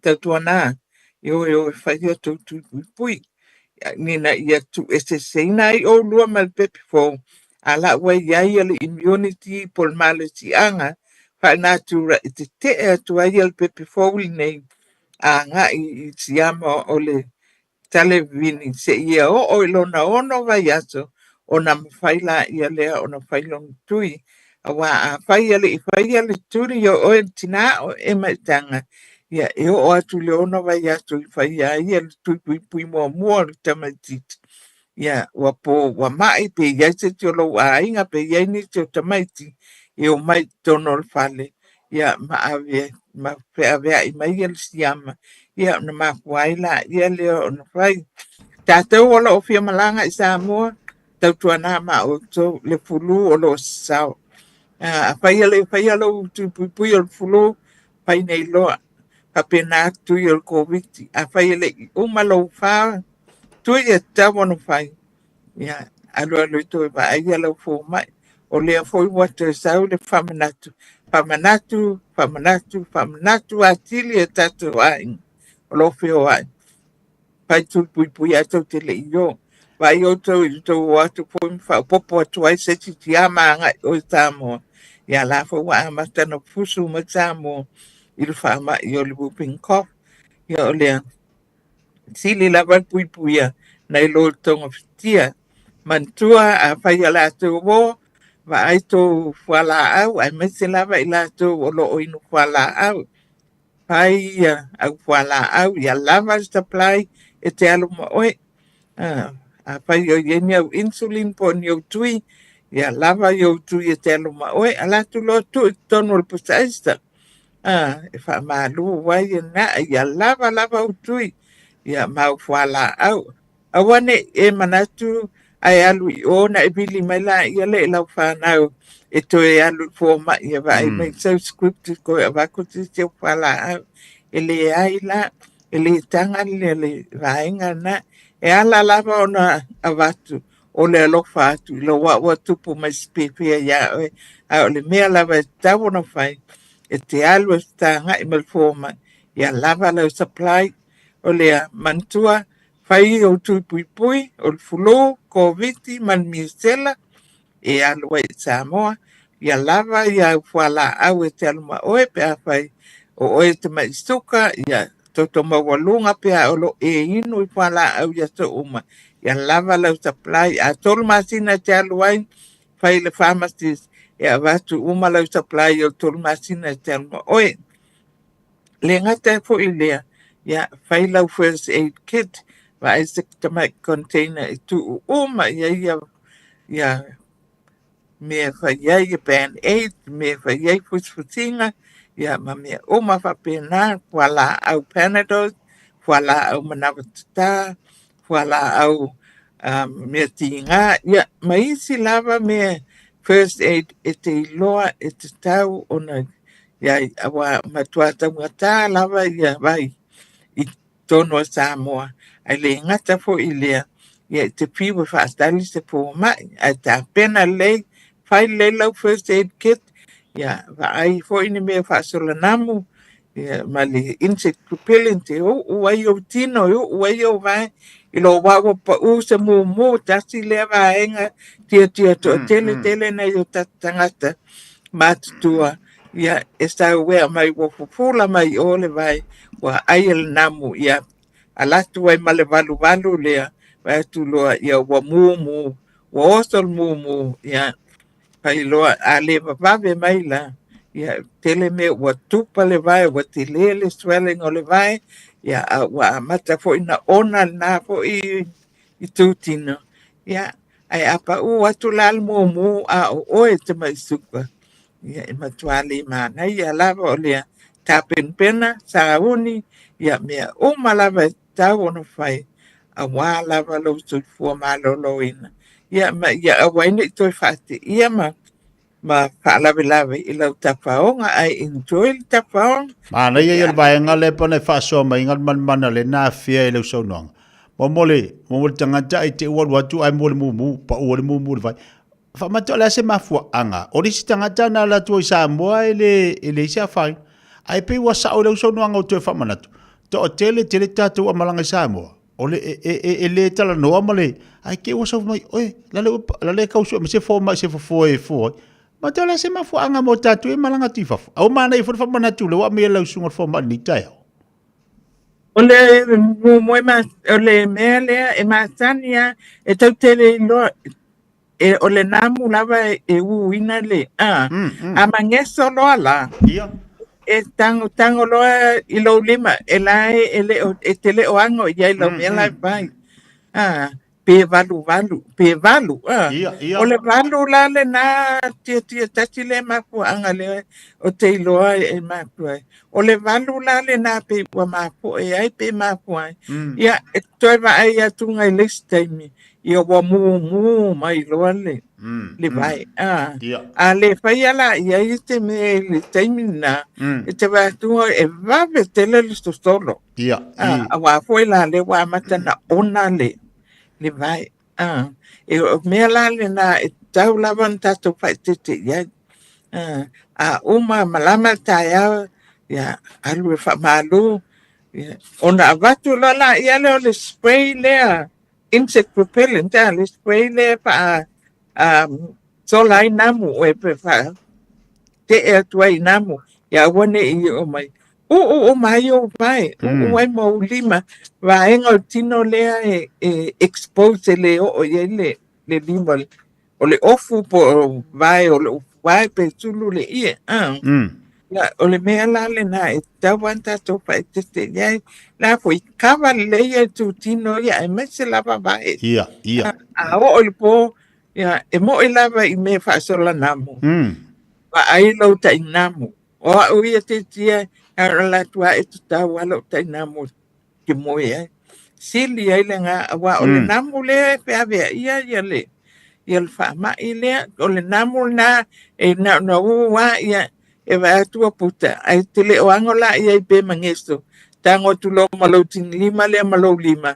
valu mantuala e ona te le lo tin lima o ta sila le o mafu anga ia fa pena po ai pe la vea ia lo vai i se te pe fa pe te whapolo tonga la au Samoa, pole ala ba se mea o sia ia va ese antiseptic e ua ilo le taimina ia le ba o sia le a wet fatari ia pe ai ko ia ia makava le ia tutino ia kava le ia vai ia ono o Paulo Fautuanga mau lava spray lava le antiseptic te masani lo tino ile ea manamo Samoa ia ona e faleano foi la ia le ia o le mele boto tele e tangata o le pa ual mumu ia tau tuli mai loa ngai ni ale vave la forma ia la tulota pe IV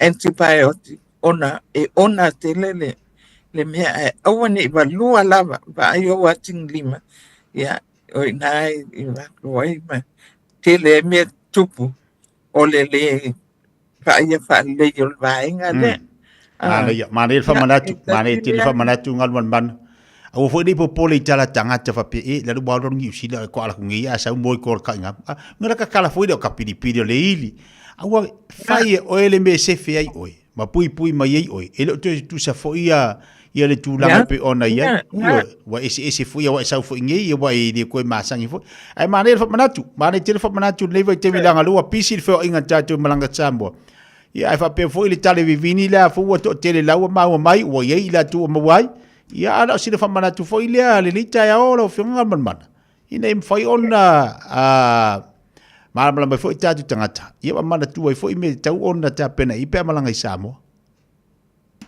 o le peia na o fai atu mua wa ai atu pui a pai e te alo ma ave lau whanau si aki uma tu pui o tamaiti mo le televin ina ia whaatau no wina uma ia tuina ai te le ialu o te matea e a whaanga e whautua ina lava ina ia whai tu pui na whanau pe a whai o oe malau whanau a toa le awo i Samoa ia whautua ina pui vai tu pui o misela ave ta ina moe whaamomoe e te mai aua tu te whaamoe a ingalai o e tu e anil ta ina o le maua ta ina mo i whale o stainga ia i maangele ia ma i fo i stiwe a house e te aluanga ia tili lava lo wala tua o i ni ma ta ina ia a le koe lau su i ta ina su i lava i ni nana e ala tua ia whai aua tu whaamoe a ingalai o wala fo i le ai fo in ta ina mo e la tope e fa popo to ma o fo tuanga le tia ai mai te lava ia la to e o ma ave fa na ma ave te mai ave ma to spray po ni insect ni lotion o wai tino ta mai a mo fa ta ele lo ta ya wala o wai tino ta mo e ya la ya le to yo la fiafi o man fa ta ele to mai titi o tino anga i spray le ia na i vai la ia le to po i mai lava lau tama ia ma o to ele o tutu weni po ele o po ua pe o tele o tamaiti ia ona o le namo valu loa ia o ina lai mau wai loa ma le po ula le wa ia tu ale le mai po linga ia Samoa ia o le tasto prokalame na mo ni tu la o fautuanga po ia o fautuanga ona ua ova ai anga ia ai mai se lava pe amato mai fata te lofa lo tapa ai atu tia in tamaiti o kan ka po o vai malima ia mapolinga ona le lenta pena le po ina va ai ia ai mai se lava ia o le yo o lava i faonga ia le yona mau fo ia namule le avanoa ia e vai mai mana ia tele pepeti o le au sila mal pa ia na foi la pia ia namula to ai mo nisi lava fam talanga ia fa sota mai il tato oval stilau tolu lua o tolu mirana to fa sota mai ai nei foi tu late tia o te fa fitaya tu ia la to sama wa no na to tu really mai ia lava tal no mai ia fa fia mala la matili I tui pui pui o le televini. Ia atonu la le ua toi whamanatu atu ni tūla. Ai whawhetai o lo o iloa ai. O lo o iai la tō o lo o amana ia mai o tapulo kalame tia. Ia iai foi nisi o wompa anga sa tawi lin mor. O ina pe iai te whala potputonga. A ngata mātua. Ia o ina foi pito noo. Ia te mai tau atu i la tau e pe au lotu e Kingsland. Ia ai maana ia e atu i nai lin mor a whai o tō whaponga mai. Ia whatalo whatu. Ia mawa ai leia tau o taupo o whai o tau tui pui pui. Taun tau o mai a whai. Ia on tau wewa ia la ia lea. Ia ai whatalo whatu po ia la tau uma. Ia oro mawa mai a ni pro kalami ni tu la. Tia ia o pamtalanga lea. Ai o tato numera na pe o na o ta ua. Ia ai ma whai lava on tau woanga i tato palma i Penrua. 136 Queens Road. Ia po ole Waimahia, numero 5. Ia e whai e tui pui pui o neilas, tuana i neilas o mulmuli, e iai al tato van, ia ma tui pui pui i Pōsesei. A whai la o tō lalam papa au e mangele, ai le i whai a tui pui pui o vaenga leia ai le i o. Ia o ane anga ia na tala i le fuluanga i le lua.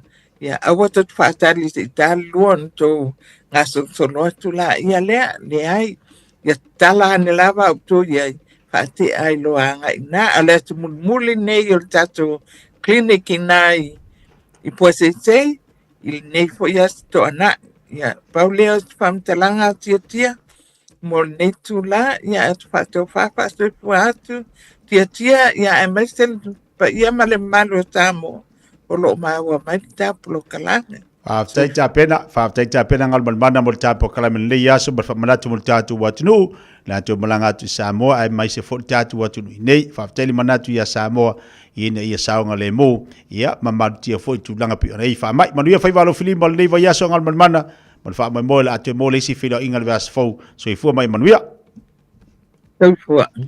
late maftabali tatu watinu late tayal na fa fangabali tatu pokalabe na ale fe ngan mana vai fangalo na seri pe ona ila na tautu ma nga mo tanto ile nei fo yaso se balte balawati le fa minuto che nei ia late tula sumatasi simbel fa fonga tatu telefone ngana Britania. All I hear is Radio Samoa, Radio Samoa, Radio Samoa. Tolu amo Radio Samoa kasilima ivokulu amo.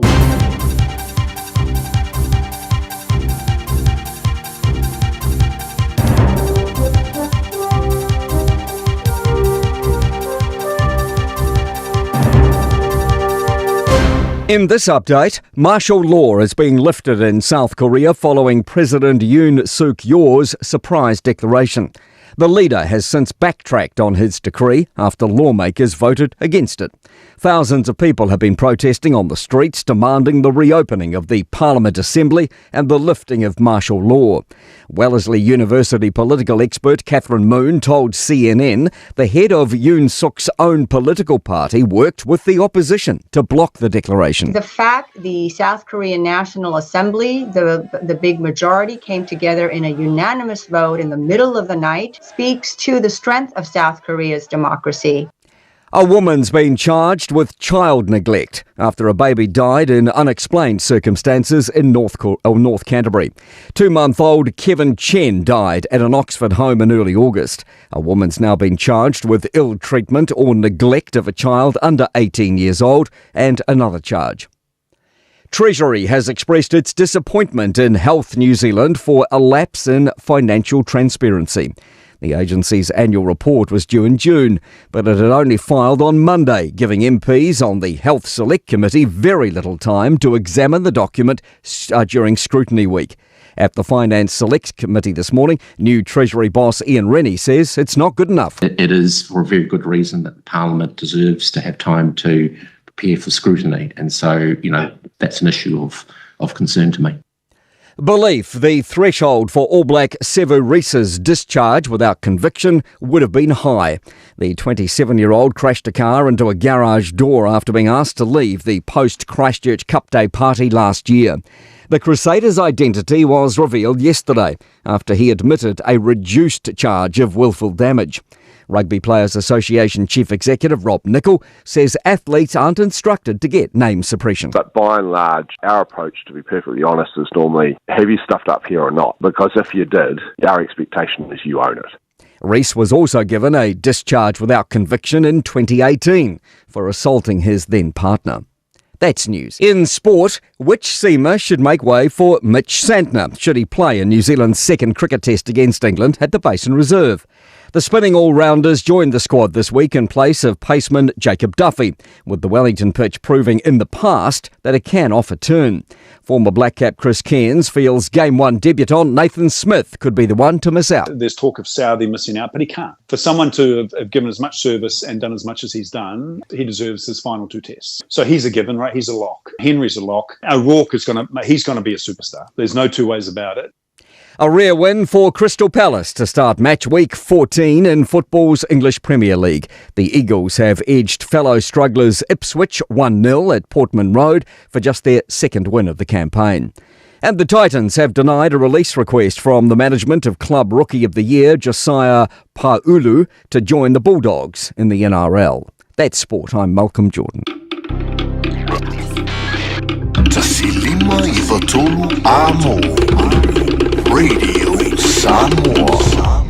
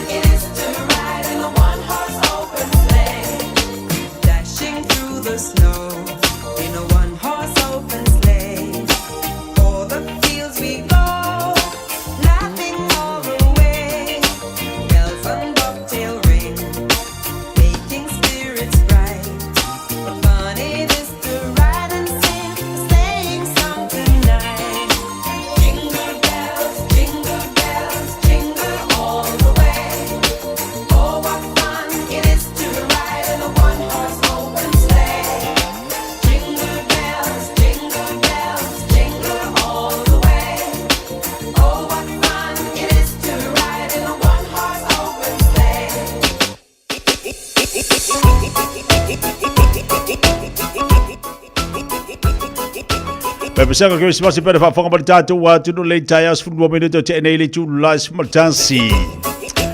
Matul tatu fase silanga le o tonu mai ile le tai ao. Tu singa ingoa mal possible le fakasa fasi to tai aso tona e sofito te sema nei tu sanga lu o fa. A ma tu te le tapoina le fala matso. Sa mo yo ia mo malu sau ngata. O le fue lave ele talangata. Awa oe o le maota tulu i mona e poupou i whetelainga e anto le malu ai salani i le mātango fie tulou na lava. Ai mātou te wala watu i le awa ma le whaalalo i ala matama whanau i le paia i lupe whaalele ma taulanga soifua ai mai se fwoi o ne mātou tau penga afa o wō mau me mamai e malu ai le nei nuu o fasi totai o le paia lava lea i le fio le ainga taulangi a fio le maupu o le tuia ana, alala ta i le mamalu le nofo i tu ainga ia falfitu, o le ali o ainga i le usonga. O lea o taunu mai le whainga malanga a le sunga le whawhengainga malanisi, o le tatu e kālesia e whakasa mai fasi totai au kila nei. O na ua mo mia laufso sani, i le atina ina o le ngā luenga asi o tatu nuu. O lea ua e aile tō whaa, i le taiti i whono ma le mamalu le maftanga au kilani nei e whapea. O le awhaia le tatu tusi ngai ngoa ma le pōsiva, i le aso tona i aso fito te sema, i le hola le kālesia pi IPC i Ranui, tolu lima Amara Drive i nai Ranui au kilani. O le pokalame o le aso, o le tali tula sifuru le taiao, taunu uval aulia, afa le sifuru le taiao, sauninga lotu, tali tula sifuru maltasi, ta tala alo ia le wha moe ma wha ngā solo le tātu po kalame. Tāle tu lai wha, tau alunga le wha moe sa so ai ma le tau maftanga. Tau lolo wina o le maa au, ma whai uai whainga mea lofa, ma wha alolonga se ia mai a. A fia mai ma tala mai au, tātou te whailoa i masi o tātou nuu malanga mai sa moa, ma tātou fia ai i le aso. O le amatu mo mori fo i taulanga, i le whata whai taulanga le tua, i soma au tātou te ofoina, whātasi ai ma le mātu te talo, i atoe whātutu mātua le tua o tau wharasaito ua tuunga oina, o no lau sida alofa i le whamoe le kālesia mai Samoa. Whamani e tele le tua, i lau whaai whaatai, sa inia le teite i whono ma le maftanga e whakasa whasi to'o tai au kilani. Paula nau tatu fase silanga leu tonu umai le leita iau, tu inantu wale nufu sirifia le tatu watunu, o wong paanga, o ilanto umalava e tau le fianga fasi to tai, leu e whaafonga mai, o msi mai i le wharasingtari sunga le whawhengai o le pa i o le kālesia i Samoa, o alava le fia mau o lau soasani, ia, o le tulanga masani lava pe ona iai, leu o toatu tulanga pe ona iai le tatu whaamai moe le astonai, ai mai se o le whaangasolonga o le tatu po klami. Te bela wati sifuru 5 minuto leu te elere tula simaltasi, e leu whaatasi mari tau sala le po klami le fifia mai, leu du eli to finga ai so houtu mo tatu le lita au, se tatu talitanom tatu whaasoa, i meo lo tupu i tono le tatu atu lua Samoa, talo whali lo to finga lita au malo leusu. Ia, langi mātawhi lau whetalainga te le nei tae au, ia, ta lofa tu fo le mamalo se tātou atu no, ia o loo whaafongafonga, ia o mai moa mai foi, ia i le tāpō kalame nei tae au, malo fo le usu ia te oe, ia ai mai se foi, ia le mamalo se tātou atu no, ia po fia lava le tu o loo anga iai, ia i tiu te mawhaiva, ia malo lava le wha malo sine nei asulun. O wawa ia tui lau sangi le tape fōringa mai o masau māru ar kai hau. Ka kue lava, la mamu wale i kofertai, o ia ua uma fo le toi tiro fo i sisi mea.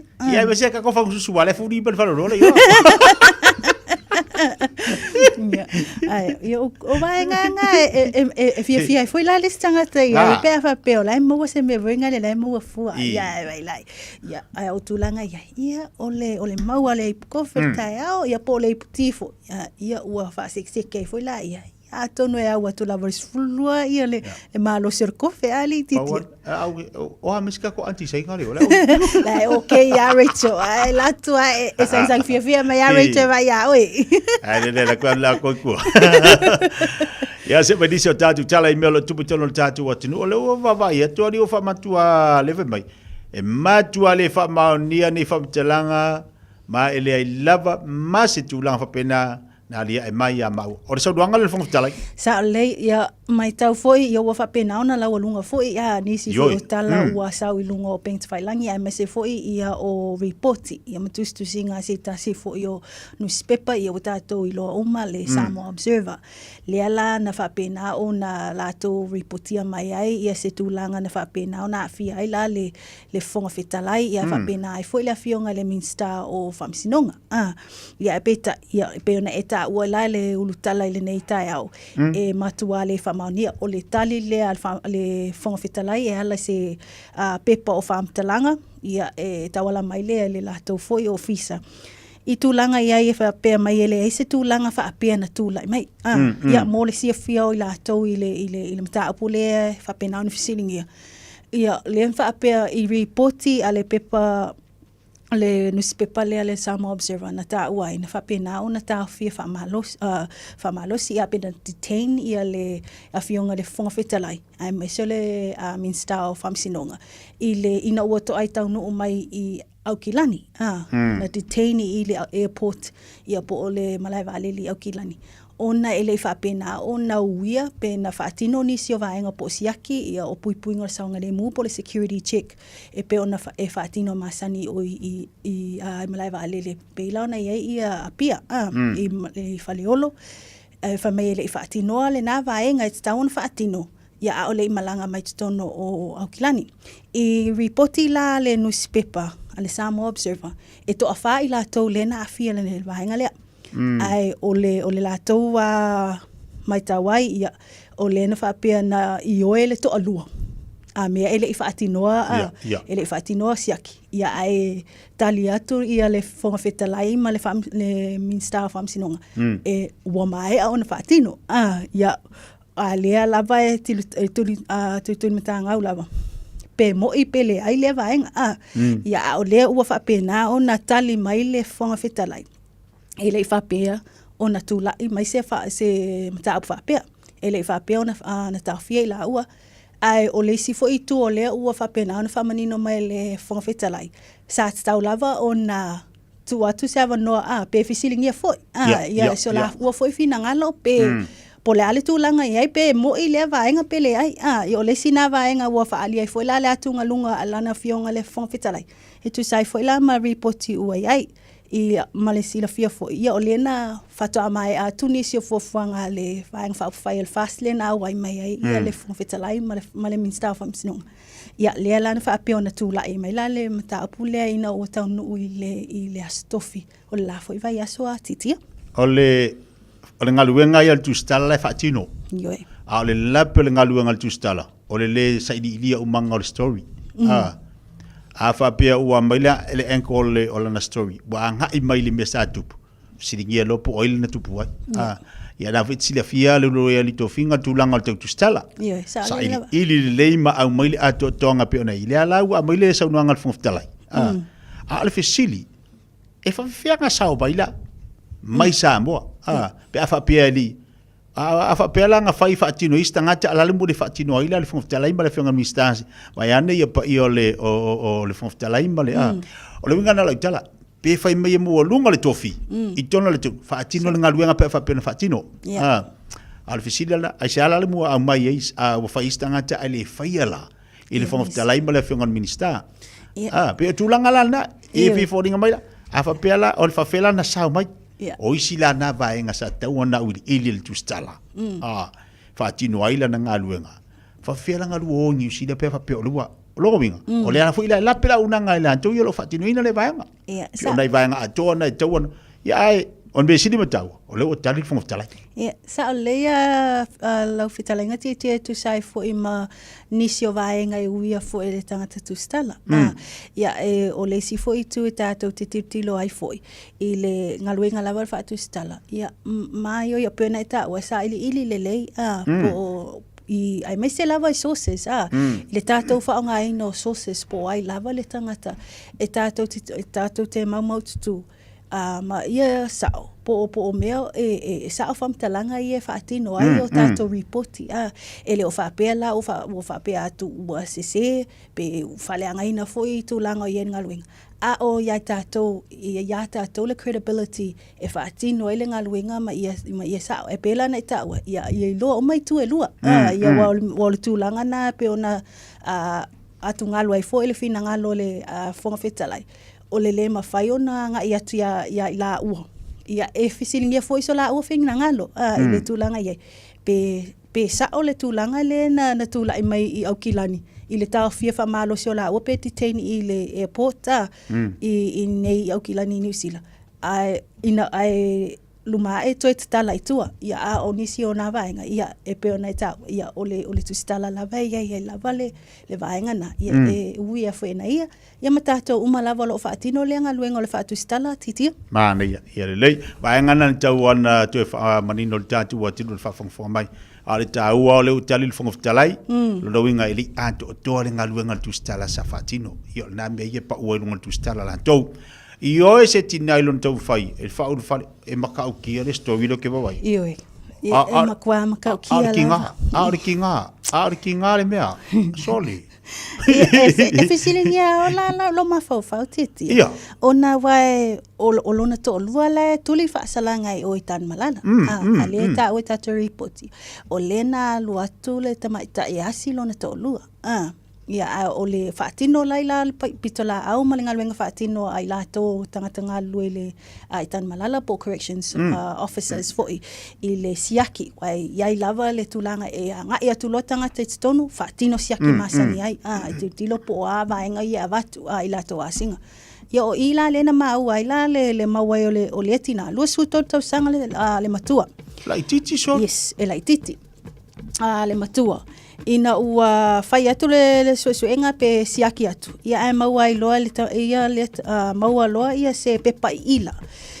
O loo iai ia le pauta whaasaina le, o le meth. Ia le ta ua tesima le fitu o kalama. O tesima le fitu o kalama le mamafa. O le aisa lena maua atu i le la aia leta maita i wa lena wha mauina. O lena fai suenga maua i le ofo leta maita i lea. Ia le pepa ila lea ma nga ilo le sa ili nga leo i le tavale polona sale na alwa toi ia lena mawai foi la nisi o pepa ila se tasi foi o pepa ila ia le fa mawina o tesimale o fa kalama le mamafa ia o lea la ufa pena ona fa awa mai le tau fi o le tamai tai ina o tu la me le fa lave le foi mata upu ia ma ua ia i o ina la ia tulanga le molianga lona umia o le fala o le pauta whaasaina le malona tau mawhai e avatu i tutonu whaasoro tu la fono le vaenga tutonu tan malala ia le vaenga lea o le whamauina la o le ua ta whaatali nei la le tula o le tamaita e le whamsinonga ia matulanga ia i le whaiunga le whamsinonga i o na molianga le ua ia i o ina te tia o ka se te leo le afianga la iai i oi a fa pe foringa mai na halu mani ya mani aisa mani vaenga e a vilona to lua po me la tu le lon to lo to fa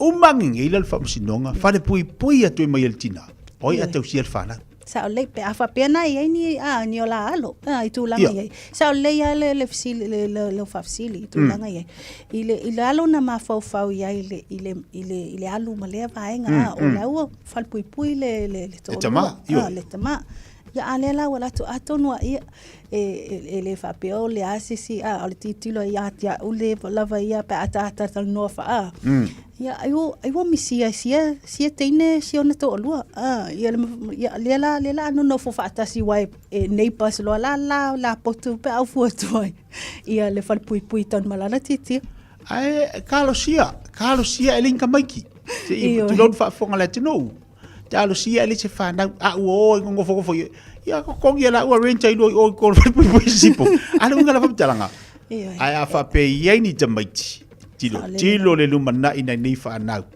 po feo le anga ia o la baba ai le lumana ina nei tamaiti po feo le anga ia wa le usuma lia ia ti la ua le fatino nei vaenga ono seleni local tama alwatu na ia oltina ia ai tarsia ia ne ite iwa ngalue le ngangole li to musia la mafufau ia susani fo ia ti la ua ia mai sia ni mo tina tu e pel tama ia o loka a ufia le asi fa tau le lise me ai ale asi ai ia masongi longa ala faunga es koe fo i mai le vai kamai ia e o kinga ngo ke ia o sa mea nga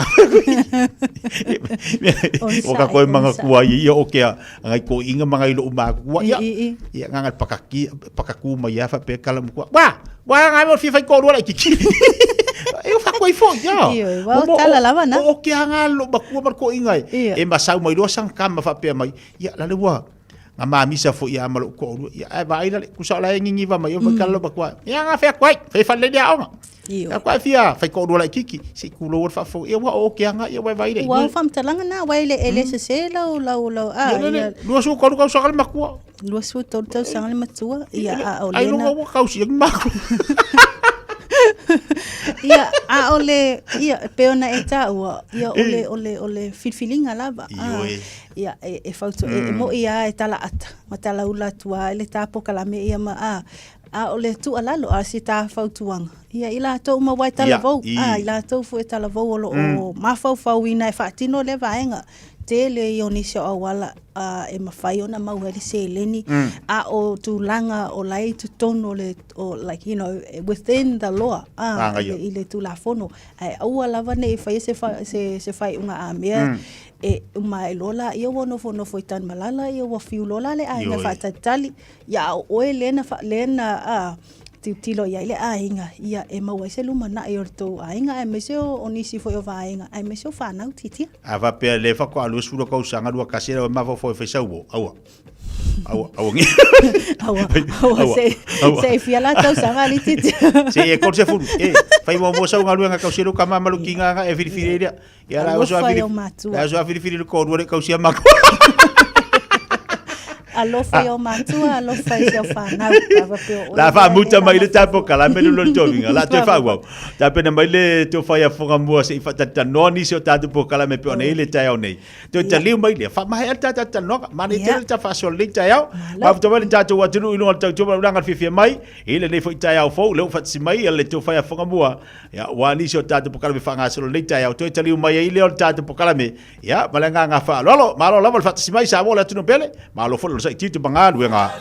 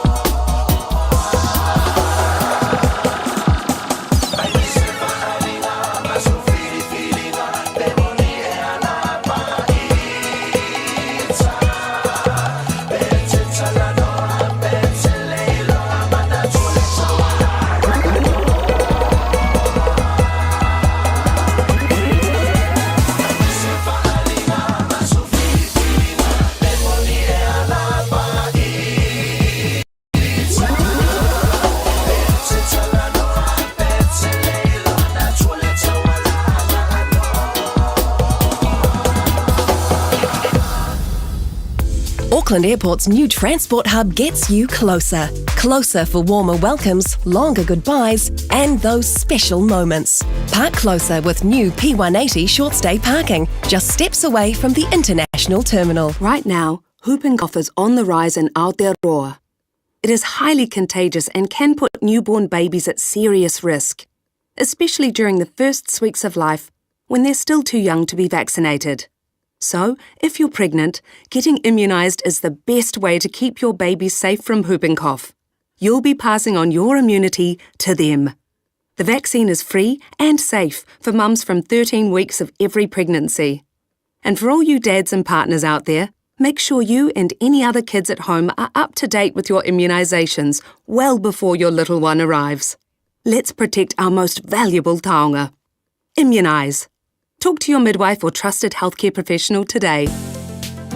Masala ua e vaai I fale fo mai, po o taa vale ale fono ma e whape ane, ua nao au nanga tau soifua malolo ina ma nifo mātau te whaia.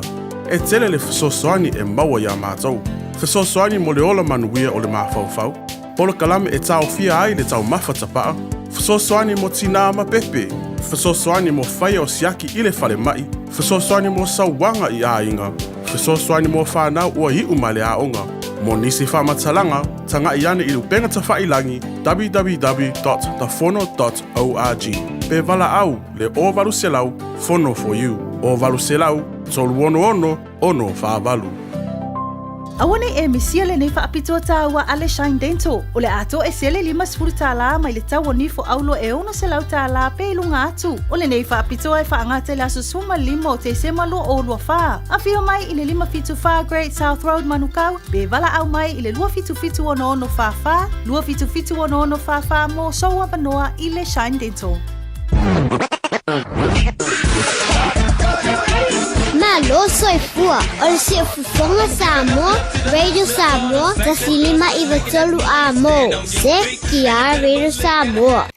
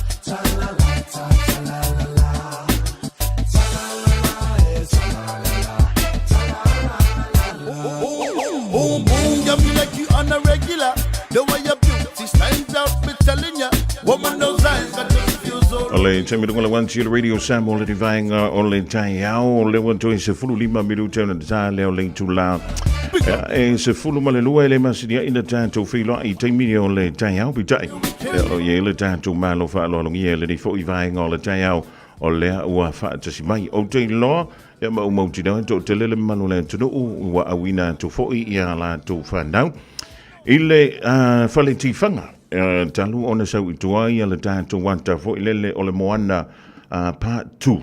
Ia e fia la le nganga ile nei vaenga o le taiao. O le wa tātou whaatasiai. Ma se tasi o alo Samoa. O ia o le ilenganto I o le director, ia au le co-writer o le tātou tatifanga le da o le moana 2. A very pleasant good morning or good afternoon all the way to LA. Welcome on board Dana Ledoux Miller. Talofa malolo soifua. Talofa, thank you so much for having me.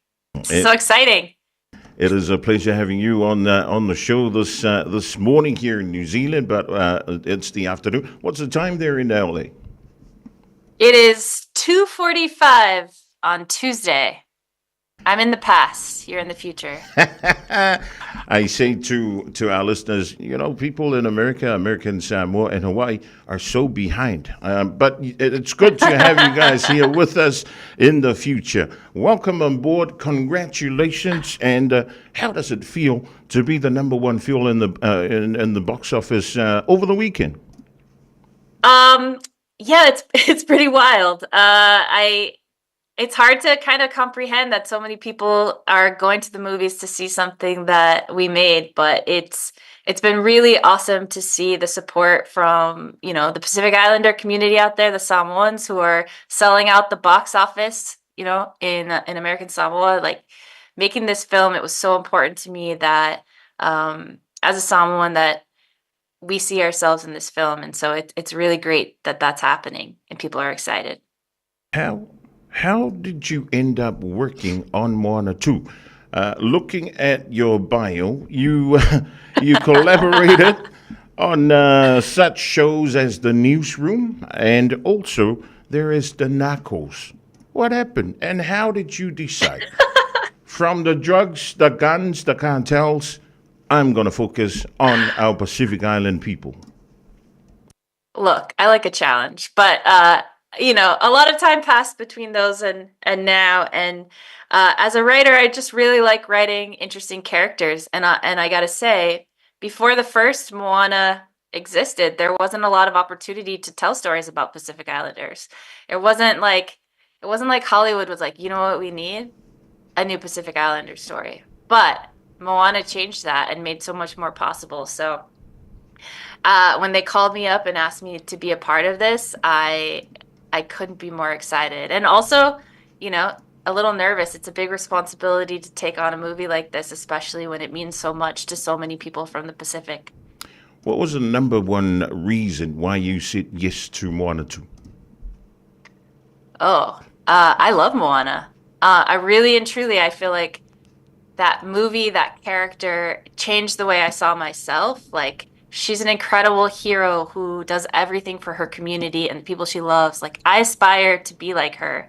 And so to be asked to come in and have that opportunity to tell her continued story, I can't say no to something like that. I mean, Moana is also one of the most watched films in the world today, 8 years later. Like, what a gift as a filmmaker. We all make movies because we want people to see them. So to get the opportunity to make something that millions of people around the world were going to see, that's a chance of a lifetime. How long did it take you to come up with the storyline for Moana 2?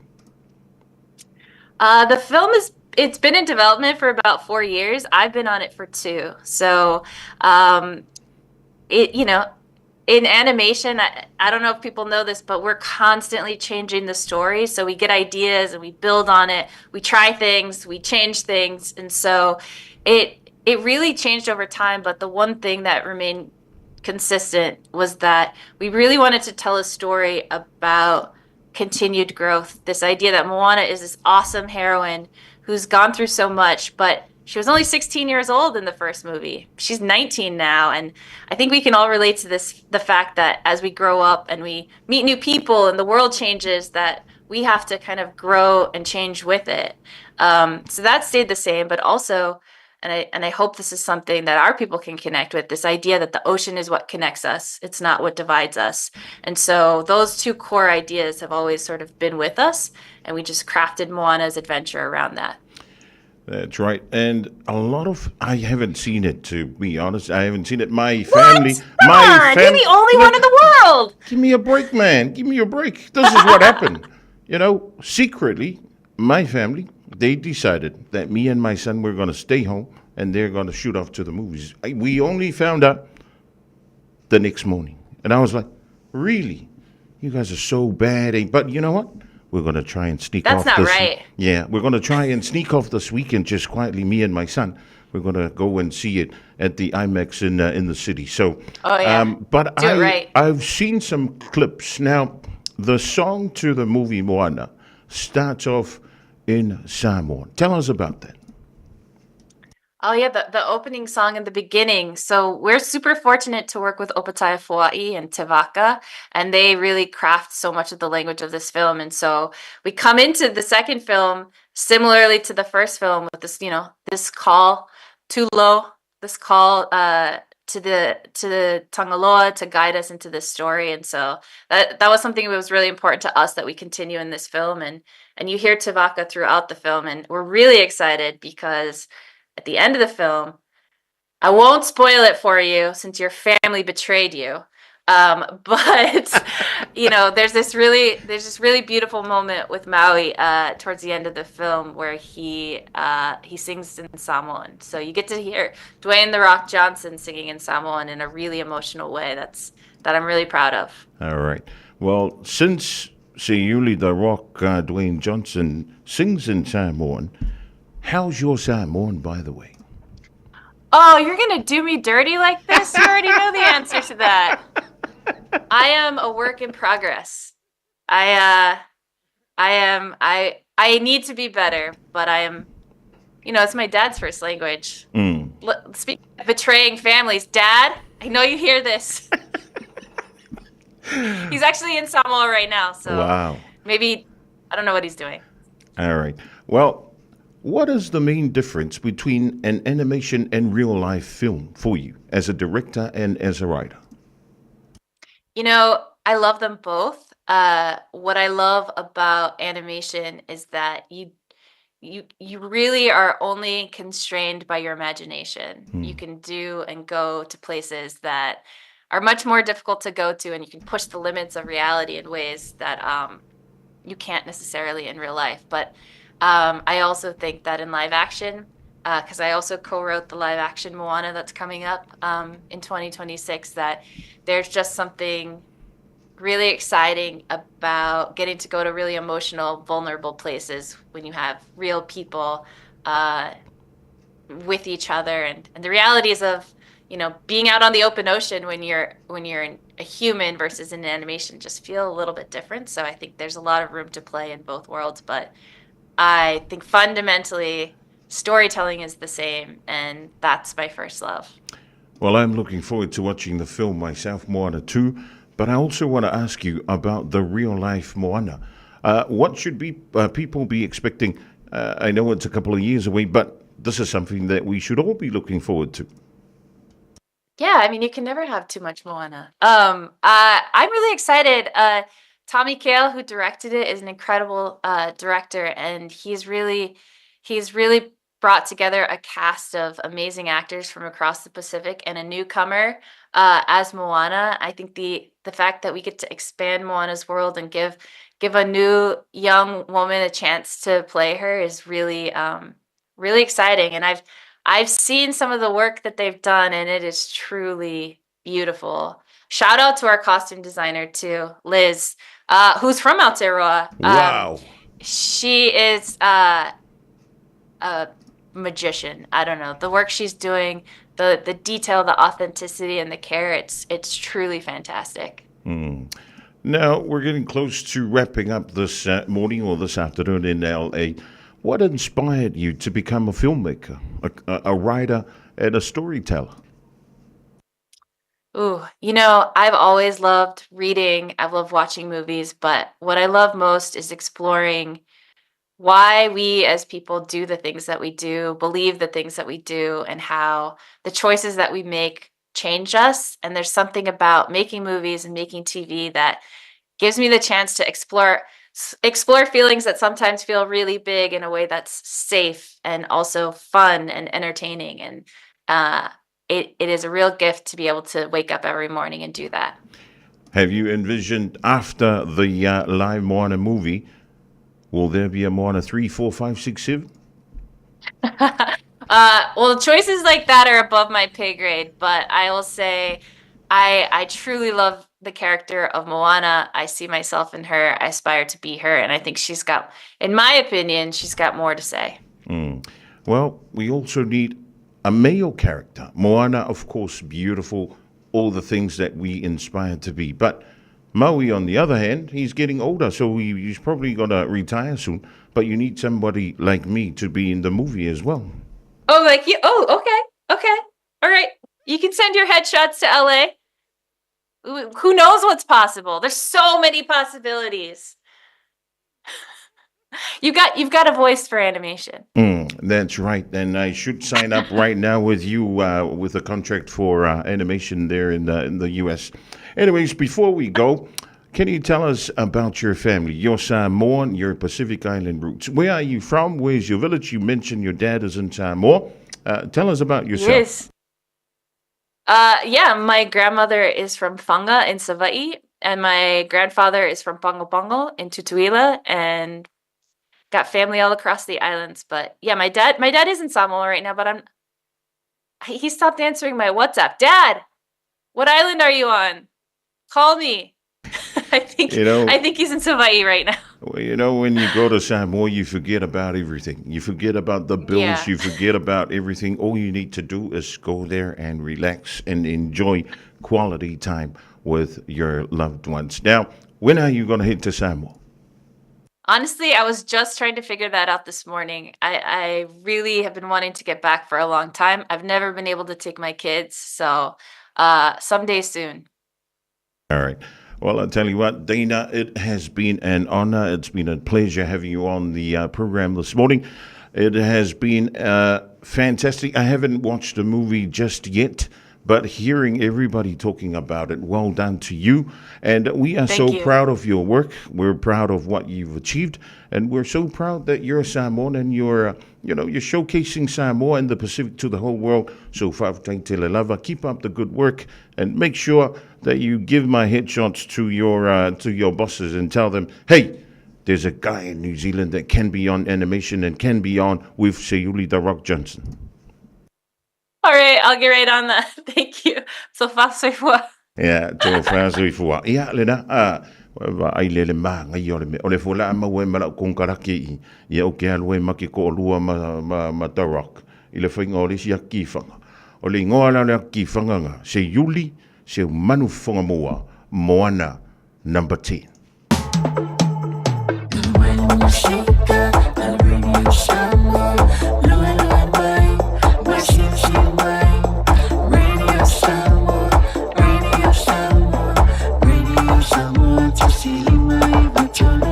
Radio Samoa.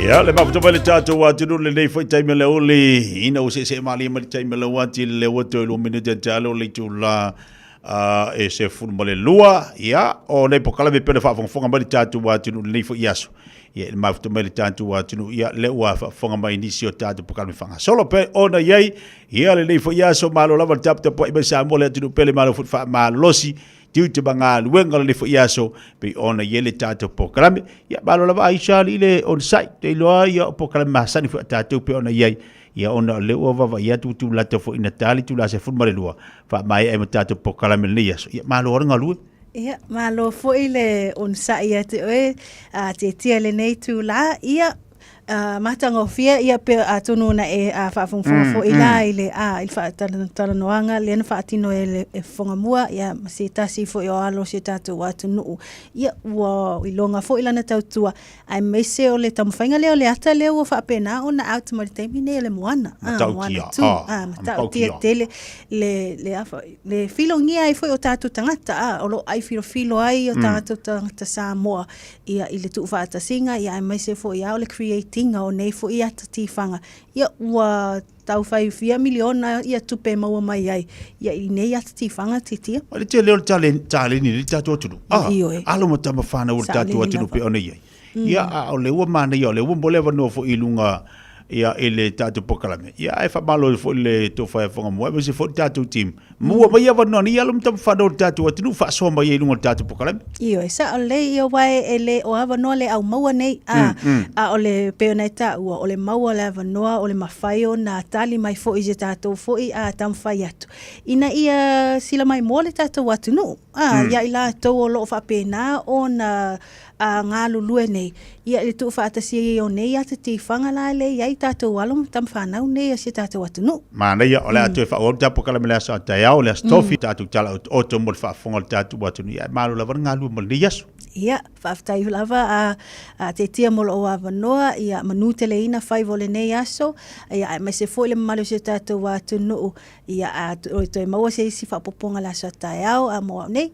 So ifua mai manuia. Ia le na fa fonga tatu atu ni so tatu pokale fanga solo ma ne foi fa tatu nanga ni yaso pe ona moleva no le to fa fonga mua so ta ia to inisi di alo mo tama fana o tatu atu no pe ona iai tatu pokale fanga solo tatu filo ila so ta ia le lo fa malanga le tua ta pe na foi le to fa fonga mua to fa wala na tatu mo tatu atu no o ngalo le fe ferane tatu sumpa tatu e fa ngolongo mai tatu sumpa le fe ferane tali tu la ono fa li tatu sumpa le fe ferane tatu fa li masani leu te whalongolongo anto le a whatasi maisi tasi foi nisio ilanto. Ia olo o te ia i alpo kalamele le hepo life a wai atu la nanei. E asi atu le tatu whamarstino. Awala te misia a wanore leilea te whilo i atu nisio ilanto. Ia olo whafoina ia neipo kalame foi lea mo le seifua mo le vai o le seifua maloloina. Po le hepo life ia mantua foi lea whaima whamarstino. Yo ila tula nei lela awa ya tuna nei li tatu sumpa ya mo la vanoa va va tu tali tu le odo le fefera nei fa tatu sumpa fa imasani awa te misia le vanoa fa mangalo se lo vai vai to ona sta tu te tio le tau mali ila fa fonga nei yaso ya poto le tau tai el sela na tu yama tatu fe ila so tao ile lo fa malanga le tatu mtai si langi se fo mai manu ya Beta Drive Doctors ile tau longa fa tau I mangele fa pe manrua mo le vainga o so singa se pe amana o mia e fa tino e foi ma tui o le fana witi o tui le ko witi sfuluiva mo ila tau e sfuluon tau sanga malunga atu fa pe ma tui o le flu pala au telefoni lua lima fitu valu lima iva valu mo so no e fa tino nei au nanga o fisa fo mai mangele I taftafane o McDonald Aman Rewa I taftafane o le Faletusi po le Public Library Beta Drive Doctors Clinics Fai mea alofa I a inga mawo I Samoa, e ala I whaatawina o se hotel ta alofa voucher. E mawhai ona whaongaina mo aso ta ua whailongaina.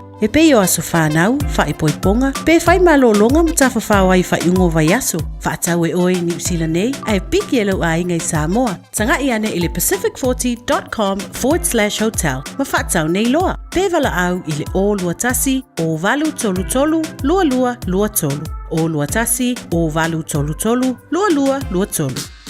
O le Furniture City I le tolu fitu Sales Yard Road I Otahuhu. E te mawai se ti mea awhale, mai le iwa se lau iwa iwa tāla. Afe wha se lau iwa iwa tāla, ma le afe iwa se lau iwa iwa tāla. Maua se tino fōa o le potu malolo, no fōa ma le lau lau ai. Whaapea moenga ese. Asili atu ma le afe valu se lau tāla lau whaatau. O na maua leo lau pepa tala o loa. E se lau tāla, ma le isi se lau tāla. Mo lau e ka le sia. Wala au loa le Furniture City I le ono tolu wha, lua lua fitu lima. Ono tolu wha, lua lua fitu lima. Usi mai alau whaafafonga. Telefon mai Samoa ia so taitasi. Ua au mai amo oe ona o le langolango mai a le talofa voucher. O te whaatalofa le tātou o tino, mafuta foi me wheloa I le nei aso fau, ia usi mai alau whaafonga. A o whao ngā I Bear Company waalele le tātou o tino o le Samoa Airways, le malai waalele I whangari I moana whai ngā malanga, I le vao Samoa ma Amerika Samoa. O le masina whai o le neitu sanga le a whaatino ai se swinga, I malanga umai whai lea I le aso sa, taimi lea I Samoa, a o le aso tonai, I Amerika Samoa. Wa whai loa le Samoa Airways I lana upenga te whai langi. O le aso sa o lumana I nei le aso fitu lea o te sema, e amatai o na wha o ngāle no fuanga fau o mai a fausia mau musa, le Regional Terminal I le malai waalele I whaleolo, mo malanga I le wāo pia ma pango, wha peai malanga mai tutuila mo a pia. E manino mai lea wha alinga le company waalele, o le ale wha o ngāina le malai waalele I whangari I aso sa, I malanga lea I le wāo Samoa ma Amerika Samoa, ai o le a wha o ngāle no fuanga fau I whaleolo, mo ia whai ngā malanga. Ma ieli tali tanunga le a fifi le muai le pa o afi o waalele, mo le fio anga o whangali I manu utua oi, a o wha mamalu le sapati po le sa. O le fofuang fau o le whalaptonga o le whaputunga tupere lumana I manui o tangata, le nupi whae whaatino se fesoa swani, I le whaatupeina o tong fitinga whaafomai po se medical scheme. O le a amata I le whaeungo le vāsone ina whaatela noa ma le mamaru lau tere o le tātu watino. Lea fuanga. O whai roi se whaasalalonga whalawa I tere lea whalaptonga tūma o tere malo. O mata upu uma o le a fia sira fia lea tunu, e whaatatau I lea fuanga, o le a tali uma I le wheloa inga e whaia lea stona I nei, I le maonto le tutu I le loto, lea sa ingoa mua o le wheloa I mauso. E lea ngata o le awa noa mua lea whaatarano ai lea fiso swani, ma le tātu o tunu I uponu, ai o lea stona I o le vahia so fau, e whaia I sawa I le hall, o le apito pisanga I sa le longa. O le lipoti whaale tausanga le nupi whaale tausanga I lua o lua, o lo whailo mai ei lea fuanga, o le whaio le fisoa swani mo le whaatupeina o tong fitinga whaafomai, e le ngata I tangata whaisa o whanga I le whaalaptonga, ai o le tātu utanu lau tele. Wa tutu maure pūlengo le newspaper Samoa Observer I lana lipoti na whaasara lau wai, le tau fia wha malosi I le malai waalele o Kilani, o le fonga fitalai ma le minstau wha masinonga, ai o se pepo wha amtalanga wa wha ilo ai, le te ena malosi le fionga le fonga fitalai o le palemene, le sunga papali ili o lo I pola ta au masipau, o lea li poti le newspaper na nginga I le asunga fua o le vai sonei. O lo wha ilo I li poti e wha pere I whaia le siaki o le puipuinga o le saunga le mu, po le security check le fonga fitalai ma le minstau wha masinonga. Manisi tangata I toa lua nao fia I le pasese, a se malanga le company waalele o le Air New Zealand I le awa uli o le stofi na tenei. O le vaenga e whae e ma whaatali ei pasese, mo tangata wha alo alongia matau aloa po le VIP, na wha o ngai le fonga fitalai ma le minstau, ma ia pasese toa lua, e anga iai I le waalele. Na whatoa awhisiringia le fonga fitalai ma le minstau, ma ia pasese toa lua, ina ua tau nui au Kilani, ma ua whaalia le lipoti le newspaper, na I oe pasese toa lua, e le whaia la siaki o le puipuinga. Ai o le fonga fitalai ma le minstau, na o la tali atu I le vaenga o le puipuinga o le malai waalele au Kilani, ua mai o na whaia la siaki o le puipuinga. Na tau fia wha malosi e roa le minstau ma le fonga fitalai, ma toi whaatanga e tu ua le malai waalele muli ane ai, e peo na ta ua le lipoti. O ia vaenga umana lipotia le newspaper ua whaalia le fonga fitalai le pepo whaamtalanga, e matua le wha maunia mai le aise tūlanga whaapea na tupu. Wa tua i ai le fonga fitalai le lipoti, i le pito tasi o na ubale ta pape fesiringia o ia, fa pele min stai so lafi na ngalo. Fa alia papali ili o lo ipola te o masipau, o le lipoti le newspaper, o se ngai o inga ua tau fa maua lalo i na ima fa lumaluma i lona tofinga, o ia o le fonga fitalai, fa pele min stai o le kapeneta. O le whai ngā malanga le fonga fitalai ma le min stai, na fa moe a wai i le fa mna tuina, o le fa tau sanga o le aso fa nau o le vanga fa ubufai, o le fa tua i le atua sa mo o tasi, le ana whaia i au kilani i le fa i unga o le vai aso na te nei. Wa fa awaura no futao fia pea i le whalipui tānu malala, i le vai ngā leo se tina te la vau lua se furutoru tau sangalo na matua. E fa tali ai le aso se furuvalu o le masina nei o te sema. E lau wai se fa i unga le fa amsinonga, i ona morianga e lua ua ia i o ina, o morianga i o le umio le itu aingo na koti o le aisa, po le methamphetamine. O Sofia Amen, po Sofia Ikenasio Amen. Na alu e asilo na toa lua o lo tuli le faa salanga i le whalipui tānu malala. I soli tu la fono le umio le aisa. Aina ua tau nuu i le whalipui, na whaia siakia leo le to ese ma mawai le la e o le tina. Ni tanga pepa i ila se lua o iei tu tonu. Le pauta faa saino le aisa. E tusa le mamafa ma le o tesi ma le fitu o kalama. Na su e fo ilana ta vale na malanga atuai. Ma mawai isi tanga pepa i ila e lua. Holo i eile aisa e tusa le mamafa ma le o tesi ma le o faa kalama. O le masina na te neo novema, i le aso lua se futoru le aso tona i lea. Na alu waile tina e asiro na to lua. Ai mawai o ia umia ia pauta faa saina ma tau fia i loa. Se ia o mai le aso ngafua le vai aso nei. Le ana tula i eimatu ina atu lana i oenga i morianga e lua. O wha mau ngā leo o wha ilo ai o le tina ua molia, e mai veiva seuta ma lufi. Wa atoa nei le vai aso o sa ilia pē leo le tina na whana wina se pepe tama, le ana mau atu i se whale ui o le mauta ngase i matotua, ua whano leola. O le soluru na te neina longo ina i leo e nisi na lato maua le pepe, ma whai aisa i ringa le fia maua le tina. O le tasi leo soli tu la fono, e ngangalo fato aadi ali mai, ma o le tausanga e duafes furuiva, e tolu ni ngai o inga whaapena tu la i mai ai, i te tonu le masina e tasi, i le mara tausanga e lua o, na tu la i mai ei fo i se soli tu la fono whaapea, ma whaia su e ngā leo ma mori ai se tina, i le whanau la fuai i leo lota ua. Wa avea i nei le whaatala ula leo le tina e ana le pepe na whanau uma leo le saruru ua mawae, ina ia wha ilo atu na tangata mo suenga, wha pe aile tu ina atu mo suenga wha fo mai, ina ia puia